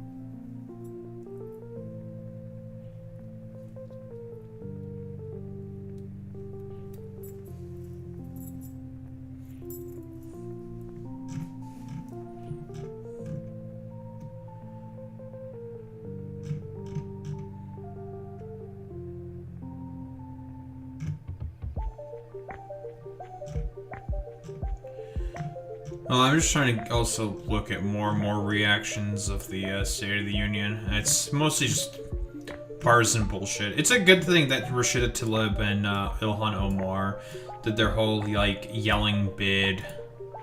Like those two dumbasses, Marjorie Taylor Greene and Lauren Boebert did.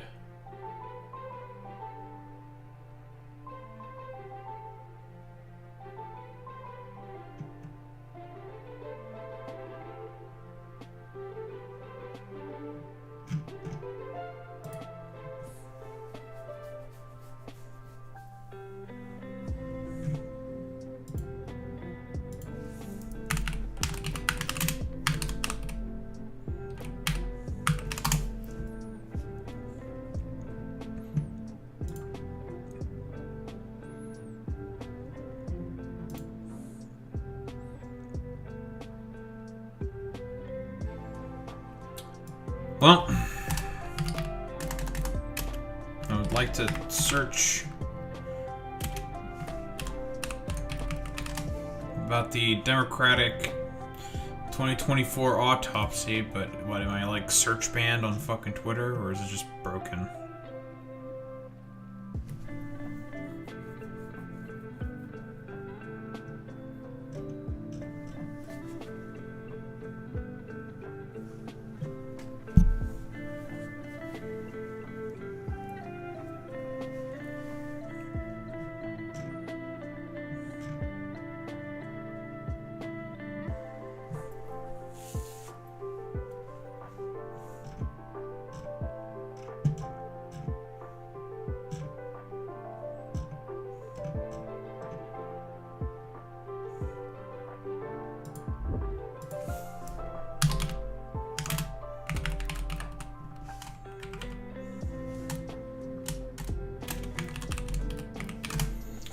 See if we can find the Axios report.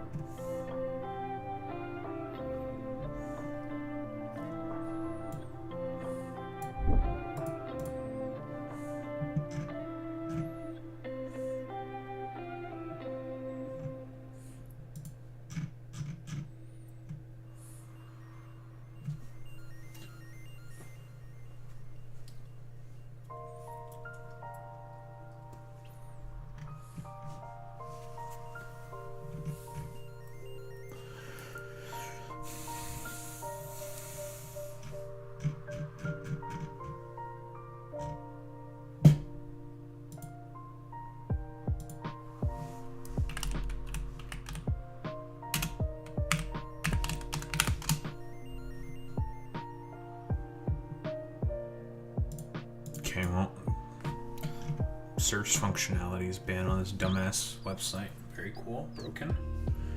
That's fine.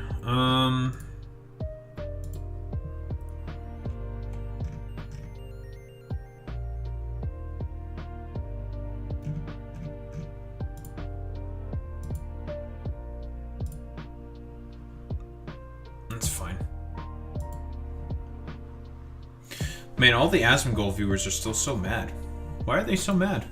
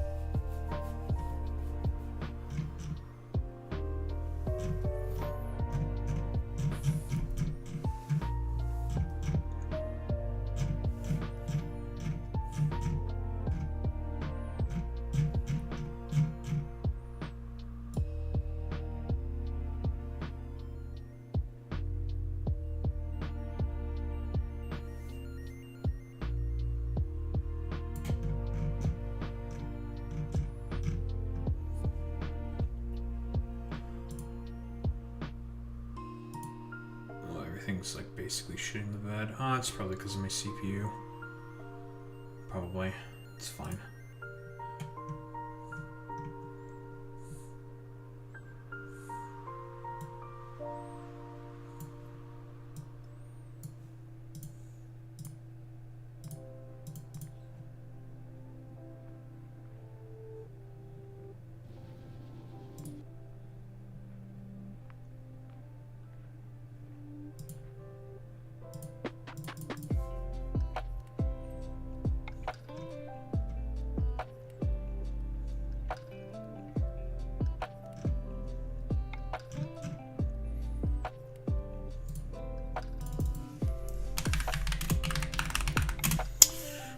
Where is Bill Clinton? Bill Clinton, Judea and Sumeria.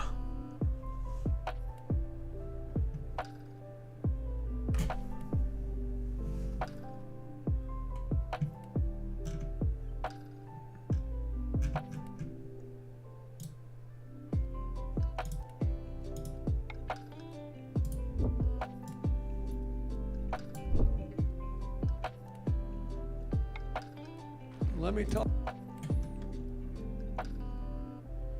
Mehdi Hassan and Team Zateo live react to Trump's State of the Union. Very cool.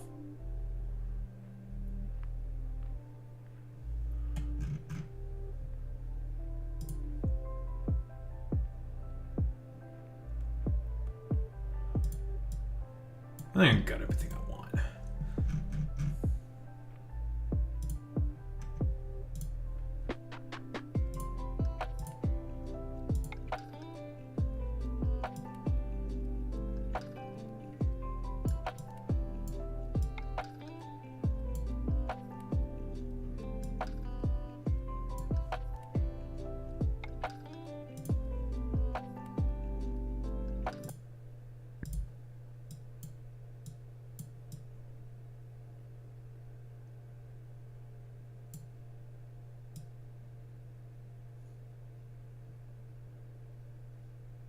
Alright.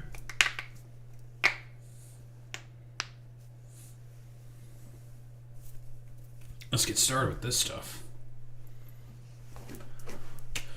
So, coming off the heels of watching the Trump State of the Union address to Congress, it should really go without saying that, besides the fact that he was lying every 3 seconds during the whole time, it was mostly boring. Like, nothing too sort of eventful really happened. I mean, there was the Alan Green sort of like, I guess, like, blooper, I guess, for lack of a better term, where he was holding a sign that says, well, black people aren't apes, and then he was covering the A, and it made it look a lot worse than it was.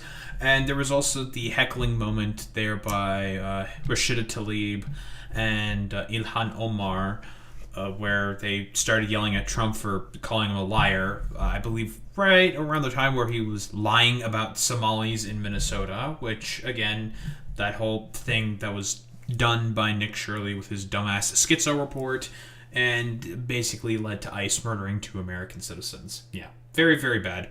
Obviously, well, not the yelling at Trump. The yelling at Trump is fine. You should keep yelling at Trump. You should always yell at Trump. Fuck Trump. Piece of shit. So, yeah, I should have called him a pedophile. That's true. That would have been fantastic. That would have really gone under his skin, saying, like, you're a pedophile, you're mentioned in the Epstein files like 1,000,000+ times, blah, blah, blah, blah. So, the Democrats always do a response to the State of the Union address every single time. And basically, like, they've been doing this thing where they are taking a bunch of ex-CIA dudes.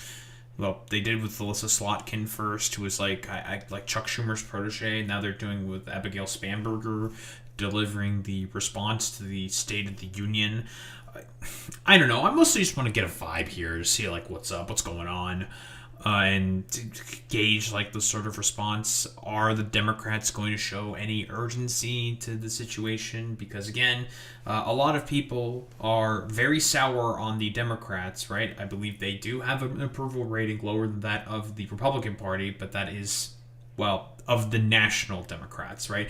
And it should be fairly obvious why. Everyone fucking hates Chuck Schumer because of how tepid and pathetic he is, and just capitulating to the Republicans pretty much whenever it seems like most politically expedient for him to do as such. And Hakeem Jeffries is basically a deer stuck in the headlights and paralyzed in fear all the time, it seems.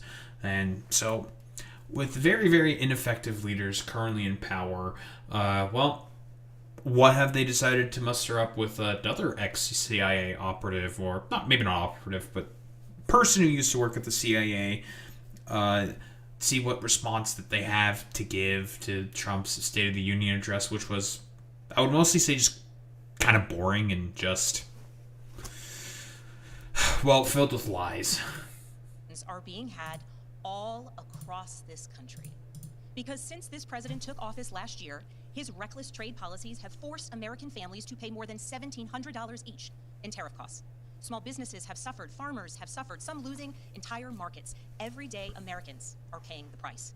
And even though the Supreme Court struck these tariffs down 4 days ago, the damage to us, the American people, has already been done. Meanwhile, the president is planning for new tariffs, another massive tax hike on you and your family. And Republicans in Congress, they remain unwilling to assert their constitutional authority to stop him. They're making your life harder. Okay, everything she's saying here is accurate, it's true, but saying, like, oh, Republicans, right? The thing is that, like, it's good that she's saying that it is a tax hike on the American people. Okay, listen, great, fantastic, love that for you, boo.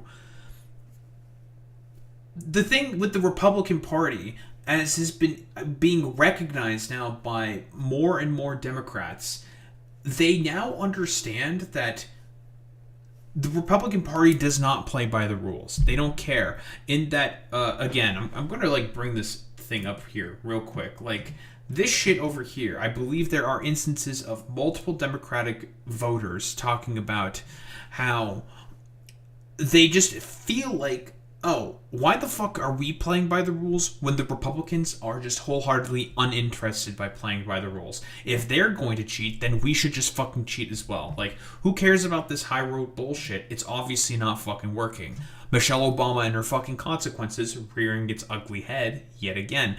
So it gets to the sort of point where it's just like, okay, how about we stop playing nice with these people who are wholeheartedly uninterested in fucking playing nice? What is the point in playing nice with the Republican Party, right? Like, they are wholeheartedly, completely, and utterly uninterested in doing that. They're making your life more expensive. They're even making it more difficult to see a doctor. Rural health clinics in Virginia and across the country are already closing their doors thanks to the so-called One Big Beautiful Bill, championed by the president and Republicans in Congress. And tonight, the president celebrated this law, the one threatening rural hospitals, stripping healthcare from millions of Americans and driving up costs in energy and housing, all while cutting food programs for hungry kids. But here in Virginia, I am working with our state legislature to lower costs and make the Commonwealth more affordable.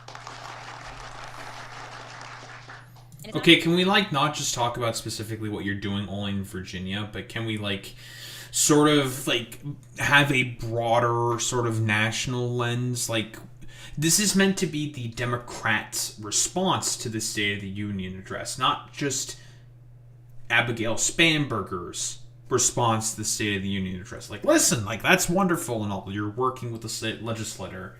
I don't know what exactly Virginia's state legislator is made up of right now, but apparently, from what I understand, they're trying to go ahead with a gerrymandered map of Virginia, I think, that's going to gerrymander, I believe, 4 Republican seats completely out of existence and have it be a 10-to-1 sort of seat, state in particular, which is good. Absolutely fantastic. Gerrymander the shit out of the Republicans because, listen, if they cheat, you cheat as well. Like, listen, no more of this high road fucking bullshit. If they take the low road, it's I think it was Keith Ellison who said this. If they take the low road, you kick them in the balls. You punish them for this. Absolutely. So if the Republicans want to have an arms race when it comes to gerrymandering, then okay, so be it. This is the fucking grave you decided to, I don't know, dig for yourself. Now you have to fucking lie in it. So if you want to cheat, we cheat as well. So that's great and all, but this is supposed to be the Democrat response overall to the State of the Union address, right? Like, that's fine for Virginia to be doing the thing that they're supposed to be doing. Like, what about the National Party? Not just me. Democrats across the country are laser focused on affordability in our nation's capital and in state capitals and communities across America. In the most innovative and exceptional nation in the history of the world, Americans deserve to know that their leaders are focused on addressing the problems that keep them up at night. Problems that dictate where you live, whether you can afford to start a business, or whether you have to skip a prescription in order to buy groceries. So I'll ask again, is the president working to make life more affordable for you and your family? No. We all know the answer is no. I grew up in a house of service. My mother was a nurse, and my father was a career law enforcement officer. I began my career by following in my father's footsteps as a federal agent, working money laundering and narcotics cases. I don't care about this. Side by side with local and state police to keep our community safe and to uphold and enforce the law. Law enforcement officers across the country know that it is a unique responsibility. Okay, I'm gonna be honest. Like, Law and Order bullshit. No one gives a fuck about Law and Order bullshit. I'm keeping it $1.50. Listen, I understand they just do this for like optical reasons, but like no one gives a flying fuck about like any like Law and Order bullshit. Like, this is so fucking stupid, right? Like, when Trump was talking about crime, he's lying about crime. Every Democratic-run city is experiencing historic 30-year crime lows. The only reason why there was a massive bump in terms of the crime rate was because of, COVID, the once-in-a-lifetime fucking pandemic and all this bullshit. Like, obvious. Oh, you're telling me that material conditions deteriorating rapidly in the way that they did as a result of a global pandemic made it such that people who are impoverished are more likely to commit crime in order to be able to survive? Shocker. Whoa. Material analysis. Scary. The ability to do the serious work of investigating crimes, comforting victims, and making arrests. It's about building trust, and that requires an abiding sense of duty and commitment to community. And yet, our president has sent poorly trained federal agents into our cities, where they have arrested and detained American citizens and people who... I believe there's been a report recently that has been... we may go over this, but some former ICE attorney decided to blow the whistle to Congress, talking about the sort of like training policies for ICE, and they're really bad. Like, in terms of, they've been getting like basically 250 less hours than expected for a similar fucking position. They barely understand any of the statutes within the Constitution. It's really, really bad. Like, that's what it is.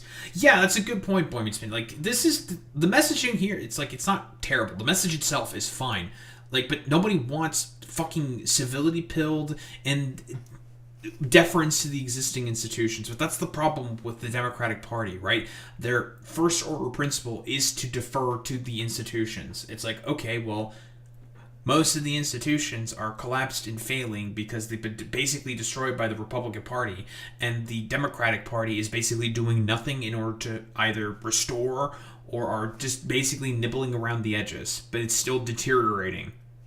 So what is the point of doing all this bullshit? It's like, no, people want people to just be mean, like mean, sheer hatred, be aggressive, and it's just like, what is the point of, like, I don't know, deference to compromised institutions when everyone, broadly speaking, understands that they're compromised? Who aspire to be Americans, and they have done it without a warrant. They have ripped nursing mothers away from their babies. They have sent children, a little boy in a blue bunny hat, children, to far-off detention centers, and they have killed American citizens in our streets. Okay, then abolish ICE. All with their faces masked. Abolish ICE. Like 74% of Democrats agree with the position of abolishing ICE. Not defunding, not like doing reforms to ICE, like what is being negotiated by like Chuck Schumer and the Senate Democrats. Okay, abolish the institution. Abolish it. Period. End of story. That is the moderate position. The polling for that is extremely popular, Democrats. You very often would defer to polling all the time in order to be able to, I don't know, enact certain policies. Okay, so then abolish ICE. That's the fucking moderate position now. From accountability. Every minute spent sowing fear is a minute not spent investigating murders, crimes against children, or the criminals defrauding seniors of their life savings. Our president told us tonight that we are safer because these agents arrest mothers and detain children. Think about that. Our broken immigration system is something to be fixed, not an excuse for unaccountable agents to terrorize our communities. Sure, man. After working in law enforcement, I continued my career of service as a CIA officer, working undercover to protect the United States and our allies from global threats, terrorism, nuclear weapons, and the aggression of adversarial nations around the globe. But as the president spoke of his perceived successes tonight, he continues to cede economic power and technological strength to Russia, bow down to China, bow down to a Russian dictator, and make plans. Oh, okay. She just like jumble up the words. I'm like, okay, I don't think like technology. What technology is China exactly getting like from the United States of America? I know there's like a bunch of like GPU. I've seen the documentary done by Gamers Nexus in terms of GPUs, in terms of like the smuggling of GPUs to China. Great documentary that Bloomberg got really fucking salty about. I always forgot about the position here, but like whatever. Not the position here. I kind of like, there's like a follow-up video where he talks about like YouTube's being rather unfair with its like copyright strike system, which is true, very, very true there by Gamers Nexus. I can definitely agree with that take. Bowing down to a dictator. I mean, we all know why Trump likes dictators, right? He likes dictators because he's desperate to have a main character sort of vibe and energy, right? Like, he wants to be the main character, and he sees dictators as the main character, so therefore he wants to be that. He wants to have that similar energy to be like a main character, because it's just like some like form of desperation that he has in his mind. He's like, I want to be a character in my own novel so badly, because he wants to like secure some form of a legacy for himself. That's mostly why he's doing this. Also, I mean, Hassan is fine. Like, I don't have really much of a problem with Hassan. For all the, like, dumbass Asmongold fans who consistently say, like, ha, you're a Hassan viewer. Nyeh. And it's just like, okay. I mean, I agree with Hassan on, like, 95% of issues and differ with him on a bunch of different stuff. I've been critical of him before. Saying that I'm a Hassan fan just because I criticize Asmongold is extremely fucking stupid. For war with Iran. Here's the truth. Over the last year, through Doge, Iran. mass firings, and the appointment of deeply unserious people to our nation's most serious positions, our president has endangered the long and storied history of the United States of America being a force for good. So I'll ask again, is the president working to keep America... We love the institutions, guys. Woo. This is so... bleh. No one cares about this shit. This is so bland. Now, fuck. Who the fuck cares? Like, no one thinks of the United States as a force for fucking good. Like, it's fucking dumb, bro. Like, it's nonsense. Well, I don't think she's bringing the sort of drums of war. I think the Democrats are going to be opposed to war with Iran, not because of actually being anti-imperialists and actually being against war in Iran, but more so because of the fact that the president's not really following the correct steps and procedures to declare war on Iran. Yeah. No principle, it doesn't fucking matter. In reality, Chuck Schumer would like to have war with Iran because, well, that means Israel can become the hegemon. We can begin to have the left become even more pro-Israel. Wonder how that's working out for you there, Chuck. Very, very cool. Americans safe, both at home and abroad. We all know the answer is no. In his speech tonight, the president did what he always does. He lied, he scapegoated, and he distracted. And he offered no real solutions to our nation's pressing challenges, so many of which he is actively making worse. He tries to divide us. He tries to enrage us, to pit us against one another, neighbor For sure, against Boy neighbor. And sometimes he succeeds. And so you have to ask, who benefits from his rhetoric, his policies, his actions, the short list of laws he's pushed through this? Okay, just a comment on him, quote-unquote, succeeding.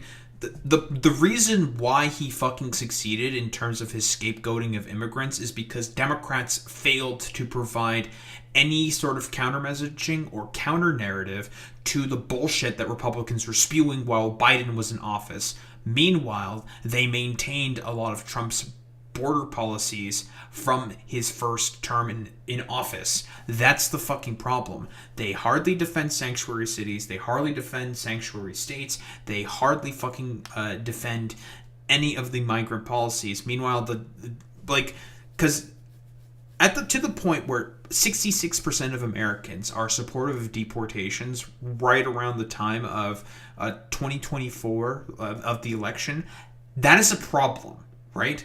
That's a big problem. That is a problem with effective fucking messaging there from the fucking Democrats. Which, again, because they decided to play along to the tune of the fucking Republicans because Joe Biden is a racist, like, period, end of story.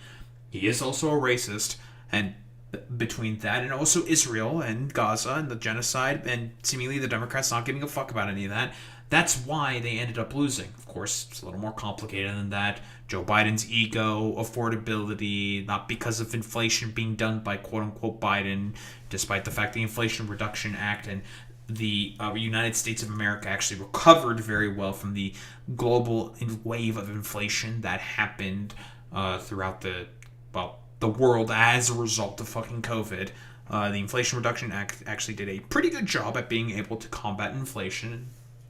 Not like Trump is really combating it at all. It's been going up. I think it's around 3 to 3.2%, something like that. I'd have to double check the numbers on that one. But basically, like, not providing, yeah, like Trump with any time when there's like an economy, he always inherits a particular economy, and then he touts it as him being successful. It's like, no, you didn't do shit about that, but whatever. You're inheriting something from your predecessor. But I digress. You need to provide effective countermeasure messaging as to why the Republicans are consistently lying about immigration and migration crime, because they will lie and they will scapegoat. We all know this. The problem for as to why, in terms of the quote-unquote woke social issues, why there was a turning under Biden is because the Democrats really did not have an effective narrative or messaging, because again, in reality, they'll pander to these, minority groups just to get their vote. Otherwise, they don't really give much of a shit about them at all. Marginally speaking, they'll care, but otherwise, not really. Republican Congress. Somebody must be benefiting. He's enriching himself, his family, his friends. The scale of the corruption is unprecedented. There's the cover-up of the Epstein files, the crypto scams, cozying up to foreign princes for airplanes and billionaires for ballrooms, putting his name and face on buildings all over our nation's capital. This is not what our founders envisioned, not by a long shot. So I'll ask again, is the president working for you? We all know the answer is no. But here's the special thing about America. On our 250th anniversary, we know better than any nation what is possible when ordinary citizens, like those who once dreamed right here in this room, reject the unacceptable and demand more of their government.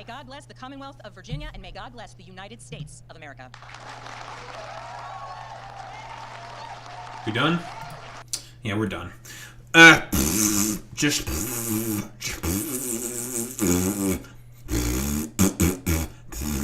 That's my analysis, okay? Just... That's it. Just... Boring. It's nonsense. Like... Whoa, deference to a bunch of failing institutions that people can see and very well so understand are completely fucking failing. No action plans from the main sort of like national Democrats of like, hey, you know, do something.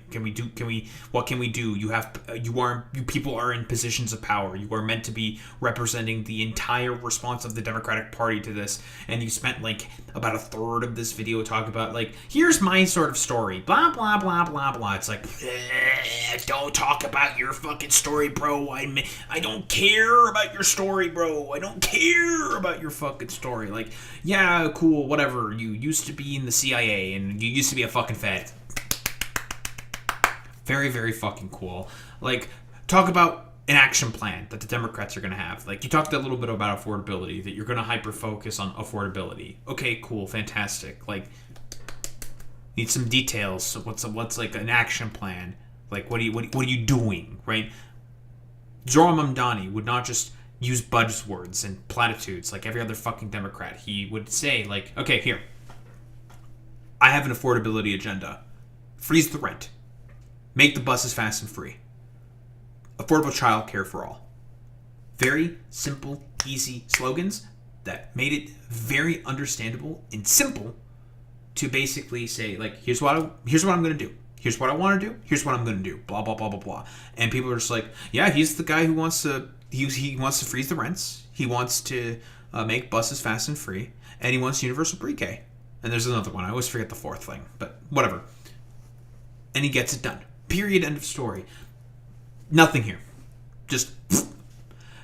By the way, James Carville, right? There was an article about this, but like people like James Carville and other like Bill Clintonite, like sort of like Democratic consultants have been basically saying that, yeah, we should start running on universal childcare.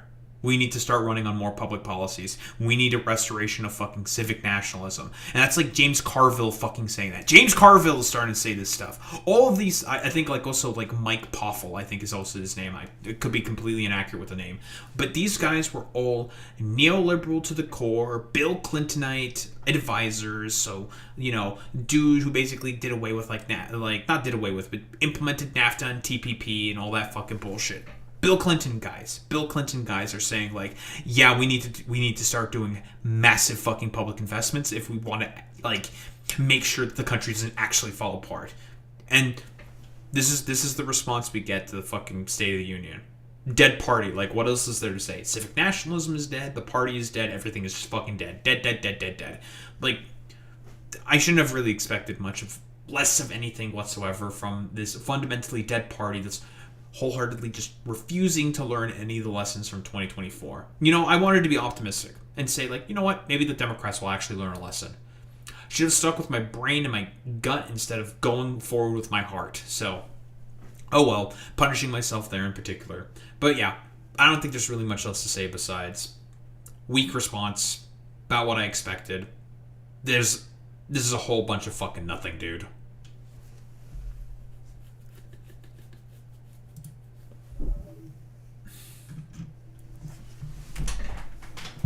This is just going to normalize Trump? Oh, you're telling me, Boy Meets Mini?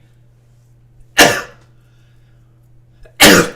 the Democrats will just keep incubating all the further right-leaning people every fucking day? I mean, Bush has been normalized, so... Thanks, Obama. It's just... That's all I have to say, is just... That's it. Just.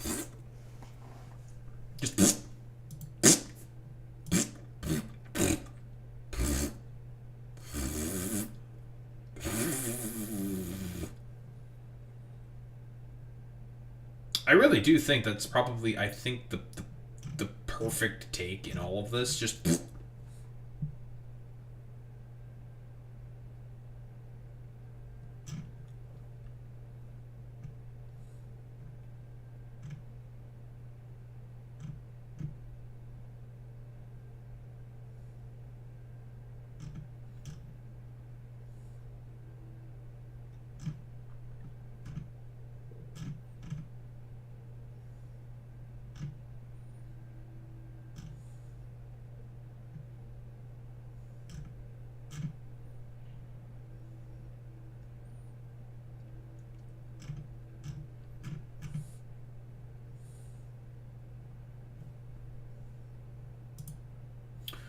Alright. Let's fucking do this shit, dude.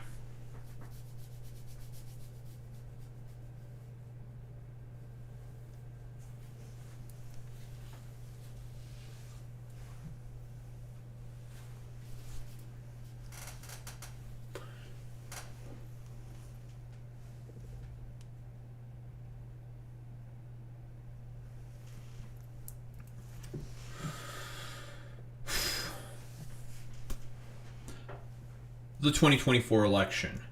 Kamala Harris and the DNC.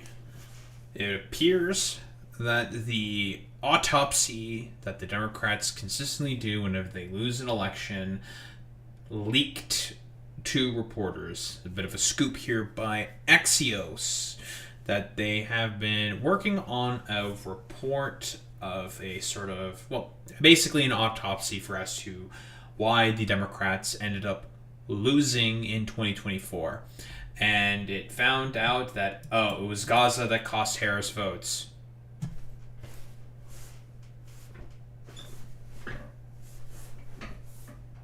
Oh my god!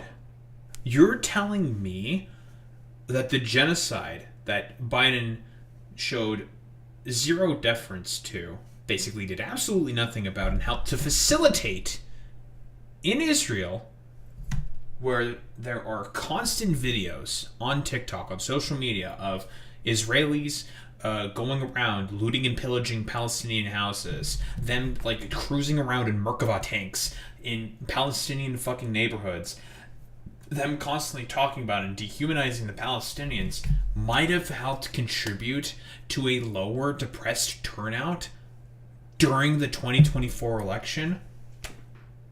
Oh my god. Boy Meets Minnie, are you shocked? I'm shocked. I sure am. Totally, absolutely shocked by the most obvious of obvious calls of the fucking planet. Like, are you for real, dude? Like, no shit, it cost you fucking votes. Like, oh, the obvious, like, people who want a progressive change to the party, but is still standing there and being incredibly fucking moderate. Oh, you're telling me that those guys ended up losing because of, well, partially because of Gaza, right?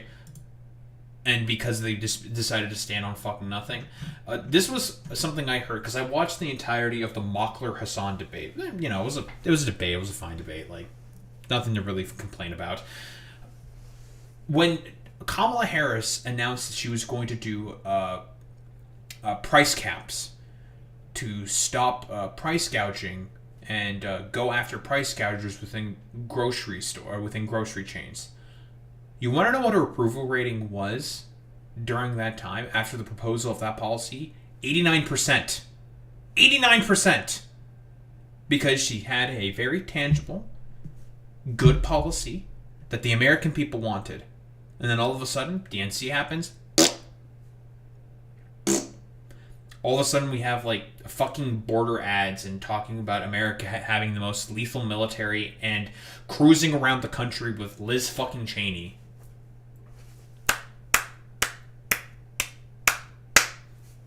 Thank you, Joe Biden, for basically rat-fucking the country into fascism for, like, literally no fucking goddamn reason because your ego got fucking bruised. Like,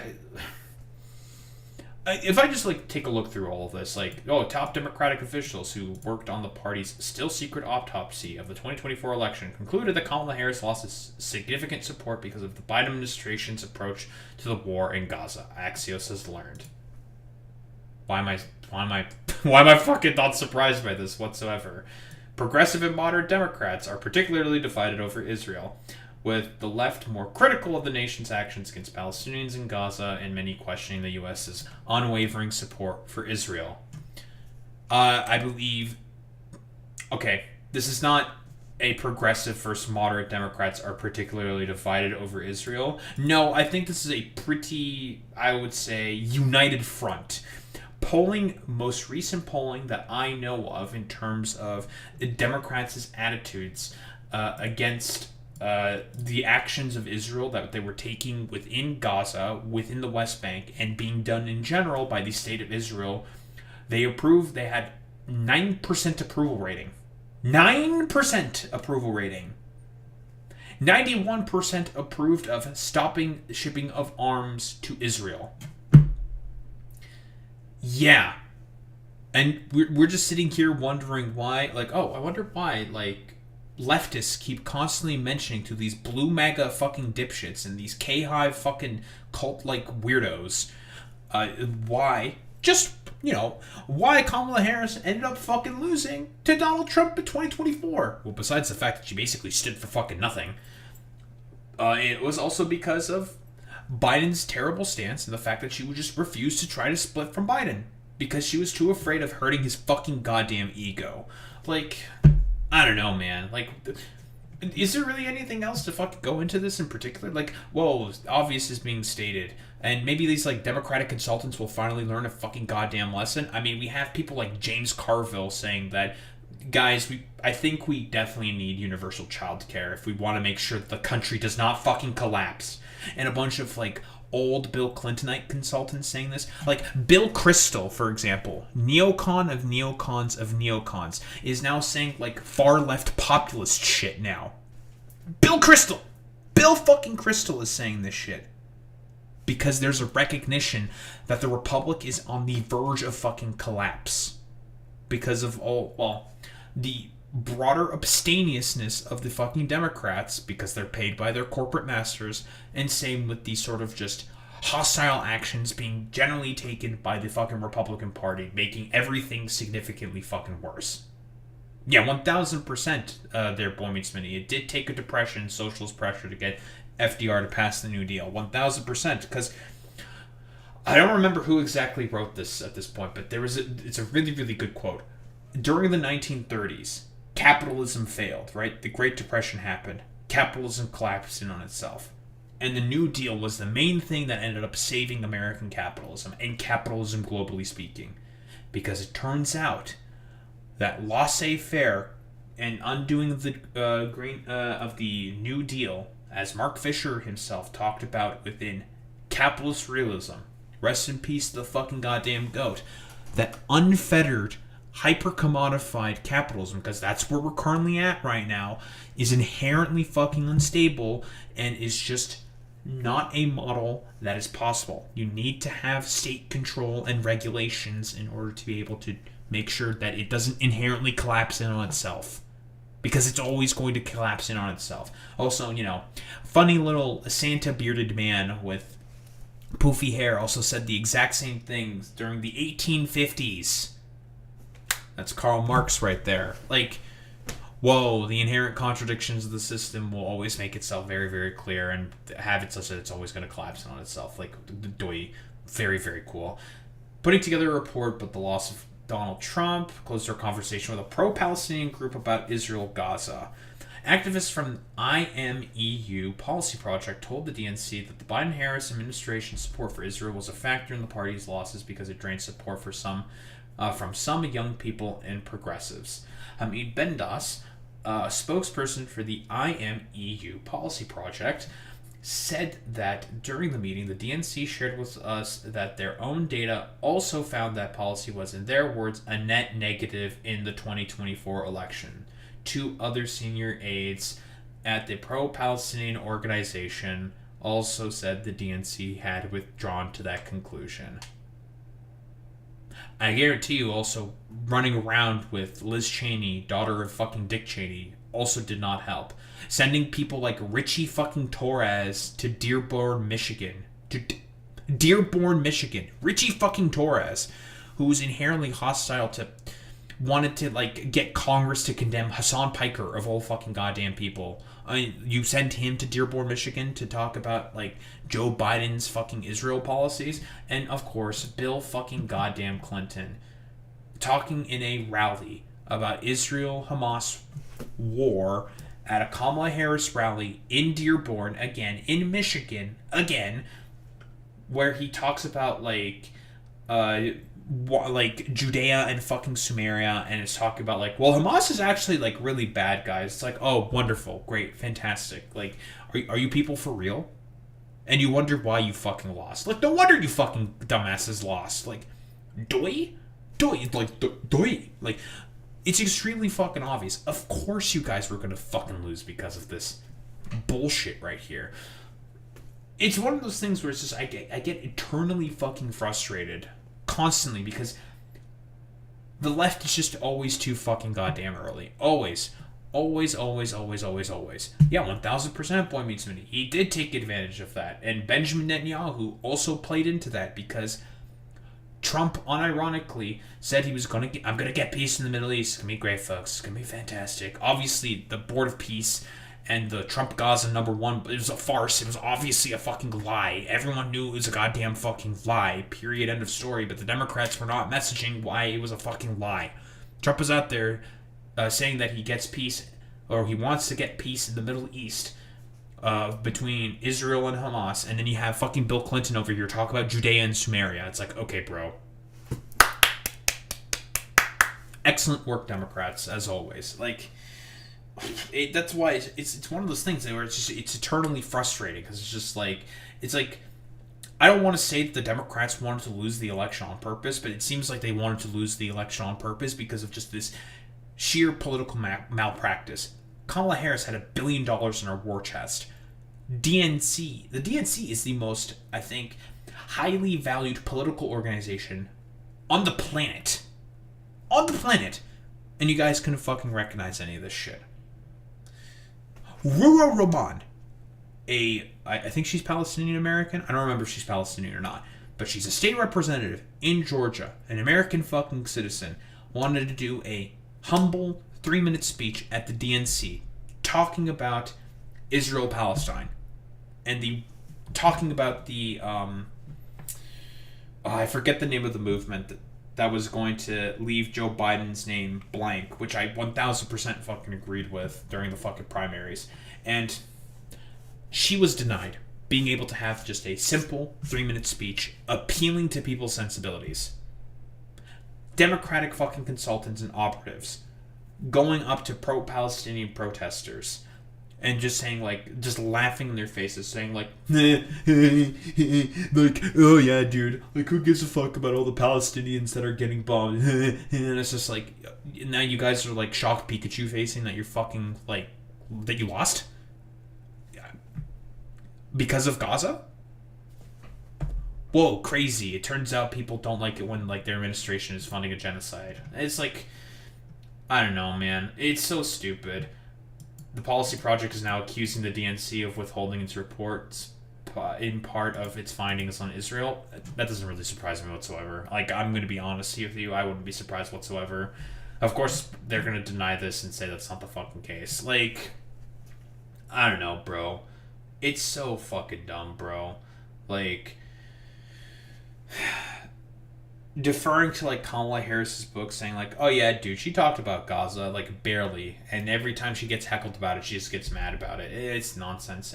And people are wondering why the Democrats have such a fucking low goddamn approval rating. Again, I'm going to go back to this piece here with 13 different Democrats who have been, like, interviewed talking about the problems with the Democratic Party, and they were extremely fucking consistent.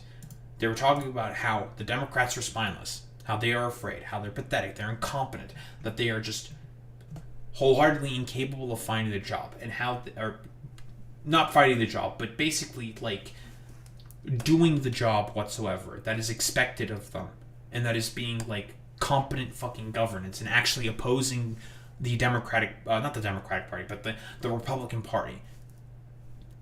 That's the problem that people are having. It is a party that has complete utter deference to institutions that are fucking failing. And people are just like, people within the Democrats are like wondering, like, why are we just keep getting constantly owned? It's just like, because you guys are weak and pathetic and are wholeheartedly captured by corporations. It's so bad that all of these people, these 13 people, I don't think the graphic properly loads here, when they had a choice to raise their hands about who would be better, who they basically want, and again, these are all people of a bunch of different faces, races, and fucking backgrounds, all decided to put their hands up and said, we want a progressive.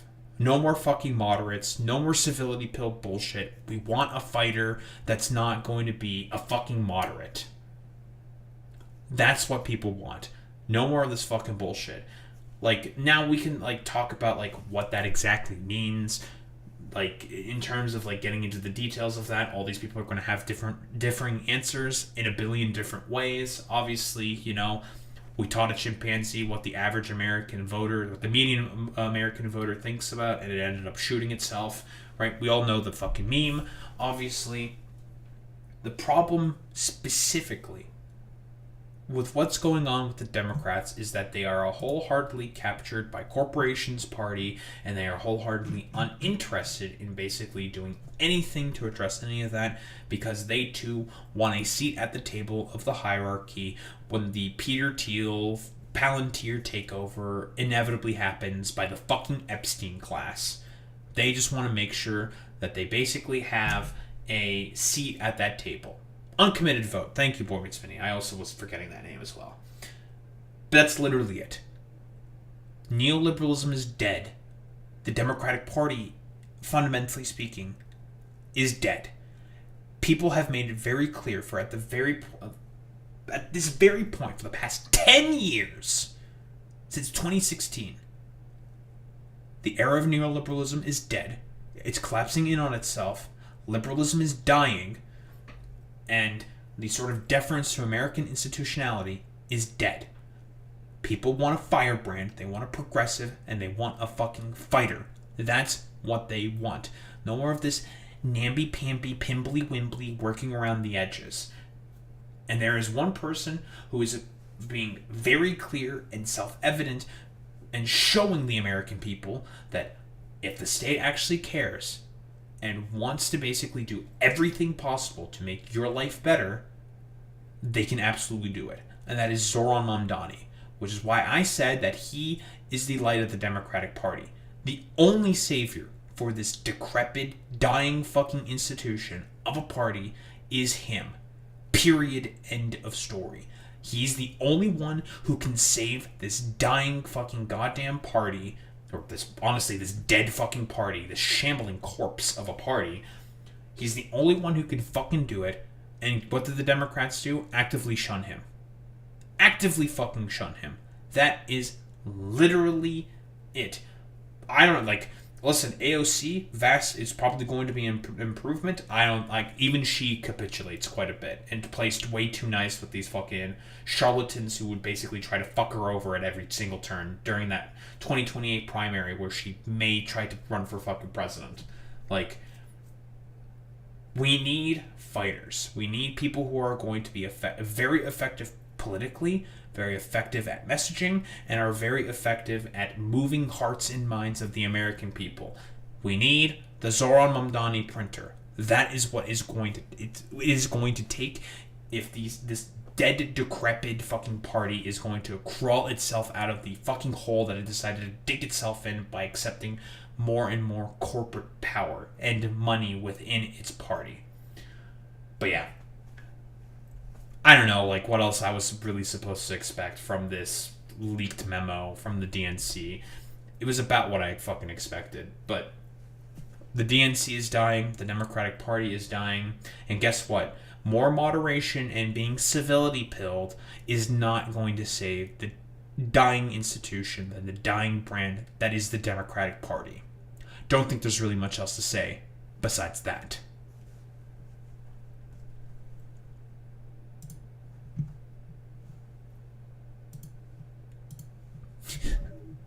Guys, did you know that I hate the Democratic Party? How do you do, fellow kids?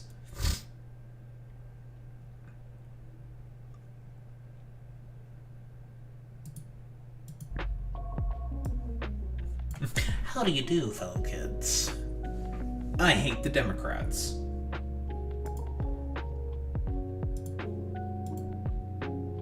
Who are we reading up to today?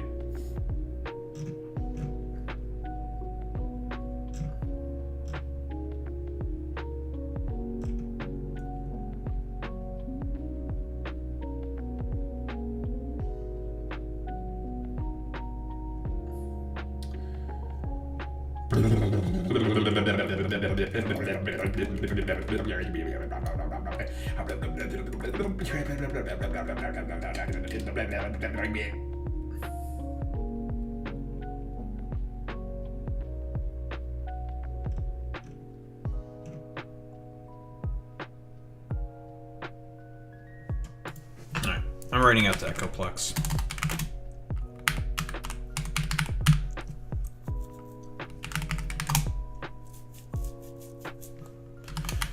Raid messages. You have to say, transfer the Daho Raid buff for yourself. If you're not subject to the WoW Week, the Daho Raid buff, I will show appreciation. Those are in case gamers, I will be back